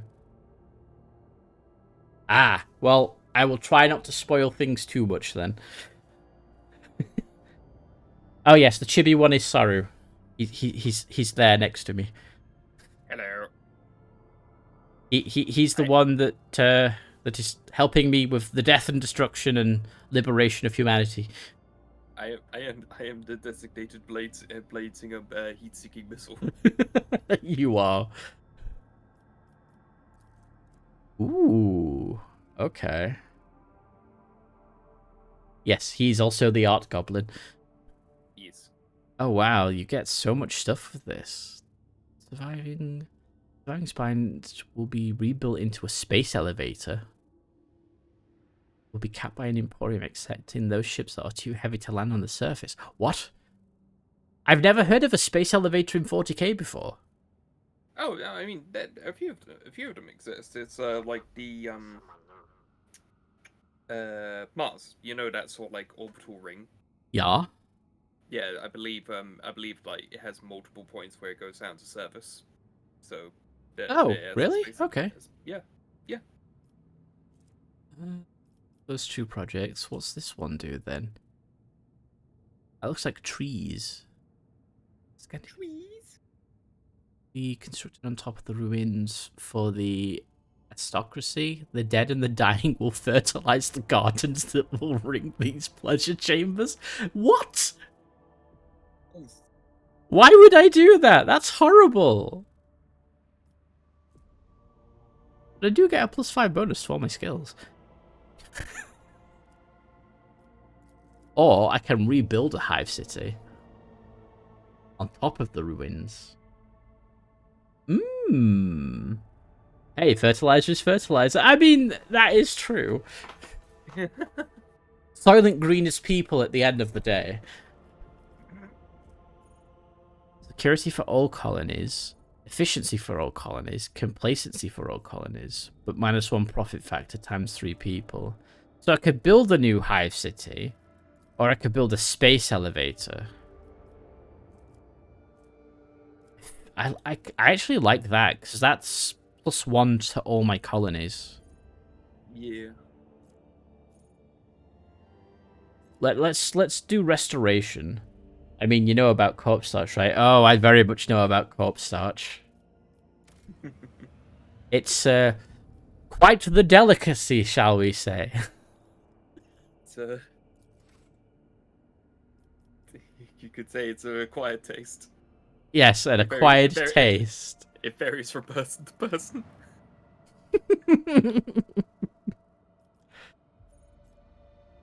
Okay, so we've done that.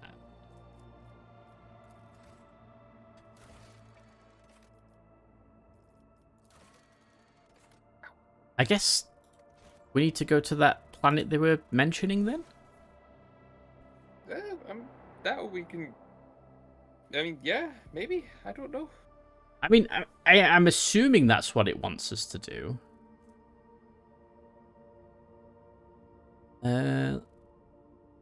Stars that guide us. That one is... It's up there. Mortis Acalis. Wait, how far? Oh, right over there. Yeah. Yeah. Oh god. What quest is this? The stars that guide us. Within rumour proximity of Pilgrim's Way. Which one's the stars that guide us? It's this one. The Armorly sphere of the officer's deck has pinpointed coordinates on one of the worlds in the... There must be something of value there. Okay. Oh, we go to Namar. Let's go there first. This'll be fine. You said Act 2. I think we're kind of at the same spot, except I'm currently taking a massive detour back to Footfall and keep getting problems dropped on my desk at every warp jump. Yeah, I've had a lot of problems dropped on me at every warp jump. It's like, for the past couple of streams I've done, it's almost entirely been me dealing with stuff that's happened in a warp jump rather than actually wandering about the galaxy. We've spent more time in the warp than we have in real space. Yeah, we spent more time on the warp and on my ship than actually in the game at large. Lord Captain retires to his study to ponder what the future holds. A while later, his thoughts are interrupted by a timid knock on the door. Oh no. We're going back to the ship. Oh no. Yes, a timid knock, Rupert. I can only assume who is knocking on my door. Clearly, it's the Death Cult assassin.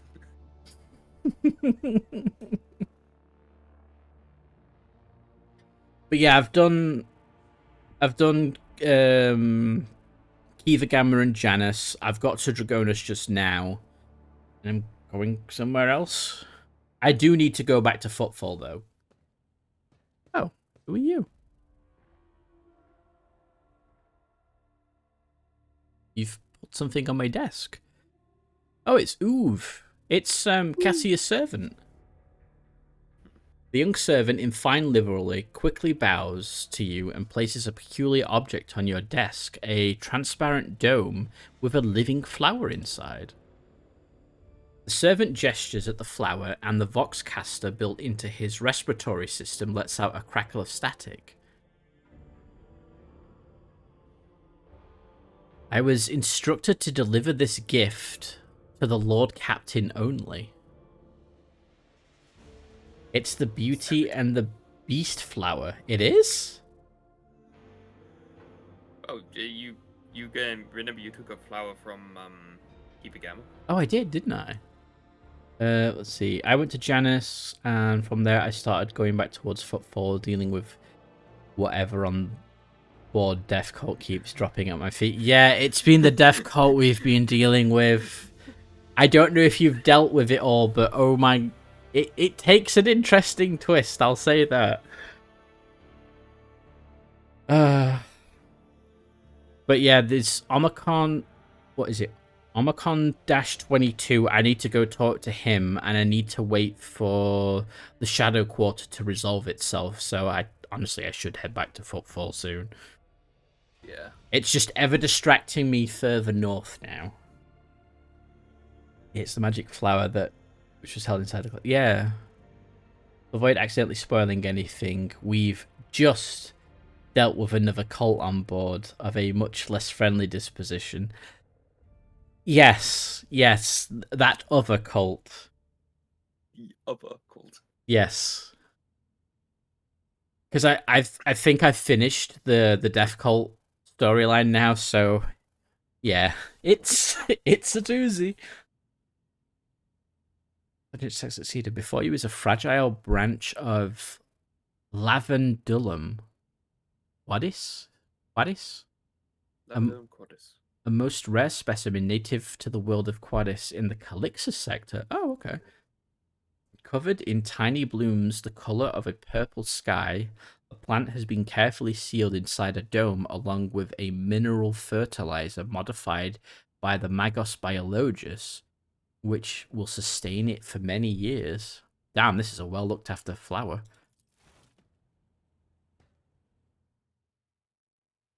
Low Imperium test failed. What the sender of such an unusual gift meant to achieve with, with it remains unclear. High Factorum Janus Darroch should be able to assist you with his expertise in articles of such rarity. In the meantime, the Voxmaster could look into the sender's intentions by listening in on the personal communication channels of the ship's officers.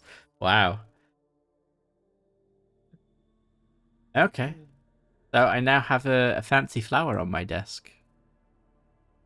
It's Flower disc. oh look, there's my Oh yeah, servitor. there it is. Server skull There even. it is.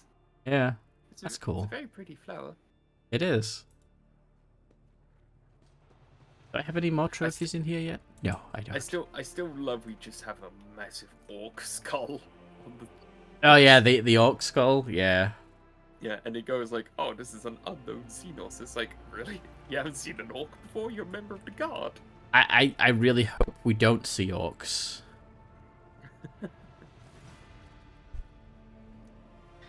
Pleasure to see you, Lord Captain. I received an unusual gift, a living flower sealed in a crystal dome. Does it mean anything to you?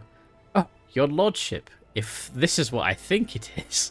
Janus ponderously rests his arms on his bulging stomach. I once came across a volume on ancient aristocratic rituals in the family library. I think I recall something called an immortalium, a term from an ancient custom of the nobility, an eternal flower that can exist for centuries in the vastness of space. May I inquire who sent it you?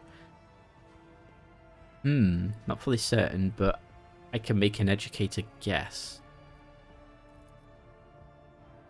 Generous nods. Lady Cassia must have brought the flower from Auric 5 with her personal belongings and kept it this whole time. Hardly anyone else aboard this vessel would be powerful enough to acquire such an exotic artifact, aside from you, of course. Sorry, it's a girl sent me a flower. What does this mean? Quickly tap on communications. I know. That's not the best thing to do, honestly. We shouldn't be nosy. Spy on her. No, we'll ask the jolly old man here. Who's I love this man. He's amazing. He may look pompous, but my god, is he a good character. That, and I love the magnifying glass on his gauntlet. Abelard goes for him. Cassia. No, Abelard, don't do it. Don't listen to him. The appearance of an immortalium in the life of two noble personages is a very special ritual meant to wordlessly invoke the true intentions of both parties. Every gesture, act, glance, and statement carries profound meaning, replete with subtext. The very act of gift... Oh, replete. See, this is why you're here, because I can't read. I mean, I get most of my words wrong as well. True, but... Blah. Can be interpreted as a sign of favor, uncertainty of intentions, buddying friendship, or even a request to keep light distance. Sometimes it is all of those things at once. How am I supposed to understand the meaning of an immortalium? I care little for stupid games. This conversation never happened, no. How am I to understand? Janus shrugs. This is the entire point of the ritual, your lordship. How confident are you? What emotions bind you and your partner in this elaborate game? What does your inner voice tell you? Only you care how to interpret these events, and only you can deal with the consequences. What am I supposed to do with all this? Make your move. Do as you wish. Reject the gift ostentatiously, ignoring the gesture, or accept it on your own terms. According to noble etiquette, the reciprocal gift must display equal effort and emotion, and it must be delivered through a third party, just like the immortalium itself. Only you can talk to girls for yourself. Yeah, that's basically what he's saying. Are you saying that I can't order Abelard to order Cassia for me? I know what gift I should give Cassia. Truth be told, I know little of gifts. Do you have any ideas? The gifts will not be necessary. Few things are as elegant as the ability to convey one's feelings in a personal conversation. I know what gift I should give Cassia. I am all ears, your lordship. I actually don't. She likes paints. Just like paints. Send a chest of treasures from distant worlds. Find the most exquisite perfume in the Calixtus sector. Provide the Sanctum Navis with a singularly superior library. She does like her books? She does like her books. I know, give her her very own Abelard. Yes, of course. Everyone needs an Abelard. Send an embroidery loom. Ladies like that sort of thing. Truth be told, I know little gifts. Do you have any ideas? Yeah. Truth be told, do you have any ideas? He shrugs guiltily. I suppose you could discreetly ask the Lady Navigator about her preference in personal conversation. I shall return when I think of something. So he's literally just saying, maybe you should just ask her? Yeah. It's like, so, hey, Cass. But before that, I'm going to go plug myself into the machine spirit and give it this databank. With reverent trepidation, the tech priest accepts the device from your hands and places it inside of the drives, all the while honoring the machine, modulating binaric prayer, the turbines within the cogitator stir. Okay, so Import. the tech priest extracts the data from the cogitator, gives it to you. The machine spirit has revealed the contents of the encrypted data, and I hereby pass it to you. This is where I reached the limit of my authorization, but you now have the option to review the decrypted data personally. Okay, so I've received Theodora von Valencius's personal notes. I'm assuming that should say Rogue Trader because it's damaged. Rogue Trader, like a lackey, is humiliating and dispiriting to put up with the part of an errand servant on an imperious madman. Yeah, imperious madman. Vested with an even greater power than that of any rogue trader. A madman with more power than a rogue trader. So, an inquisitor. Not just an inquisitor, a grand inquisitor. Yeah. Because only a Grand Inquisitor would ever have more authority than a Rogue Trader. Yeah, Lord Inquisitor. Alas, when one side of the scales holds my pride and the other the fate of the Von Valenti's protectorate and my entire bloodline, choice becomes a futile illusion. I would be far too naive. It would be far too naive of me not to prepare for the worst.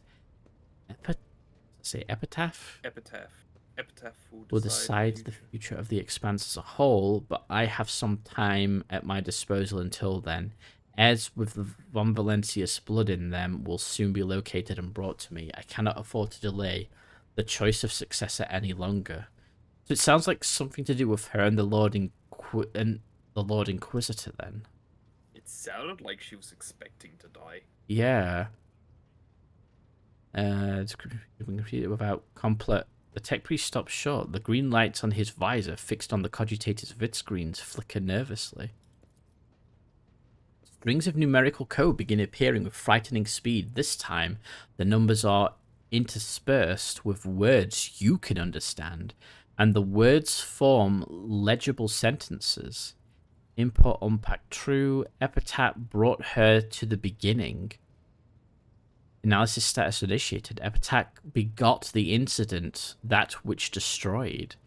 Status initiate check and changed everything. The incident became the starting point. Unpack analysis initiated. The incident breathed life and marked the beginning of all. It marked the beginning of Nomos. It created Nomos. The tech priest, now alarmed, is tapping the keys on the control panel. His binaric prayer gives way to distressed whispering. Unacceptable deviation. Violation of the sacred protocols. Possibly of tech heresy. Omnissiah, shield us from all heresy. A few moments later, the vid screens darken and flicker to life once again. Input prompt. I saw a word among the lines of code. Nomos. What does it mean? That is a mystery to me. If this mechanism truly is tainted, then could it be the tech priest's mechadendrite jitters anxiously over the control panel? If heresy truly has taken hold of this machine spirit and scorned the Omnissiah's every tenant, then the spirit's madness could be such that it has chosen a name for itself. But that is nothing more than my hypothesis.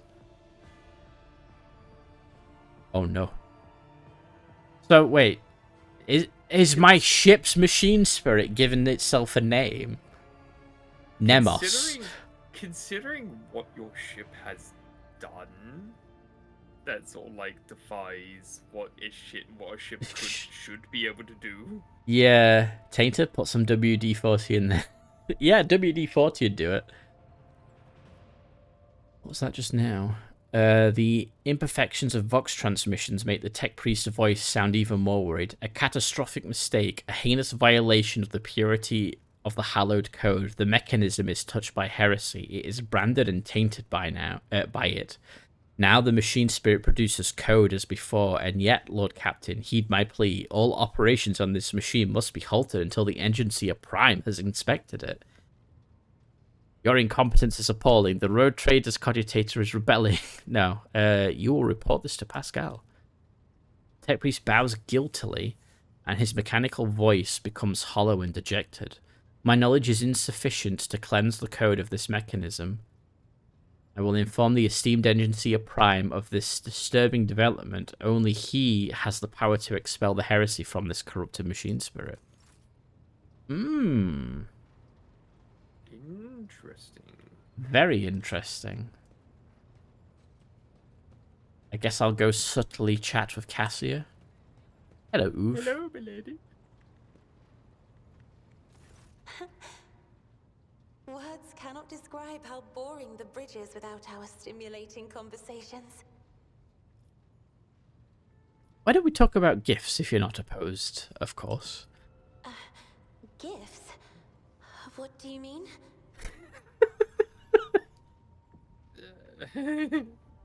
Cassia quickly averts her eyes and locks her fingers together. What do you mean? Actually, forget it. The Lady Navigator nods, her eyebrows furrowed in confusion. Okay. I have enjoyed your company. Thank you for the conversation. It's got to be the books. Sorry to raid and run, but I need to deal with post-stream matters as well as avoid any possible spoilers. No worries, Rufus. Thank you ever so much for the raid and for following me. And yeah, go deal with yourself. Relax, get your snacks, rest. And yeah, kind of spoilers. So don't worry. You should have spaghettied it. I don't want to spaghetti it. Right. I know what gift to give her. Wait. Hold on. No, I don't. What? Oh, damn. Okay. The book? The books? Yeah, I was going to do the books.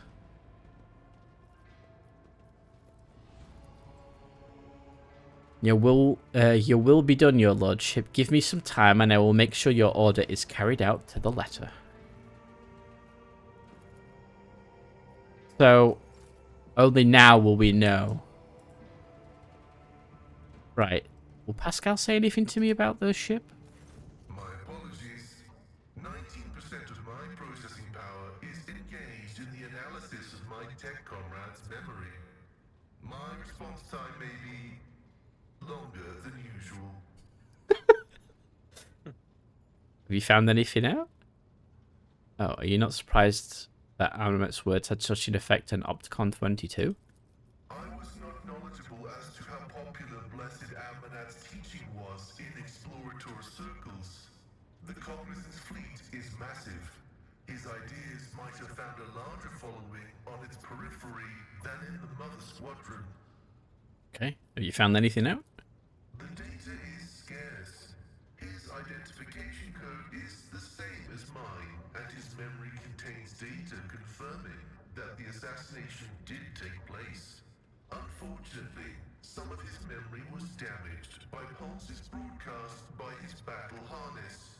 I can assert with some confidence that he was who he claimed to be, and that he served the Deus Mechanicus, earnestly and eagerly. My study of the minds of the tech comrades, Abel, Tarsus, and Demence, has revealed an anomalous similarity between the patterns of damage their memories sustained. What I attributed to cognitive idiosyncrasies, synaptic damage, and the distortive action of scrap code may be the result of a different kind of influence. The undecryptable data fragments in their memory arrays are mysteriously symmetrical. Oh no. You gave off the impression of a paranoid madman. Notwithstanding his permanent state of agony, he was not cognitively dysfunctional. His desire to immediately destroy the object he had deemed profane was partly dictated by his engrammatic augmetics, which were receiving imperatives from his battle harness. So basically his battle harness was making him want to seek violence. In light of the oddness of our matching identification codes, I find merit in his hypothesis as to the existence of a clandestine malevolent agent or conspiracy operating inside our fraternity. Oh no, he just gave me a thought. What if there's a bunch of people that think they're the same person, but each person has a fragment of the actual person? The original. And when all the fragments come together into one of those people, it becomes the full person with their true intentions finally revealed. Ooh. Pardon me. That might be the case. Wait, you mean... What, you mean the Emperor? No, not the Emperor's New Groove. No. Who do you think was behind the assassination? No data available. I will hypothesize that the assassination was instigated by an enemy of the Blessed Amanat's doctrine. I accept the possibility that the assassins were targeting me, only to be led astray by Tarsus and my own identical identifiers. I am concerned about the fate of Archmagos Amanat. According to Opticon 22, he went missing in the wake of the incident on an Arc Mechanicus, the Hermetico. I love that name. Information about that Hermetico? ship Yeah. and its perishing has been purged from the archives. I accept the possibility that the incident on the ship, the concealed data, and the assassination have all been part of a single conspiracy. It's because Hermetico, it almost plays opposite to what the Mechanicus are, to be honest, because it makes me think of something being hermetically sealed, but the Mechanicus aren't really known for hermetically sealing stuff, I would have said. Because of the whole sacred unguences and things like that, and oils and other incenses and stuff, it's like, it's not their MO. So to be called that, it's kind of interesting. The Emperor Shard theory. Theory is a pretty weird one. Never really gave it a lot of credence, as it's one of the weirder in-universe theories. That is fair. Well, it's what happened to Magnus's soul, for example. His soul was split into shards, and if he brought all the shards together, he would be himself again, which I think he's actually done now? I don't remember. Has it ever occurred to you that all these events may be part of Amanat's plan? That is a valid hypothesis, but not a very likely one. Its truth value is irrelevant, as it does not contradict the necessity of establishing the fate of Archmagos Amanat. See, my other theory is he is Archmagos Amanat. Amanat was a believer. Amanat was a believer and he caused a schism. Taurus was a believer and he turned into a zealot. Faith can be dangerous. Of course, faith is dangerous. Faith is the prerogative of the spirit, and a spiritless mind is an Request for hydrate confirmed. existence. I will hydrate. Without faith, there is no meaning in anything, no point to any aspirations or limitations. But faith can take different forms. the form of prohibitions established by unknown elders, the form of an audacious violation of those prohibitions, the form of following dogma or of schism, the form of following the cycle or of discontinuing the cycle.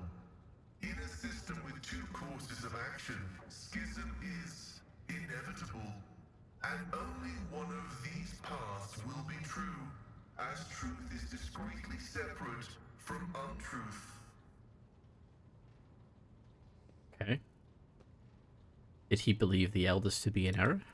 Ammonites did not reject any one specific prohibition, but found their cumulative effect to be oppressive.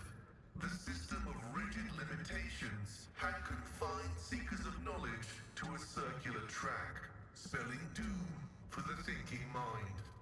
And that cycle of repetition had to be broken. That was why he was dubbed the Messiah of discontinuing. Which, honestly, would have been a massively good thing for the Mechanicus. Only a fool would find a flaw in the creed, but true faith lies not looking for flaws. My faith is more than a mere set of rules. I prefer to believe in myself and my own ability to decide independently what is right. Honestly, yeah. Comprehension is the true path to knowledge, and comprehension can only be attained individually, not taken for granted. Your path commands respect. It's not heresy, Rupert. What are you on about? Pascal's voice takes on a thoughtful tone. Perhaps you'll be able to find out more. I will continue my research into the Blessed Martyr's memory with all due reverence. May your labors be effective and fruitful. I bet he uses a Tau plasma gun if he was given one. He probably would. Try speaking to him again. He might have something for that cogitator now. The Omniscient knows all. Sadly not. Comprehends all. May your May. Mate. I wonder if we can speak to Cassia now, even though we've only just told... Yeah, okay. Words cannot describe. I have enjoyed your Okay.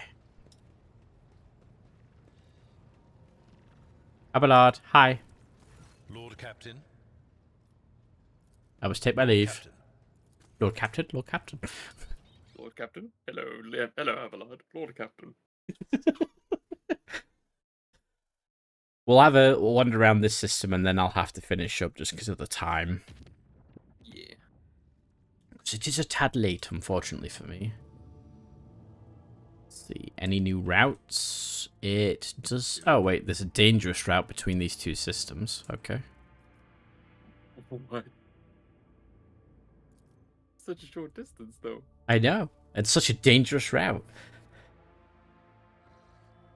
Cassia is a nothing. 2 minutes later. Cassia, I need to speak with you. Wait, no. I need to speak to Abelard. Waddles away at the speed of spaghetti trade. I mean, it pretty much is what I'm doing. Let's be fair. Pilgrim. Scanning. Gas trade. Yeah, I wonder if that's the pilgrim ship from before. Maybe. Bones in the desert.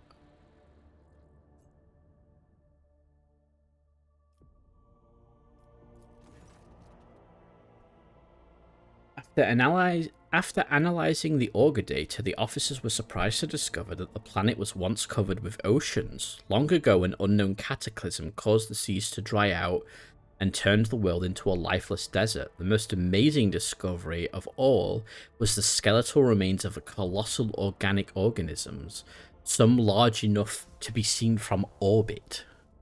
Jesus Christ. That's big. The Road Trader is just an incredibly ADHD fellow who constantly spurts across the deck to talk to different people every few minutes. I mean, that describes me perfectly. Life is fragile even for creatures this enormous. Damn.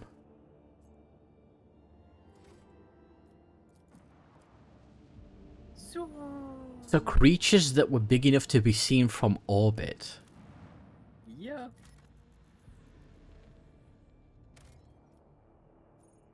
Survive. Overgrown biodome. And yeah, this is the first time we've come across a savannah world.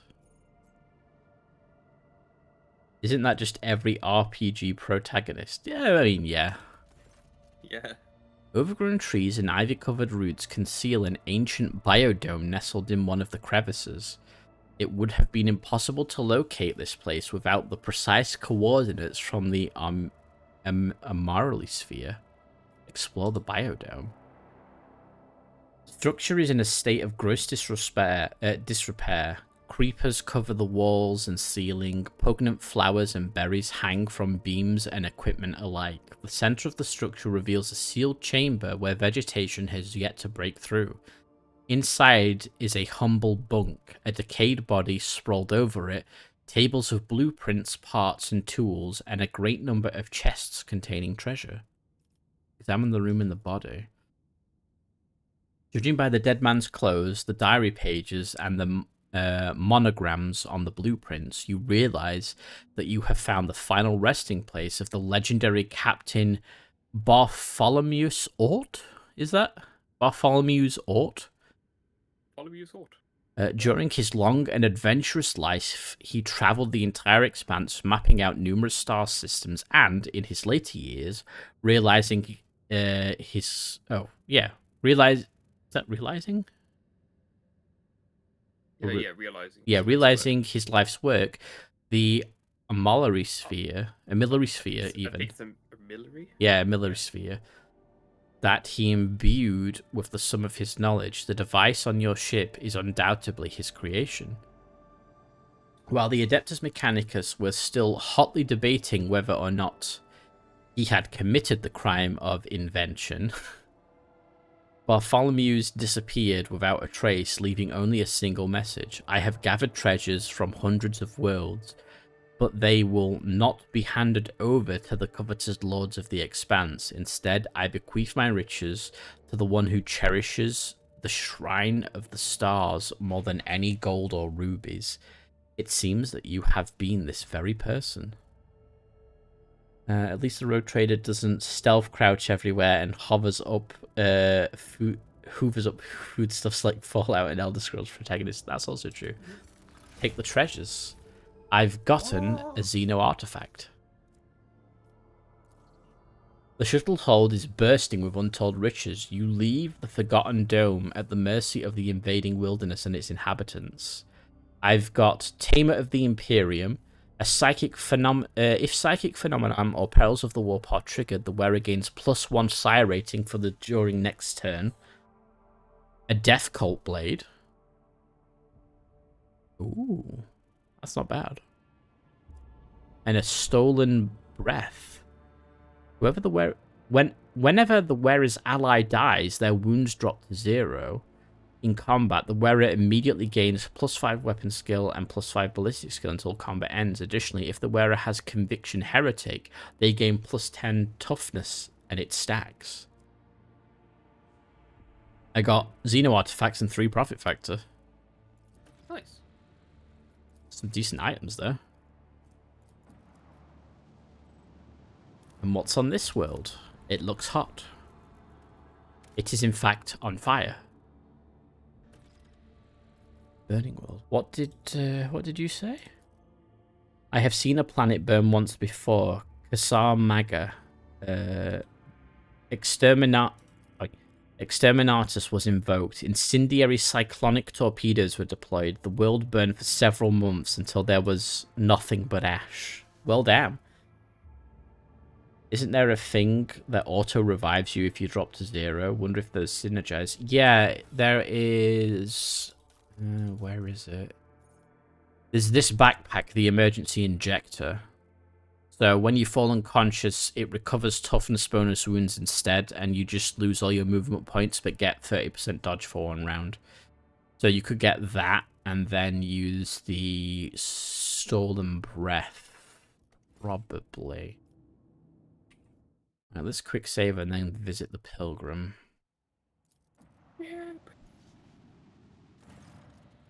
Pilgrim greets you courteously and asks how the road trader is faring. Attack the Dark Piercer and plunder it. Yeah, this is the one that needed the Floxen. The captain's coarse laughter echoes from the Vox. Flugston, whatever, is part and parcel of many different aspects of life in the Imperium. How exactly customers are going to use it is none of his concern. All that the Pilgrim promises is that it will be used for the good of humanity. Jay immediately remarks that someone without a name is not to be trusted. Deals with such people do not tend to end well. If she were you, she would first find out his secret and then scrupulously remove him from the equation. Pascal becomes visibly animated at the mention of Floxton, though indifferent to the prospect of a deal with the shadowy individual, the Magos nonetheless recommends you find out more about the deposits. Your own protectorate would benefit from the knowledge. Let's see. So it does synergize, but not sure if it's worth it. Nah, I don't think it is. Sister Argentia sincerely believes the words of the pilgrim. A cowl or a golden aquila are no prerequisites for his true servant. If the captain sincerely wants to help the Imperium, perhaps by his own methods, there is nothing questionable about extending a helping hand.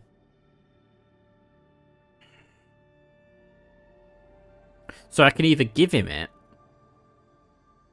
or I can attack him, or we can just move on. What do we get from the deal? Footsteps of history, new rumor. Commerce succeeded. The captain of the Dark Piercer is in the best of spirits. In gratitude for your invaluable help, he sends you a small box containing ancient maps and documents. They appear to speak of certain Imperial world lost many centuries ago. Profit factor gain +1. Then, in a somewhat spiritual tone, the pilgrim relates a story about a standoff between two Xenos fleets, which he was told by an acquaintance. The person in question, sadly enough, died at the hands of the Inquisition before they were able to pass on the coordinates for the crash site of one of the Xenos ships. However, the pilgrim knows for a fact that the vessel met its demise on an ocean world. So we can either bid farewell or attack it. Bid it farewell. Interesting. Very Interesting. scarily, spookily interesting. Also, I'm going to quick save because I'm going to do something silly. Oh no. So you know this this dangerous, deadly warp route. Yeah, we're not going to do that. We're just going to change it to dangerous, and then we're going to jump it. Jump. Oh no. The warp jump was unusually hectic. The recent attack on the scrap code disabled many of the sacred machines whose malfunctioning algorithms showed no sign of failure until the vessel departed real space and surrendered itself to the Sea of Souls. Only the navigator's talent and the tireless vigil of the tech priest saved the void ship from ruin. The Immaterium released us from its grip this time. I don't like how it says this time. Yes. That's what I wanted to find, just to see if we could actually get to those two up north. Well, we may as well visit this system quickly. Okay. I know, I'm being greedy. But look, there's pirates. We're not going to fight them today, though. That looks like an ocean world. This, however... Looks arid. Oh, arid wood. It's almost as if you knew. Well, I need that. What that? Basis of a meteorite. The ship's augurs have detected a non-native mineral cluster on the planet's surface, probably the remains of an ancient asteroid shower. The substance is valuable, but collecting it will not be easy.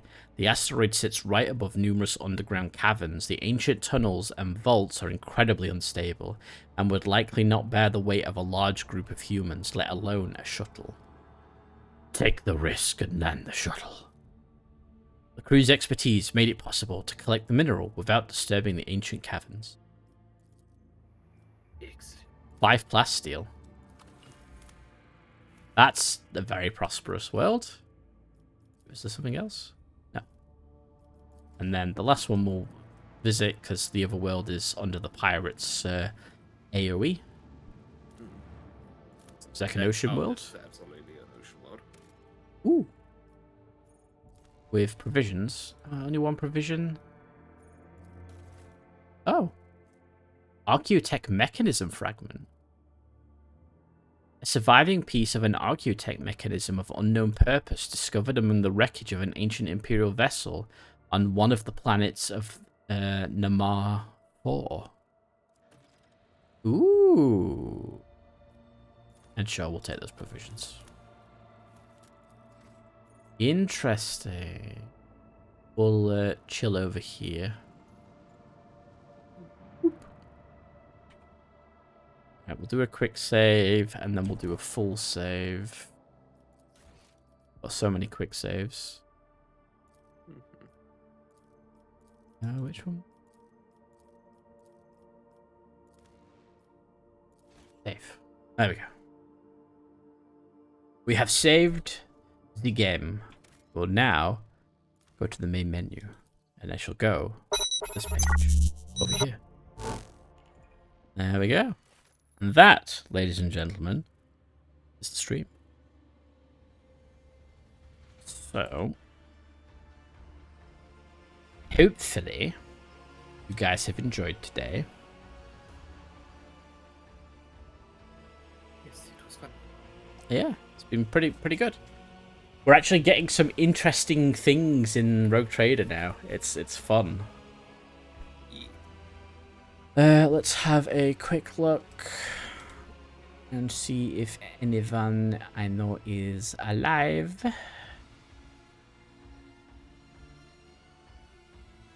Not at the moment, which is fine. Alright. So, I hope you guys have had a wonderful time watching. Hope the stream has been good. Again, thank you to Rufus for the raid. Really do appreciate it. And those of you that have stuck around to the end, appreciate you being here. It's nice just to have people around that are new. We're always welcoming new people here. To this bombastic Rogue Trader music, because why not? I should be back tomorrow. It depends on how the room renovations go. So yeah, you guys have a wonderful rest of your evening, and I'll catch you all later. Bye, everybody.